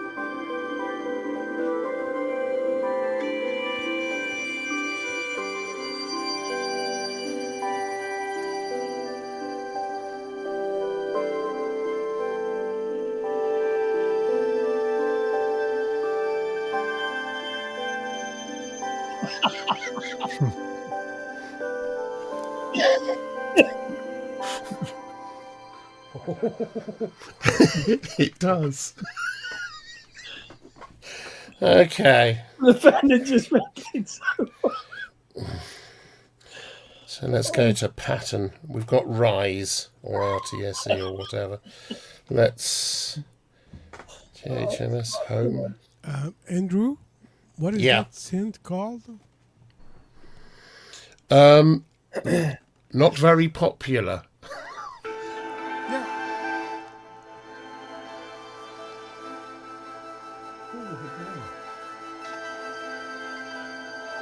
That sounds good. This is coming off the internal speaker, so you know what? This is going to sound astonishing if I plug it in. Can I plug? I can. I probably can. See it? Somewhere here I can probably plug it in. You've got to line out at the top. Yeah. Right. I just need. I need to find the plug. 3.5 mil. Yeah, I need to find one. Yeah. I've got them here, but I'm not quite sure where. Let's find out. No. Oh, here we go. That might just do the trick. So, because it sounds cheesy as hell.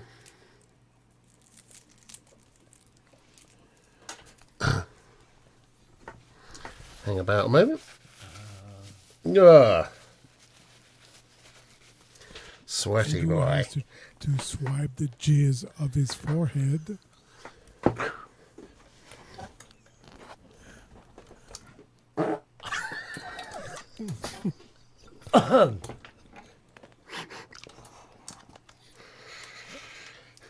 Needs reverb. Or echo. Hang about. Echo. Yeah, well, thank fuck you're the only one getting feedback from it. Oh, That's ridiculous.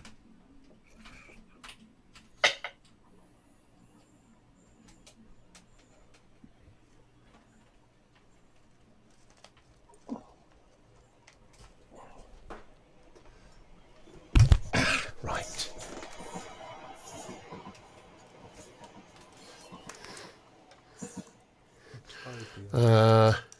So if we plug this into line out.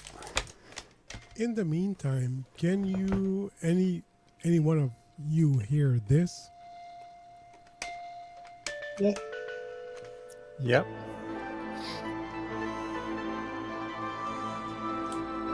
That's him.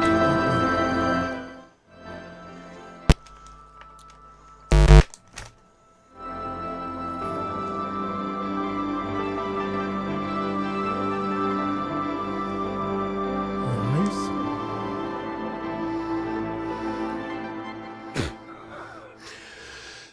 Okay, let's go through some of You're these gonna patterns. you're gonna jam with Kent then, Jeff? No. I was just that was actually Andrew, not me, or maybe was it? Kent. You said, can you hear this? Yeah, but then someone started playing at the same time. Ah.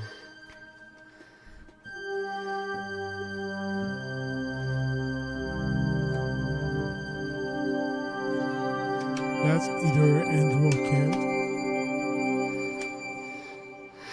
So if we But go play something now, Jeff. hang about. Couldn't hear anything, could you? Oh, it's Andrew's phone. Andrew, hang on a minute. Go, Jeff, go. This here. Okay. Give me a second. Okay. Because this has been an ongoing problem, hasn't it? Yeah. Now. Can we hear anything? No. Nope. Okay. And know you this- smell. Wow. Did you get the loopback software? I do. So it's not. I mean, okay. I know exactly how to fix it.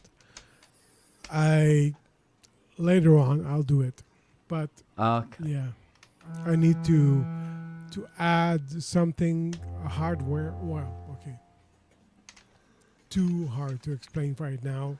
Okay. Whiskey. Third. Yeah, that always helps. Yeah, third. It's an essential tool. Yeah. Yeah. Right. All right. This is why I'm an idiot.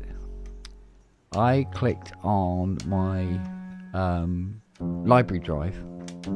Yeah. Well, my two library drives. And at the top it says 2,273 libraries.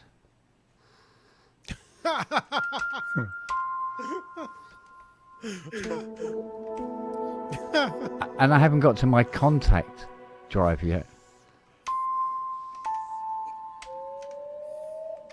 And some of these libraries are like 800-900 quid. Yeah. Oh my lord. Kent, as a friend, you need to stop buying stuff right You fucking think? This is an intervention Yeah. from This overseas. This is madness. I've even got a spaghetti western library.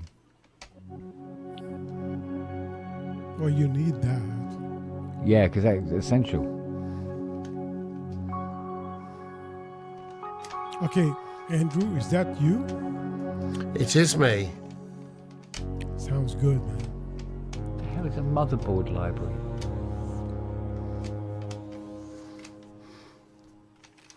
Alright, let's have a butcher's at this one a minute. Yeah. Or probably 24-bit ones.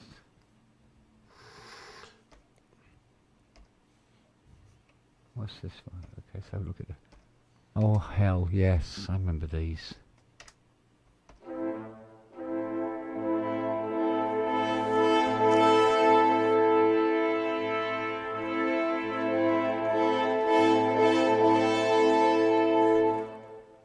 What else you got for me? Let's have a look. Let's add in... Oh, spikes. Okay. That's not... We're going to play God Save the King then. Yeah, you never know what this is going to do. God bless you, Your Majesty.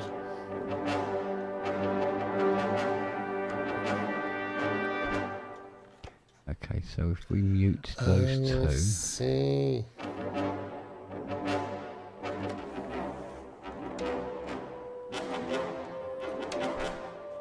Madness. Absolute madness.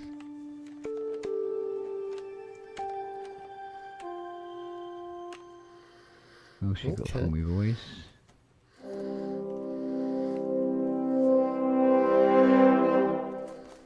Okay. If you insist. Nope. So how do I select? Oh, I see. Okay.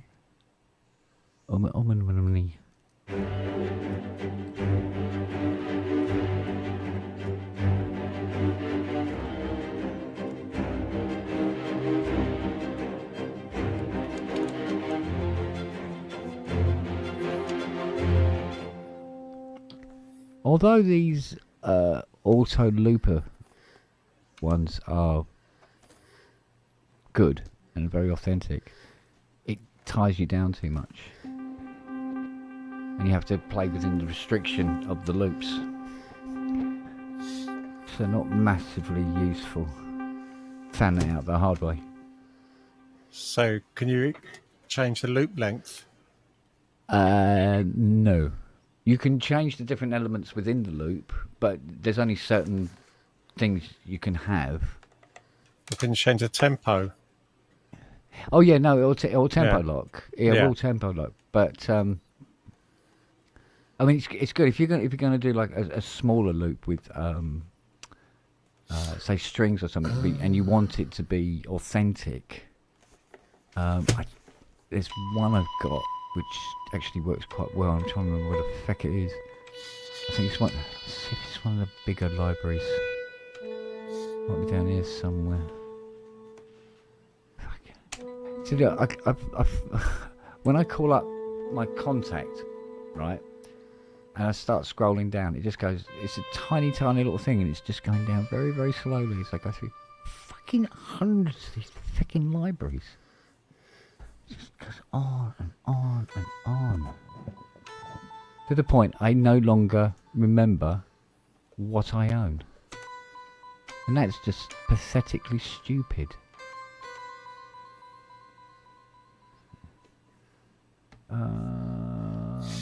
Problem. Let's try this one. What's wrong?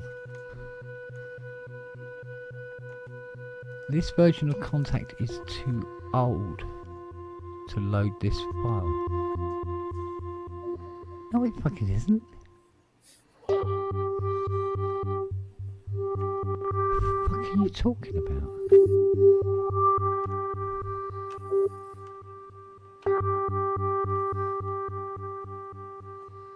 No? What version of Contact are we on, gentlemen?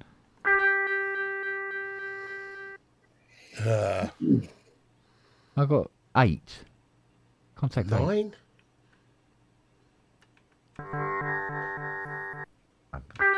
Just go and have a look. Um, Oh no, you don't go looking, do you? You use the bloody whatnot software. Contact 8. Yeah, that's what I've got. And it says it's too old to load this library. And the library's bloody 8 years older than the contact is. No, it's saying you are too old. Oh, we know that bit, but I thought it wouldn't notice. But clearly not.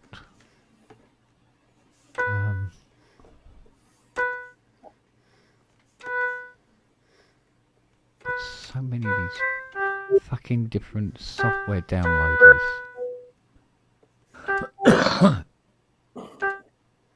Right, where's the NI one? Oh, there it is, up there. Native access. So you need native access to look at native stuff.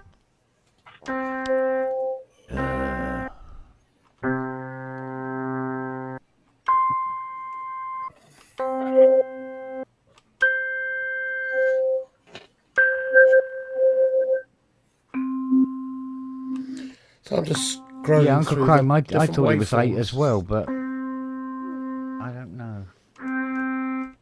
Oh, here we go. Let's have a look. 7 updates available.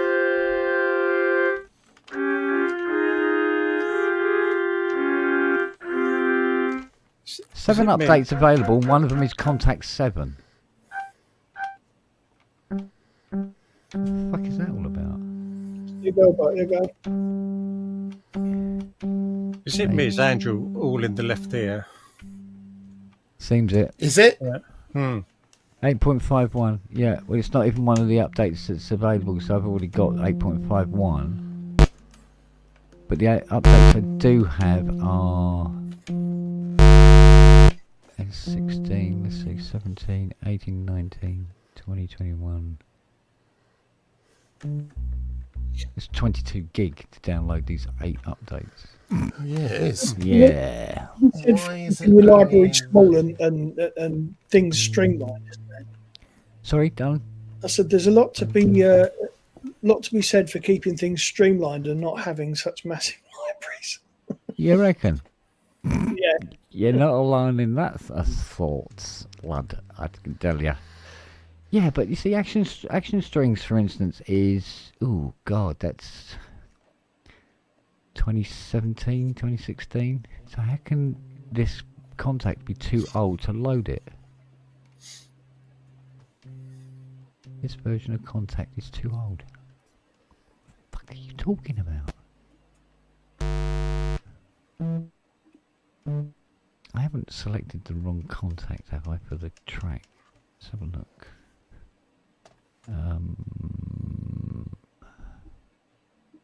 Try that. Let's have a look.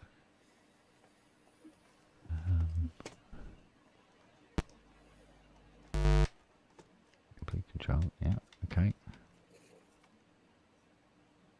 That's interesting. Oh, it's fired up. Here we go. Let's have a look at books here.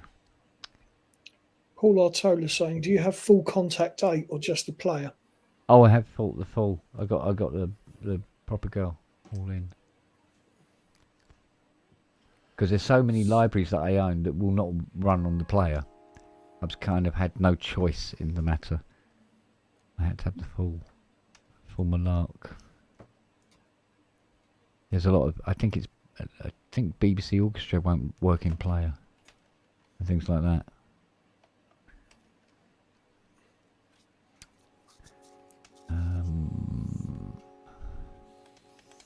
The ones that annoy me are the ones that the libraries that are made for contact but refuse to appear in the contact.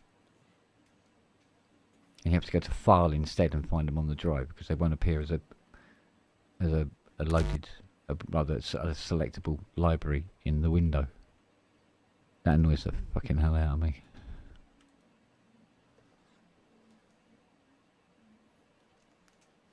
Capriccio is older still, so... Yeah. Oh, here we go. Let's have a look and see what this one does.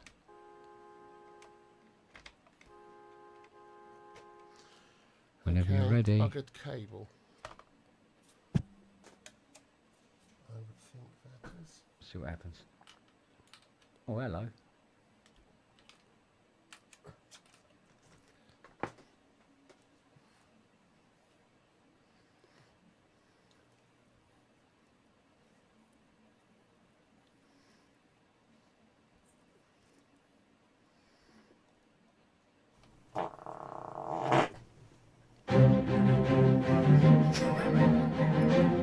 Music that views. Good God, sir. Who was that? Evoke. Where's my key switches? Oh, Ken, get your fucking complete control out again, will you? Right. So that's fucked.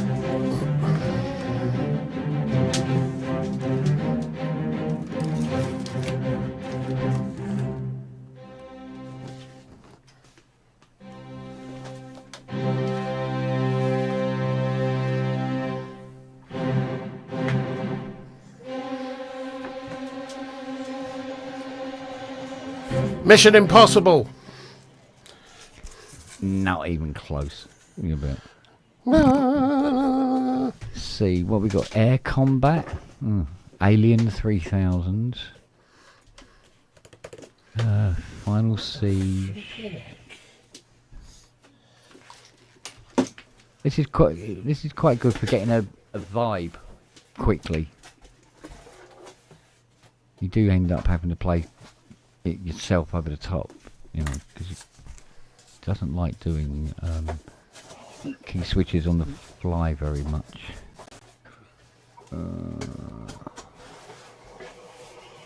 Bomb diffuser.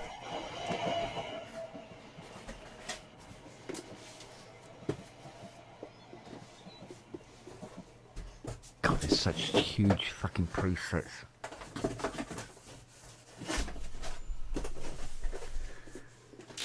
No, that's Black Diamond. Little bastard who selected it, he jumped. Moo. Let's try.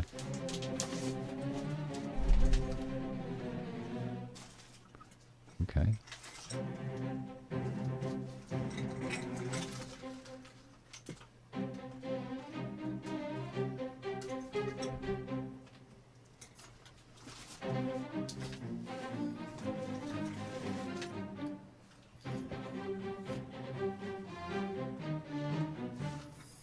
That's very suitable for watching Andrew Yeah, or something.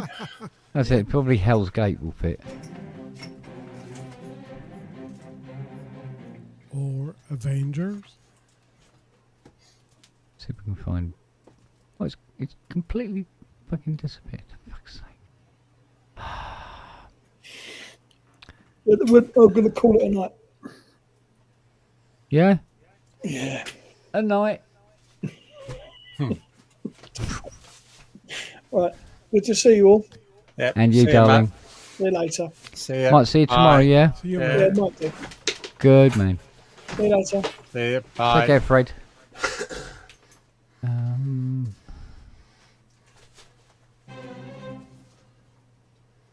Okay.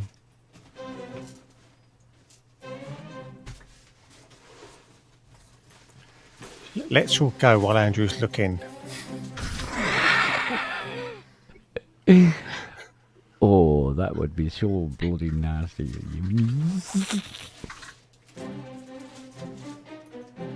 Countdown. Oh, Dark Fears. What's that like?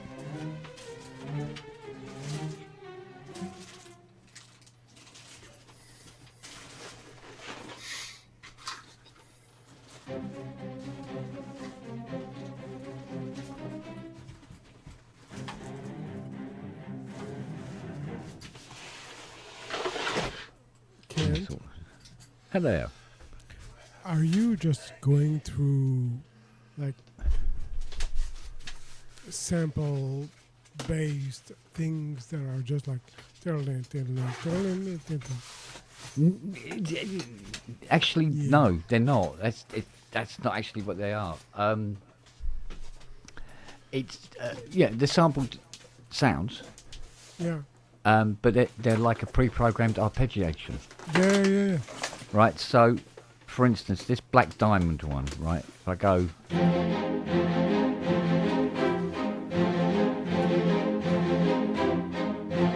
And it would carry on doing it. However, if I do the key switching down here, which is down here, I do beg your pudding. So,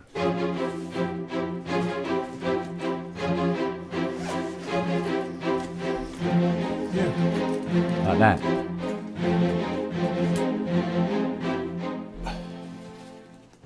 Type of thing. It's a, Yeah, it's a, not, it's a nightmare playing it though. Okay, but I mean, that, what you've just played, we've all heard that before. Yeah. Can Now, you? When this came out, Yeah. it hadn't. And Yeah. you could do I stuff know, with it and people go, whoa, wow. But now, Yeah. it's all done to death now. And so the again, didn't know that at the time that the library had a longevity issue. Right. So, but of course they do an my AI one now where you can actually write your own layout into it, and then it plays it realistically for you. Yeah. My question was exactly that. Can you change that kind of arpeggio to something different? You can via the key switching, Yeah. but it's programmed for each Okay. preset. However, there's a different one. There's one called Capriccio, Yeah. and another one called Maximo, Yeah. and there's a third one, and I can't remember the name of it. And what they do is they use a series of patterns together, like 4 tracks, and you can change individual patterns within the pattern, Yeah. or mute certain and just use 1 or 2 of them or whatever to get different kinds of combinations from it. Arse biscuits. 9 times out of 10, though, I end up actually physically playing it instead because 1, 2, right? they Okay. never do it the way I want it to be. Okay. No But if you cable. need Yes, to knock I up an agree. idea quick, they're the puppies to go for. Yep. So Yep. sometimes I put them in as like a placeholder while I get on with the rest of the track, because I know they're the bits that are going to take up all the time. Yep.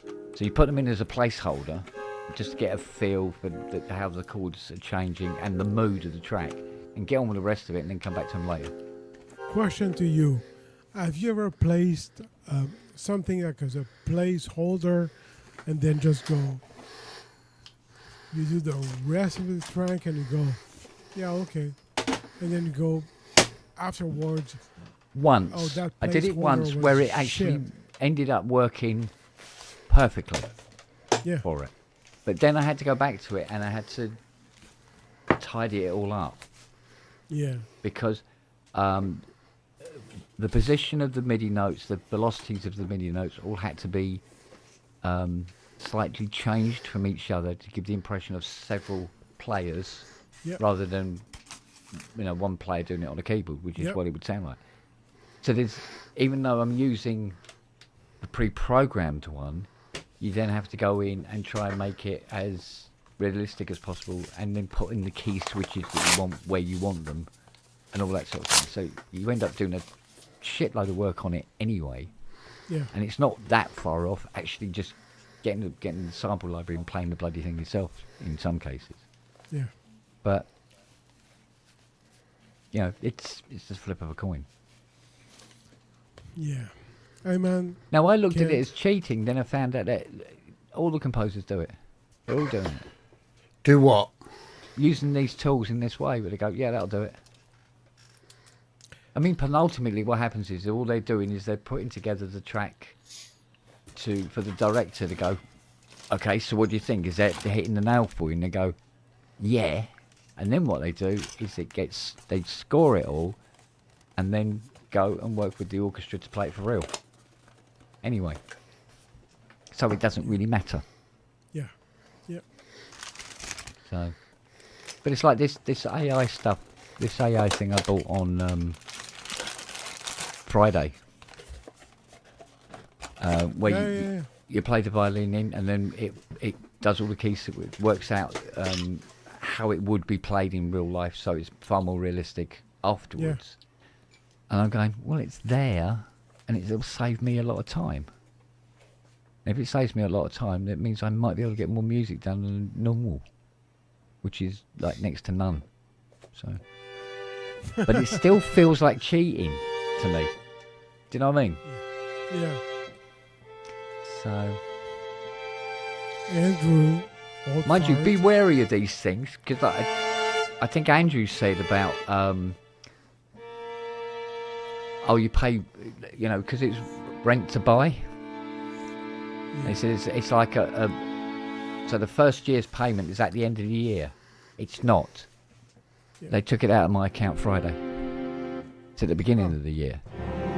So there's me thinking I'd be For the whole year. Yes. So I So thought it I'd be wasn't paying monthly. So they've taken out what have they taken out? It says 400. £22 a month, right? So I'm going, all right, my bank account can So stand. that's about 280, 260, 280. Yeah, about 280, right? So I said it can stand 22 quid this month. Cool. No, it took out 280, Yeah. but straight away. Caveat emptor. So beware, people, when they're going, oh yeah, no, you can rent to buy and it's only £22 a month. Yeah. Not So necessarily. what you're saying, I should buy a DX1. Yeah. Yeah, okay. Because at least that won't bend you over and fuck you up the arse. Here's the thing. It's a funny thing. Many people are concerned about AI, and rightly so. There are all sorts of issues with AI. Yeah. But one of the issues there isn't is, or one of the issues which isn't anything like as predominant as people think it is being able to do everything with AI, because AI is fucking expensive. It runs lots of cycles of compute power online, and if you're doing things like music, creating musical instruments online or doing generative video or whatever, everyone's getting the freebie deals at the moment. But as soon as you start wanting to engage with it properly, to actually do something significant, it starts costing a lot more. It costs a lot more. Yeah. So, and I'm with, I don't think I'm old school, because I know lots of friends and people that I work with or mentor that prefer hardware. They prefer owning and hardware and turning the knobs, because let's face it, people have spent a lifetime learning one instrument, a piano, a guitar, a whatever. A single synthesizer should keep you tied up for years, endlessly. If you decide to, explore it, and look at how many freaking synths we've got, it's just mad. Yeah. So, I get AI, it's a useful tool. Yeah, no, I understand it. And But it's fucking expensive. Yeah, I understand its need as well. But I can't help feeling it's quite something very cheaty about it when it comes to creative music, Anything which leaves me feeling like it's done something so I didn't have to learn to do it. That's the point at which I back off, because I actually want to learn to do it, because then it's part of my repertoire. Yeah. And it becomes knowledge which I carry with me. If a machine does it for me, then it's not part of my knowledge. All I know is that I gave a prompt to a machine and it did it. I don't know how it did it or why. And that won't become part of my internalized knowledge bank, so it doesn't form part of my artistic creativity. Well, there again, it depends as well, because some of it is basically perception and being used to something. Like, for instance, if you went back far enough, there would be people saying that it's cheating, right? In much the same way of AI writing half the track for you. They could say the same thing about somebody using a sequencer. I think cheating is the wrong term, Kent, though. This isn't about whether or not it's cheating, because we've had those arguments with synthesizers and samplers and, God knows what else. I don't think it's cheating. I think what it is it is stepping out of the way creatively of the flow state of creating, so that essentially, if we know there's been a lot of research done fairly recently which shows that people that are, for instance, using ChatGPT, and have been for a long while, to say generate a report for work. Their boss says, "I need a report about the Danish oil thingy situation. Can you get me that report?" And people just go to ChatGPT, search Danish oil thing is, say, create a report, create a summary, do it in this many words on 3 pages for my boss with an executive summary, and they do it, and the boss gets it, and the boss says, yeah, well, that's great. That's great. Yeah. The next time the boss comes to them and says, hey, listen, that report you did for me was great. Tell me a little more about the, this Danish thing, about that thing, just off the coast in Denmark. What was it called? And the person goes, I don't know. Because they haven't taken the knowledge on board. They haven't reviewed it. They haven't had to work for it. They haven't had to do any research other than how to do a good prompt.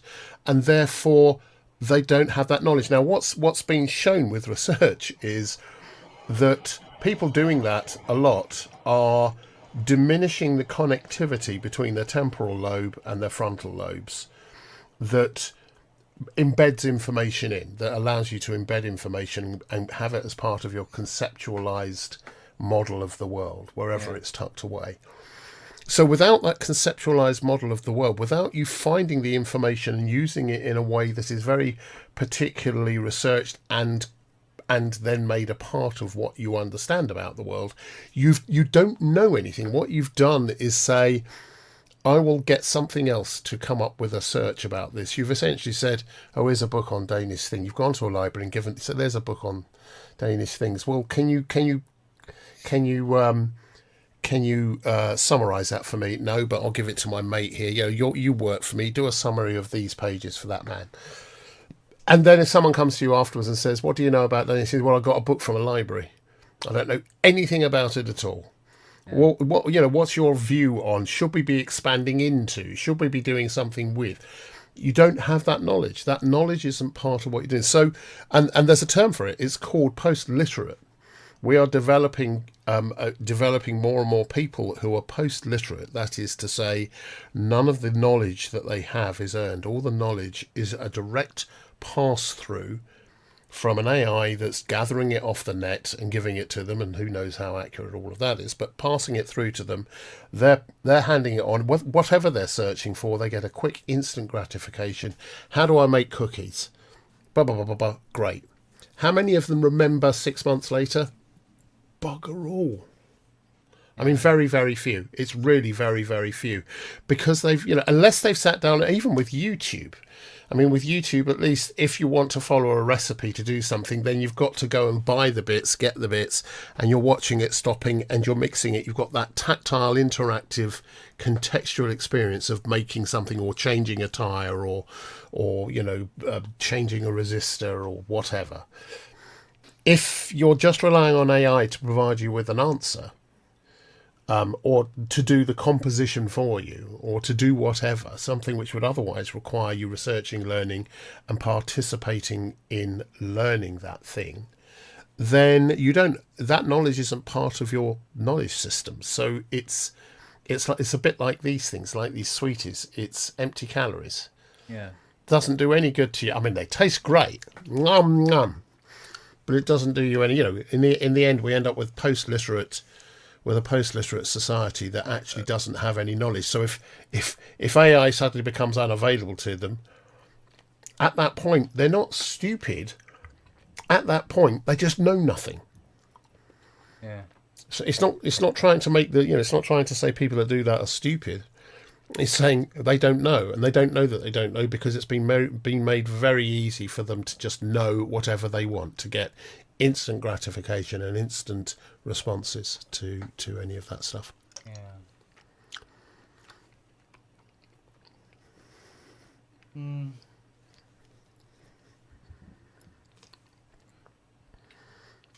Unless Musk and others have their way and we can enhance our brains, our neural capacity, so that we have storage and we're plugged directly into the net, so we can instantly recall this stuff. We do a search on Google and it's in our brain and it's part of the... Who knows how that works? But yeah, and it's just what it is. So I kind of treasure and encourage people to make use, to find a way to gain knowledge that means they have to experience it and use it and give it context. Yeah.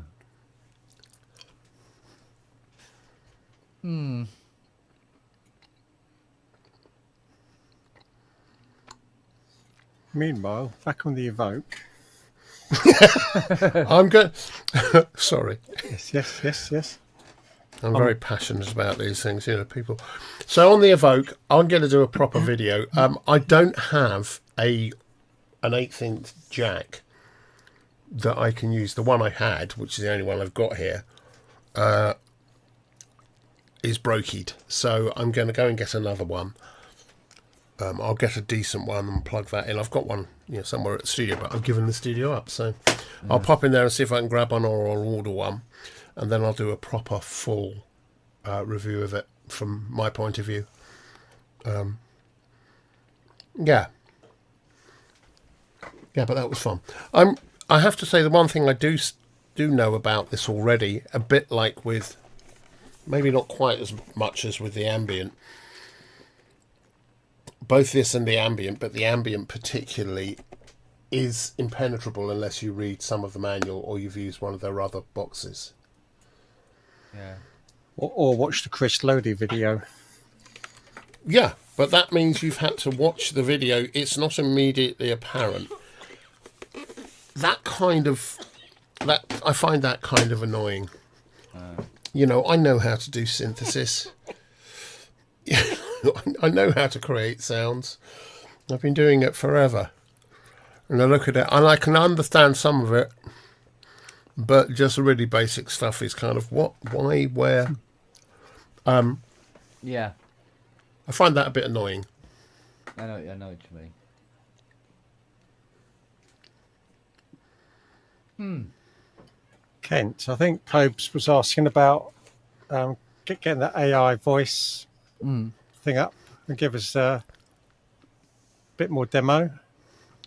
Yeah, well, one of the things that it does do is it doesn't run directly inside the door. It comes with its own fucking thingy. Where is it? Oh God, yeah, where is it? So it's an app. Can you run the app and then connect the door to it? Yeah, I think it's probably more drag and drop than anything else. But I'm still trying to figure out this bloody player thing, or whatever you call it, how it works. Now what? Oh, he wants a bridge plug-in now. Fuck's sake, him. Always wants something else. So let's call this. No, that is the passcode twat.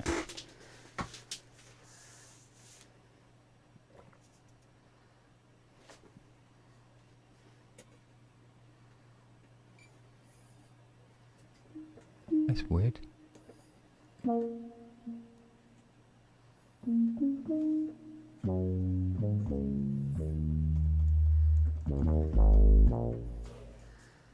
Huh, why did I have to do it 3 times?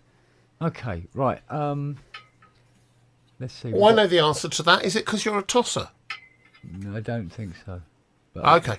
It's possible. Right, let's see if I can place. Okay, now I'm still trying to work this one out, I'll be honest with you.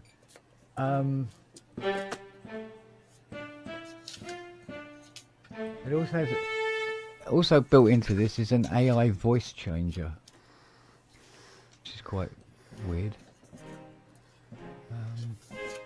Putting it to we got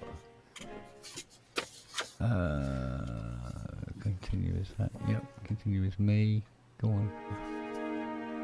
There seems to be an awful lot of setting up that has to be done with this. Right. Collect this one. Right, put it in. Here we go. Okay, come on then. See if I can get this to come up.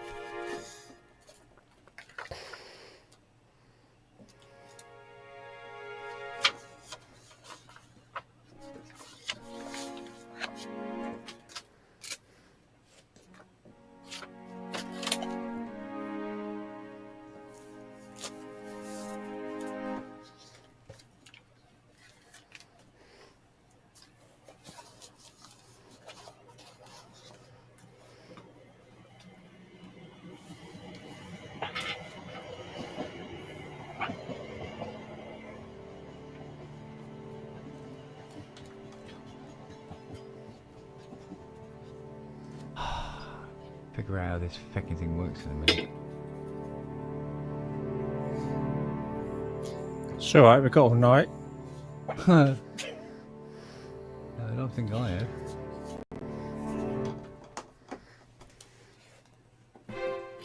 Where's the... So where's the fucking data go? I just put in it.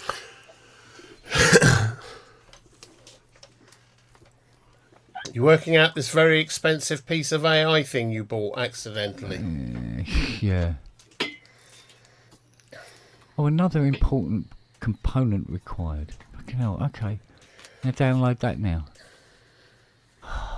Mate. We can get there in a minute.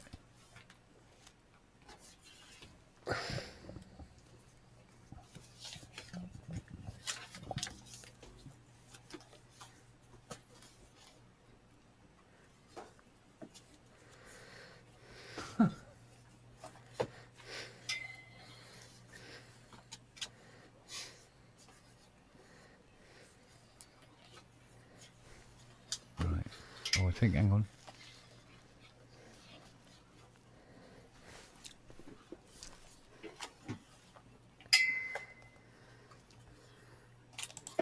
Okay, fair dues. Not quite sure what the fuck that was. Let's put in some scenarios.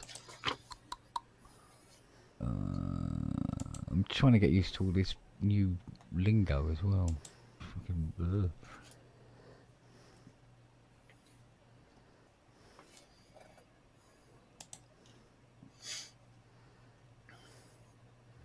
Hello. Hey. Trying to get used to this new... How's this still running? I think Kent kicked himself out. Yeah, but how's it still running if he's the admin? I'm not an admin for this. He doesn't know himself. Right. It just kicked me. Fucking thing just kicked me out. You twat. No, you So kicked how come the whole thing didn't shut down? None of us are admins. How did it carry on running? Because I set it up to do that. Just in I case love you. something like that happened. I love you. I don't And care it what did. the others say. It did. I'm going to have to spend some time with it. I honest to God, I'm going. What the fuck is going on here?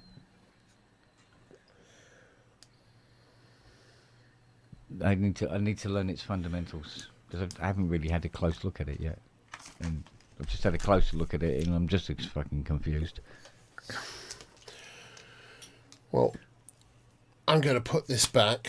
I'm going to order a proper professional grade 1/8 inch to whatever thing is so I can Oh, right. play with the Evoke because that cable was knackered, and I'll do a proper review. You'll need lube. Yeah. God help us all. Either that or gravel. I like it rough. No, Keith doesn't need lubes. No chalk. No chalk dust. Not David. David might. Anyway, you know what, guys? It's time for me to fuck off. Yeah, I've Well, got it is VAT the- return to do tomorrow morning, so I'm going to It's fuck the off. bewitching hour, isn't it? I think so. Yeah. I'm quite happy to. And I'm back in the workshop tomorrow. I will watch you, Kent. Because Let's I'm see if we off can all do these week. 5 synthesizers in 5 one day. cents. You know, if you do it, man, you're fucking man. Well, we'll see. We'll see what they throw at me. Yeah, but you're the king, man. We'll see.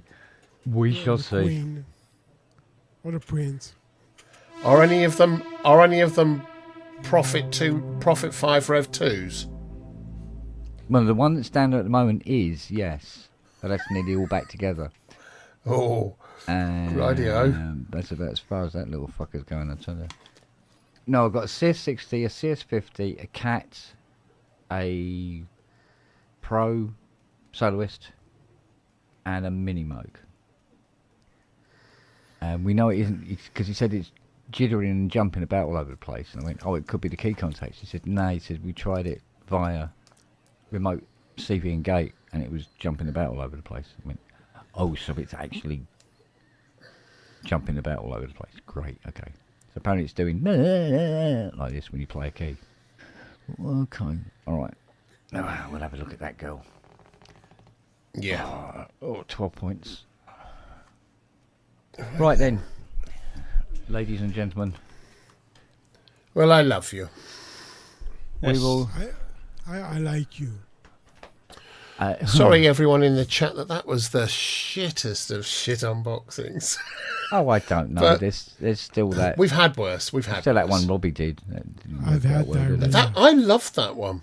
I maintain that was a brilliant unboxing because my one with the Moog 55, Behringer that Moog was the 55. funniest thing I've seen that on the was internet ever. Best ever. Yeah, How many fucking cables? 500 or something ridiculous. Yeah, something like about 500 and something cables. Dumping cables over your head. Best ever. Yeah, I've still got like 2 full carrier bags of 3.5mm cables. ACO head, I've got 2 full carrier bags of regret I wasn't able to show you that. But I do enjoy torturing you as well. Yes, I do enjoy that. You know that, with the cable ties. And yeah. And the butt Yeah. plugs. Yeah. Yeah. Oh, man. Okay. Well, thank you for a nice evening, gentlemen. Yep. I love you. Indeed. Yes, absolutely. We will return to these streaming of patheticness tomorrow. Yeah. Okay. Yeah, man. Yeah. As See we you watched- later. As we watched an Bye. old man scream and shout at old keyboards. For no apparent Well, reason. enough about me. What about you? What are you doing? No, that's exactly what I'm going to be doing. Ah, right. Okay. Yeah. No, Swearing at Andrew, them. you scream at clouds. And Keith, Why, you yoda. scream at modular stuff. I like modular stuff. It's just I can't do it because if I do, What's that thing? that will be me down the rabbit hole forever. That was it. That thing Jimmy Carr done, where he said, it's always if you get a jellyfish sting, it's good to pee on it. And he goes, I tried that on a small boy. The parents were livid. Well, although he'd been dead 10 minutes, you never know.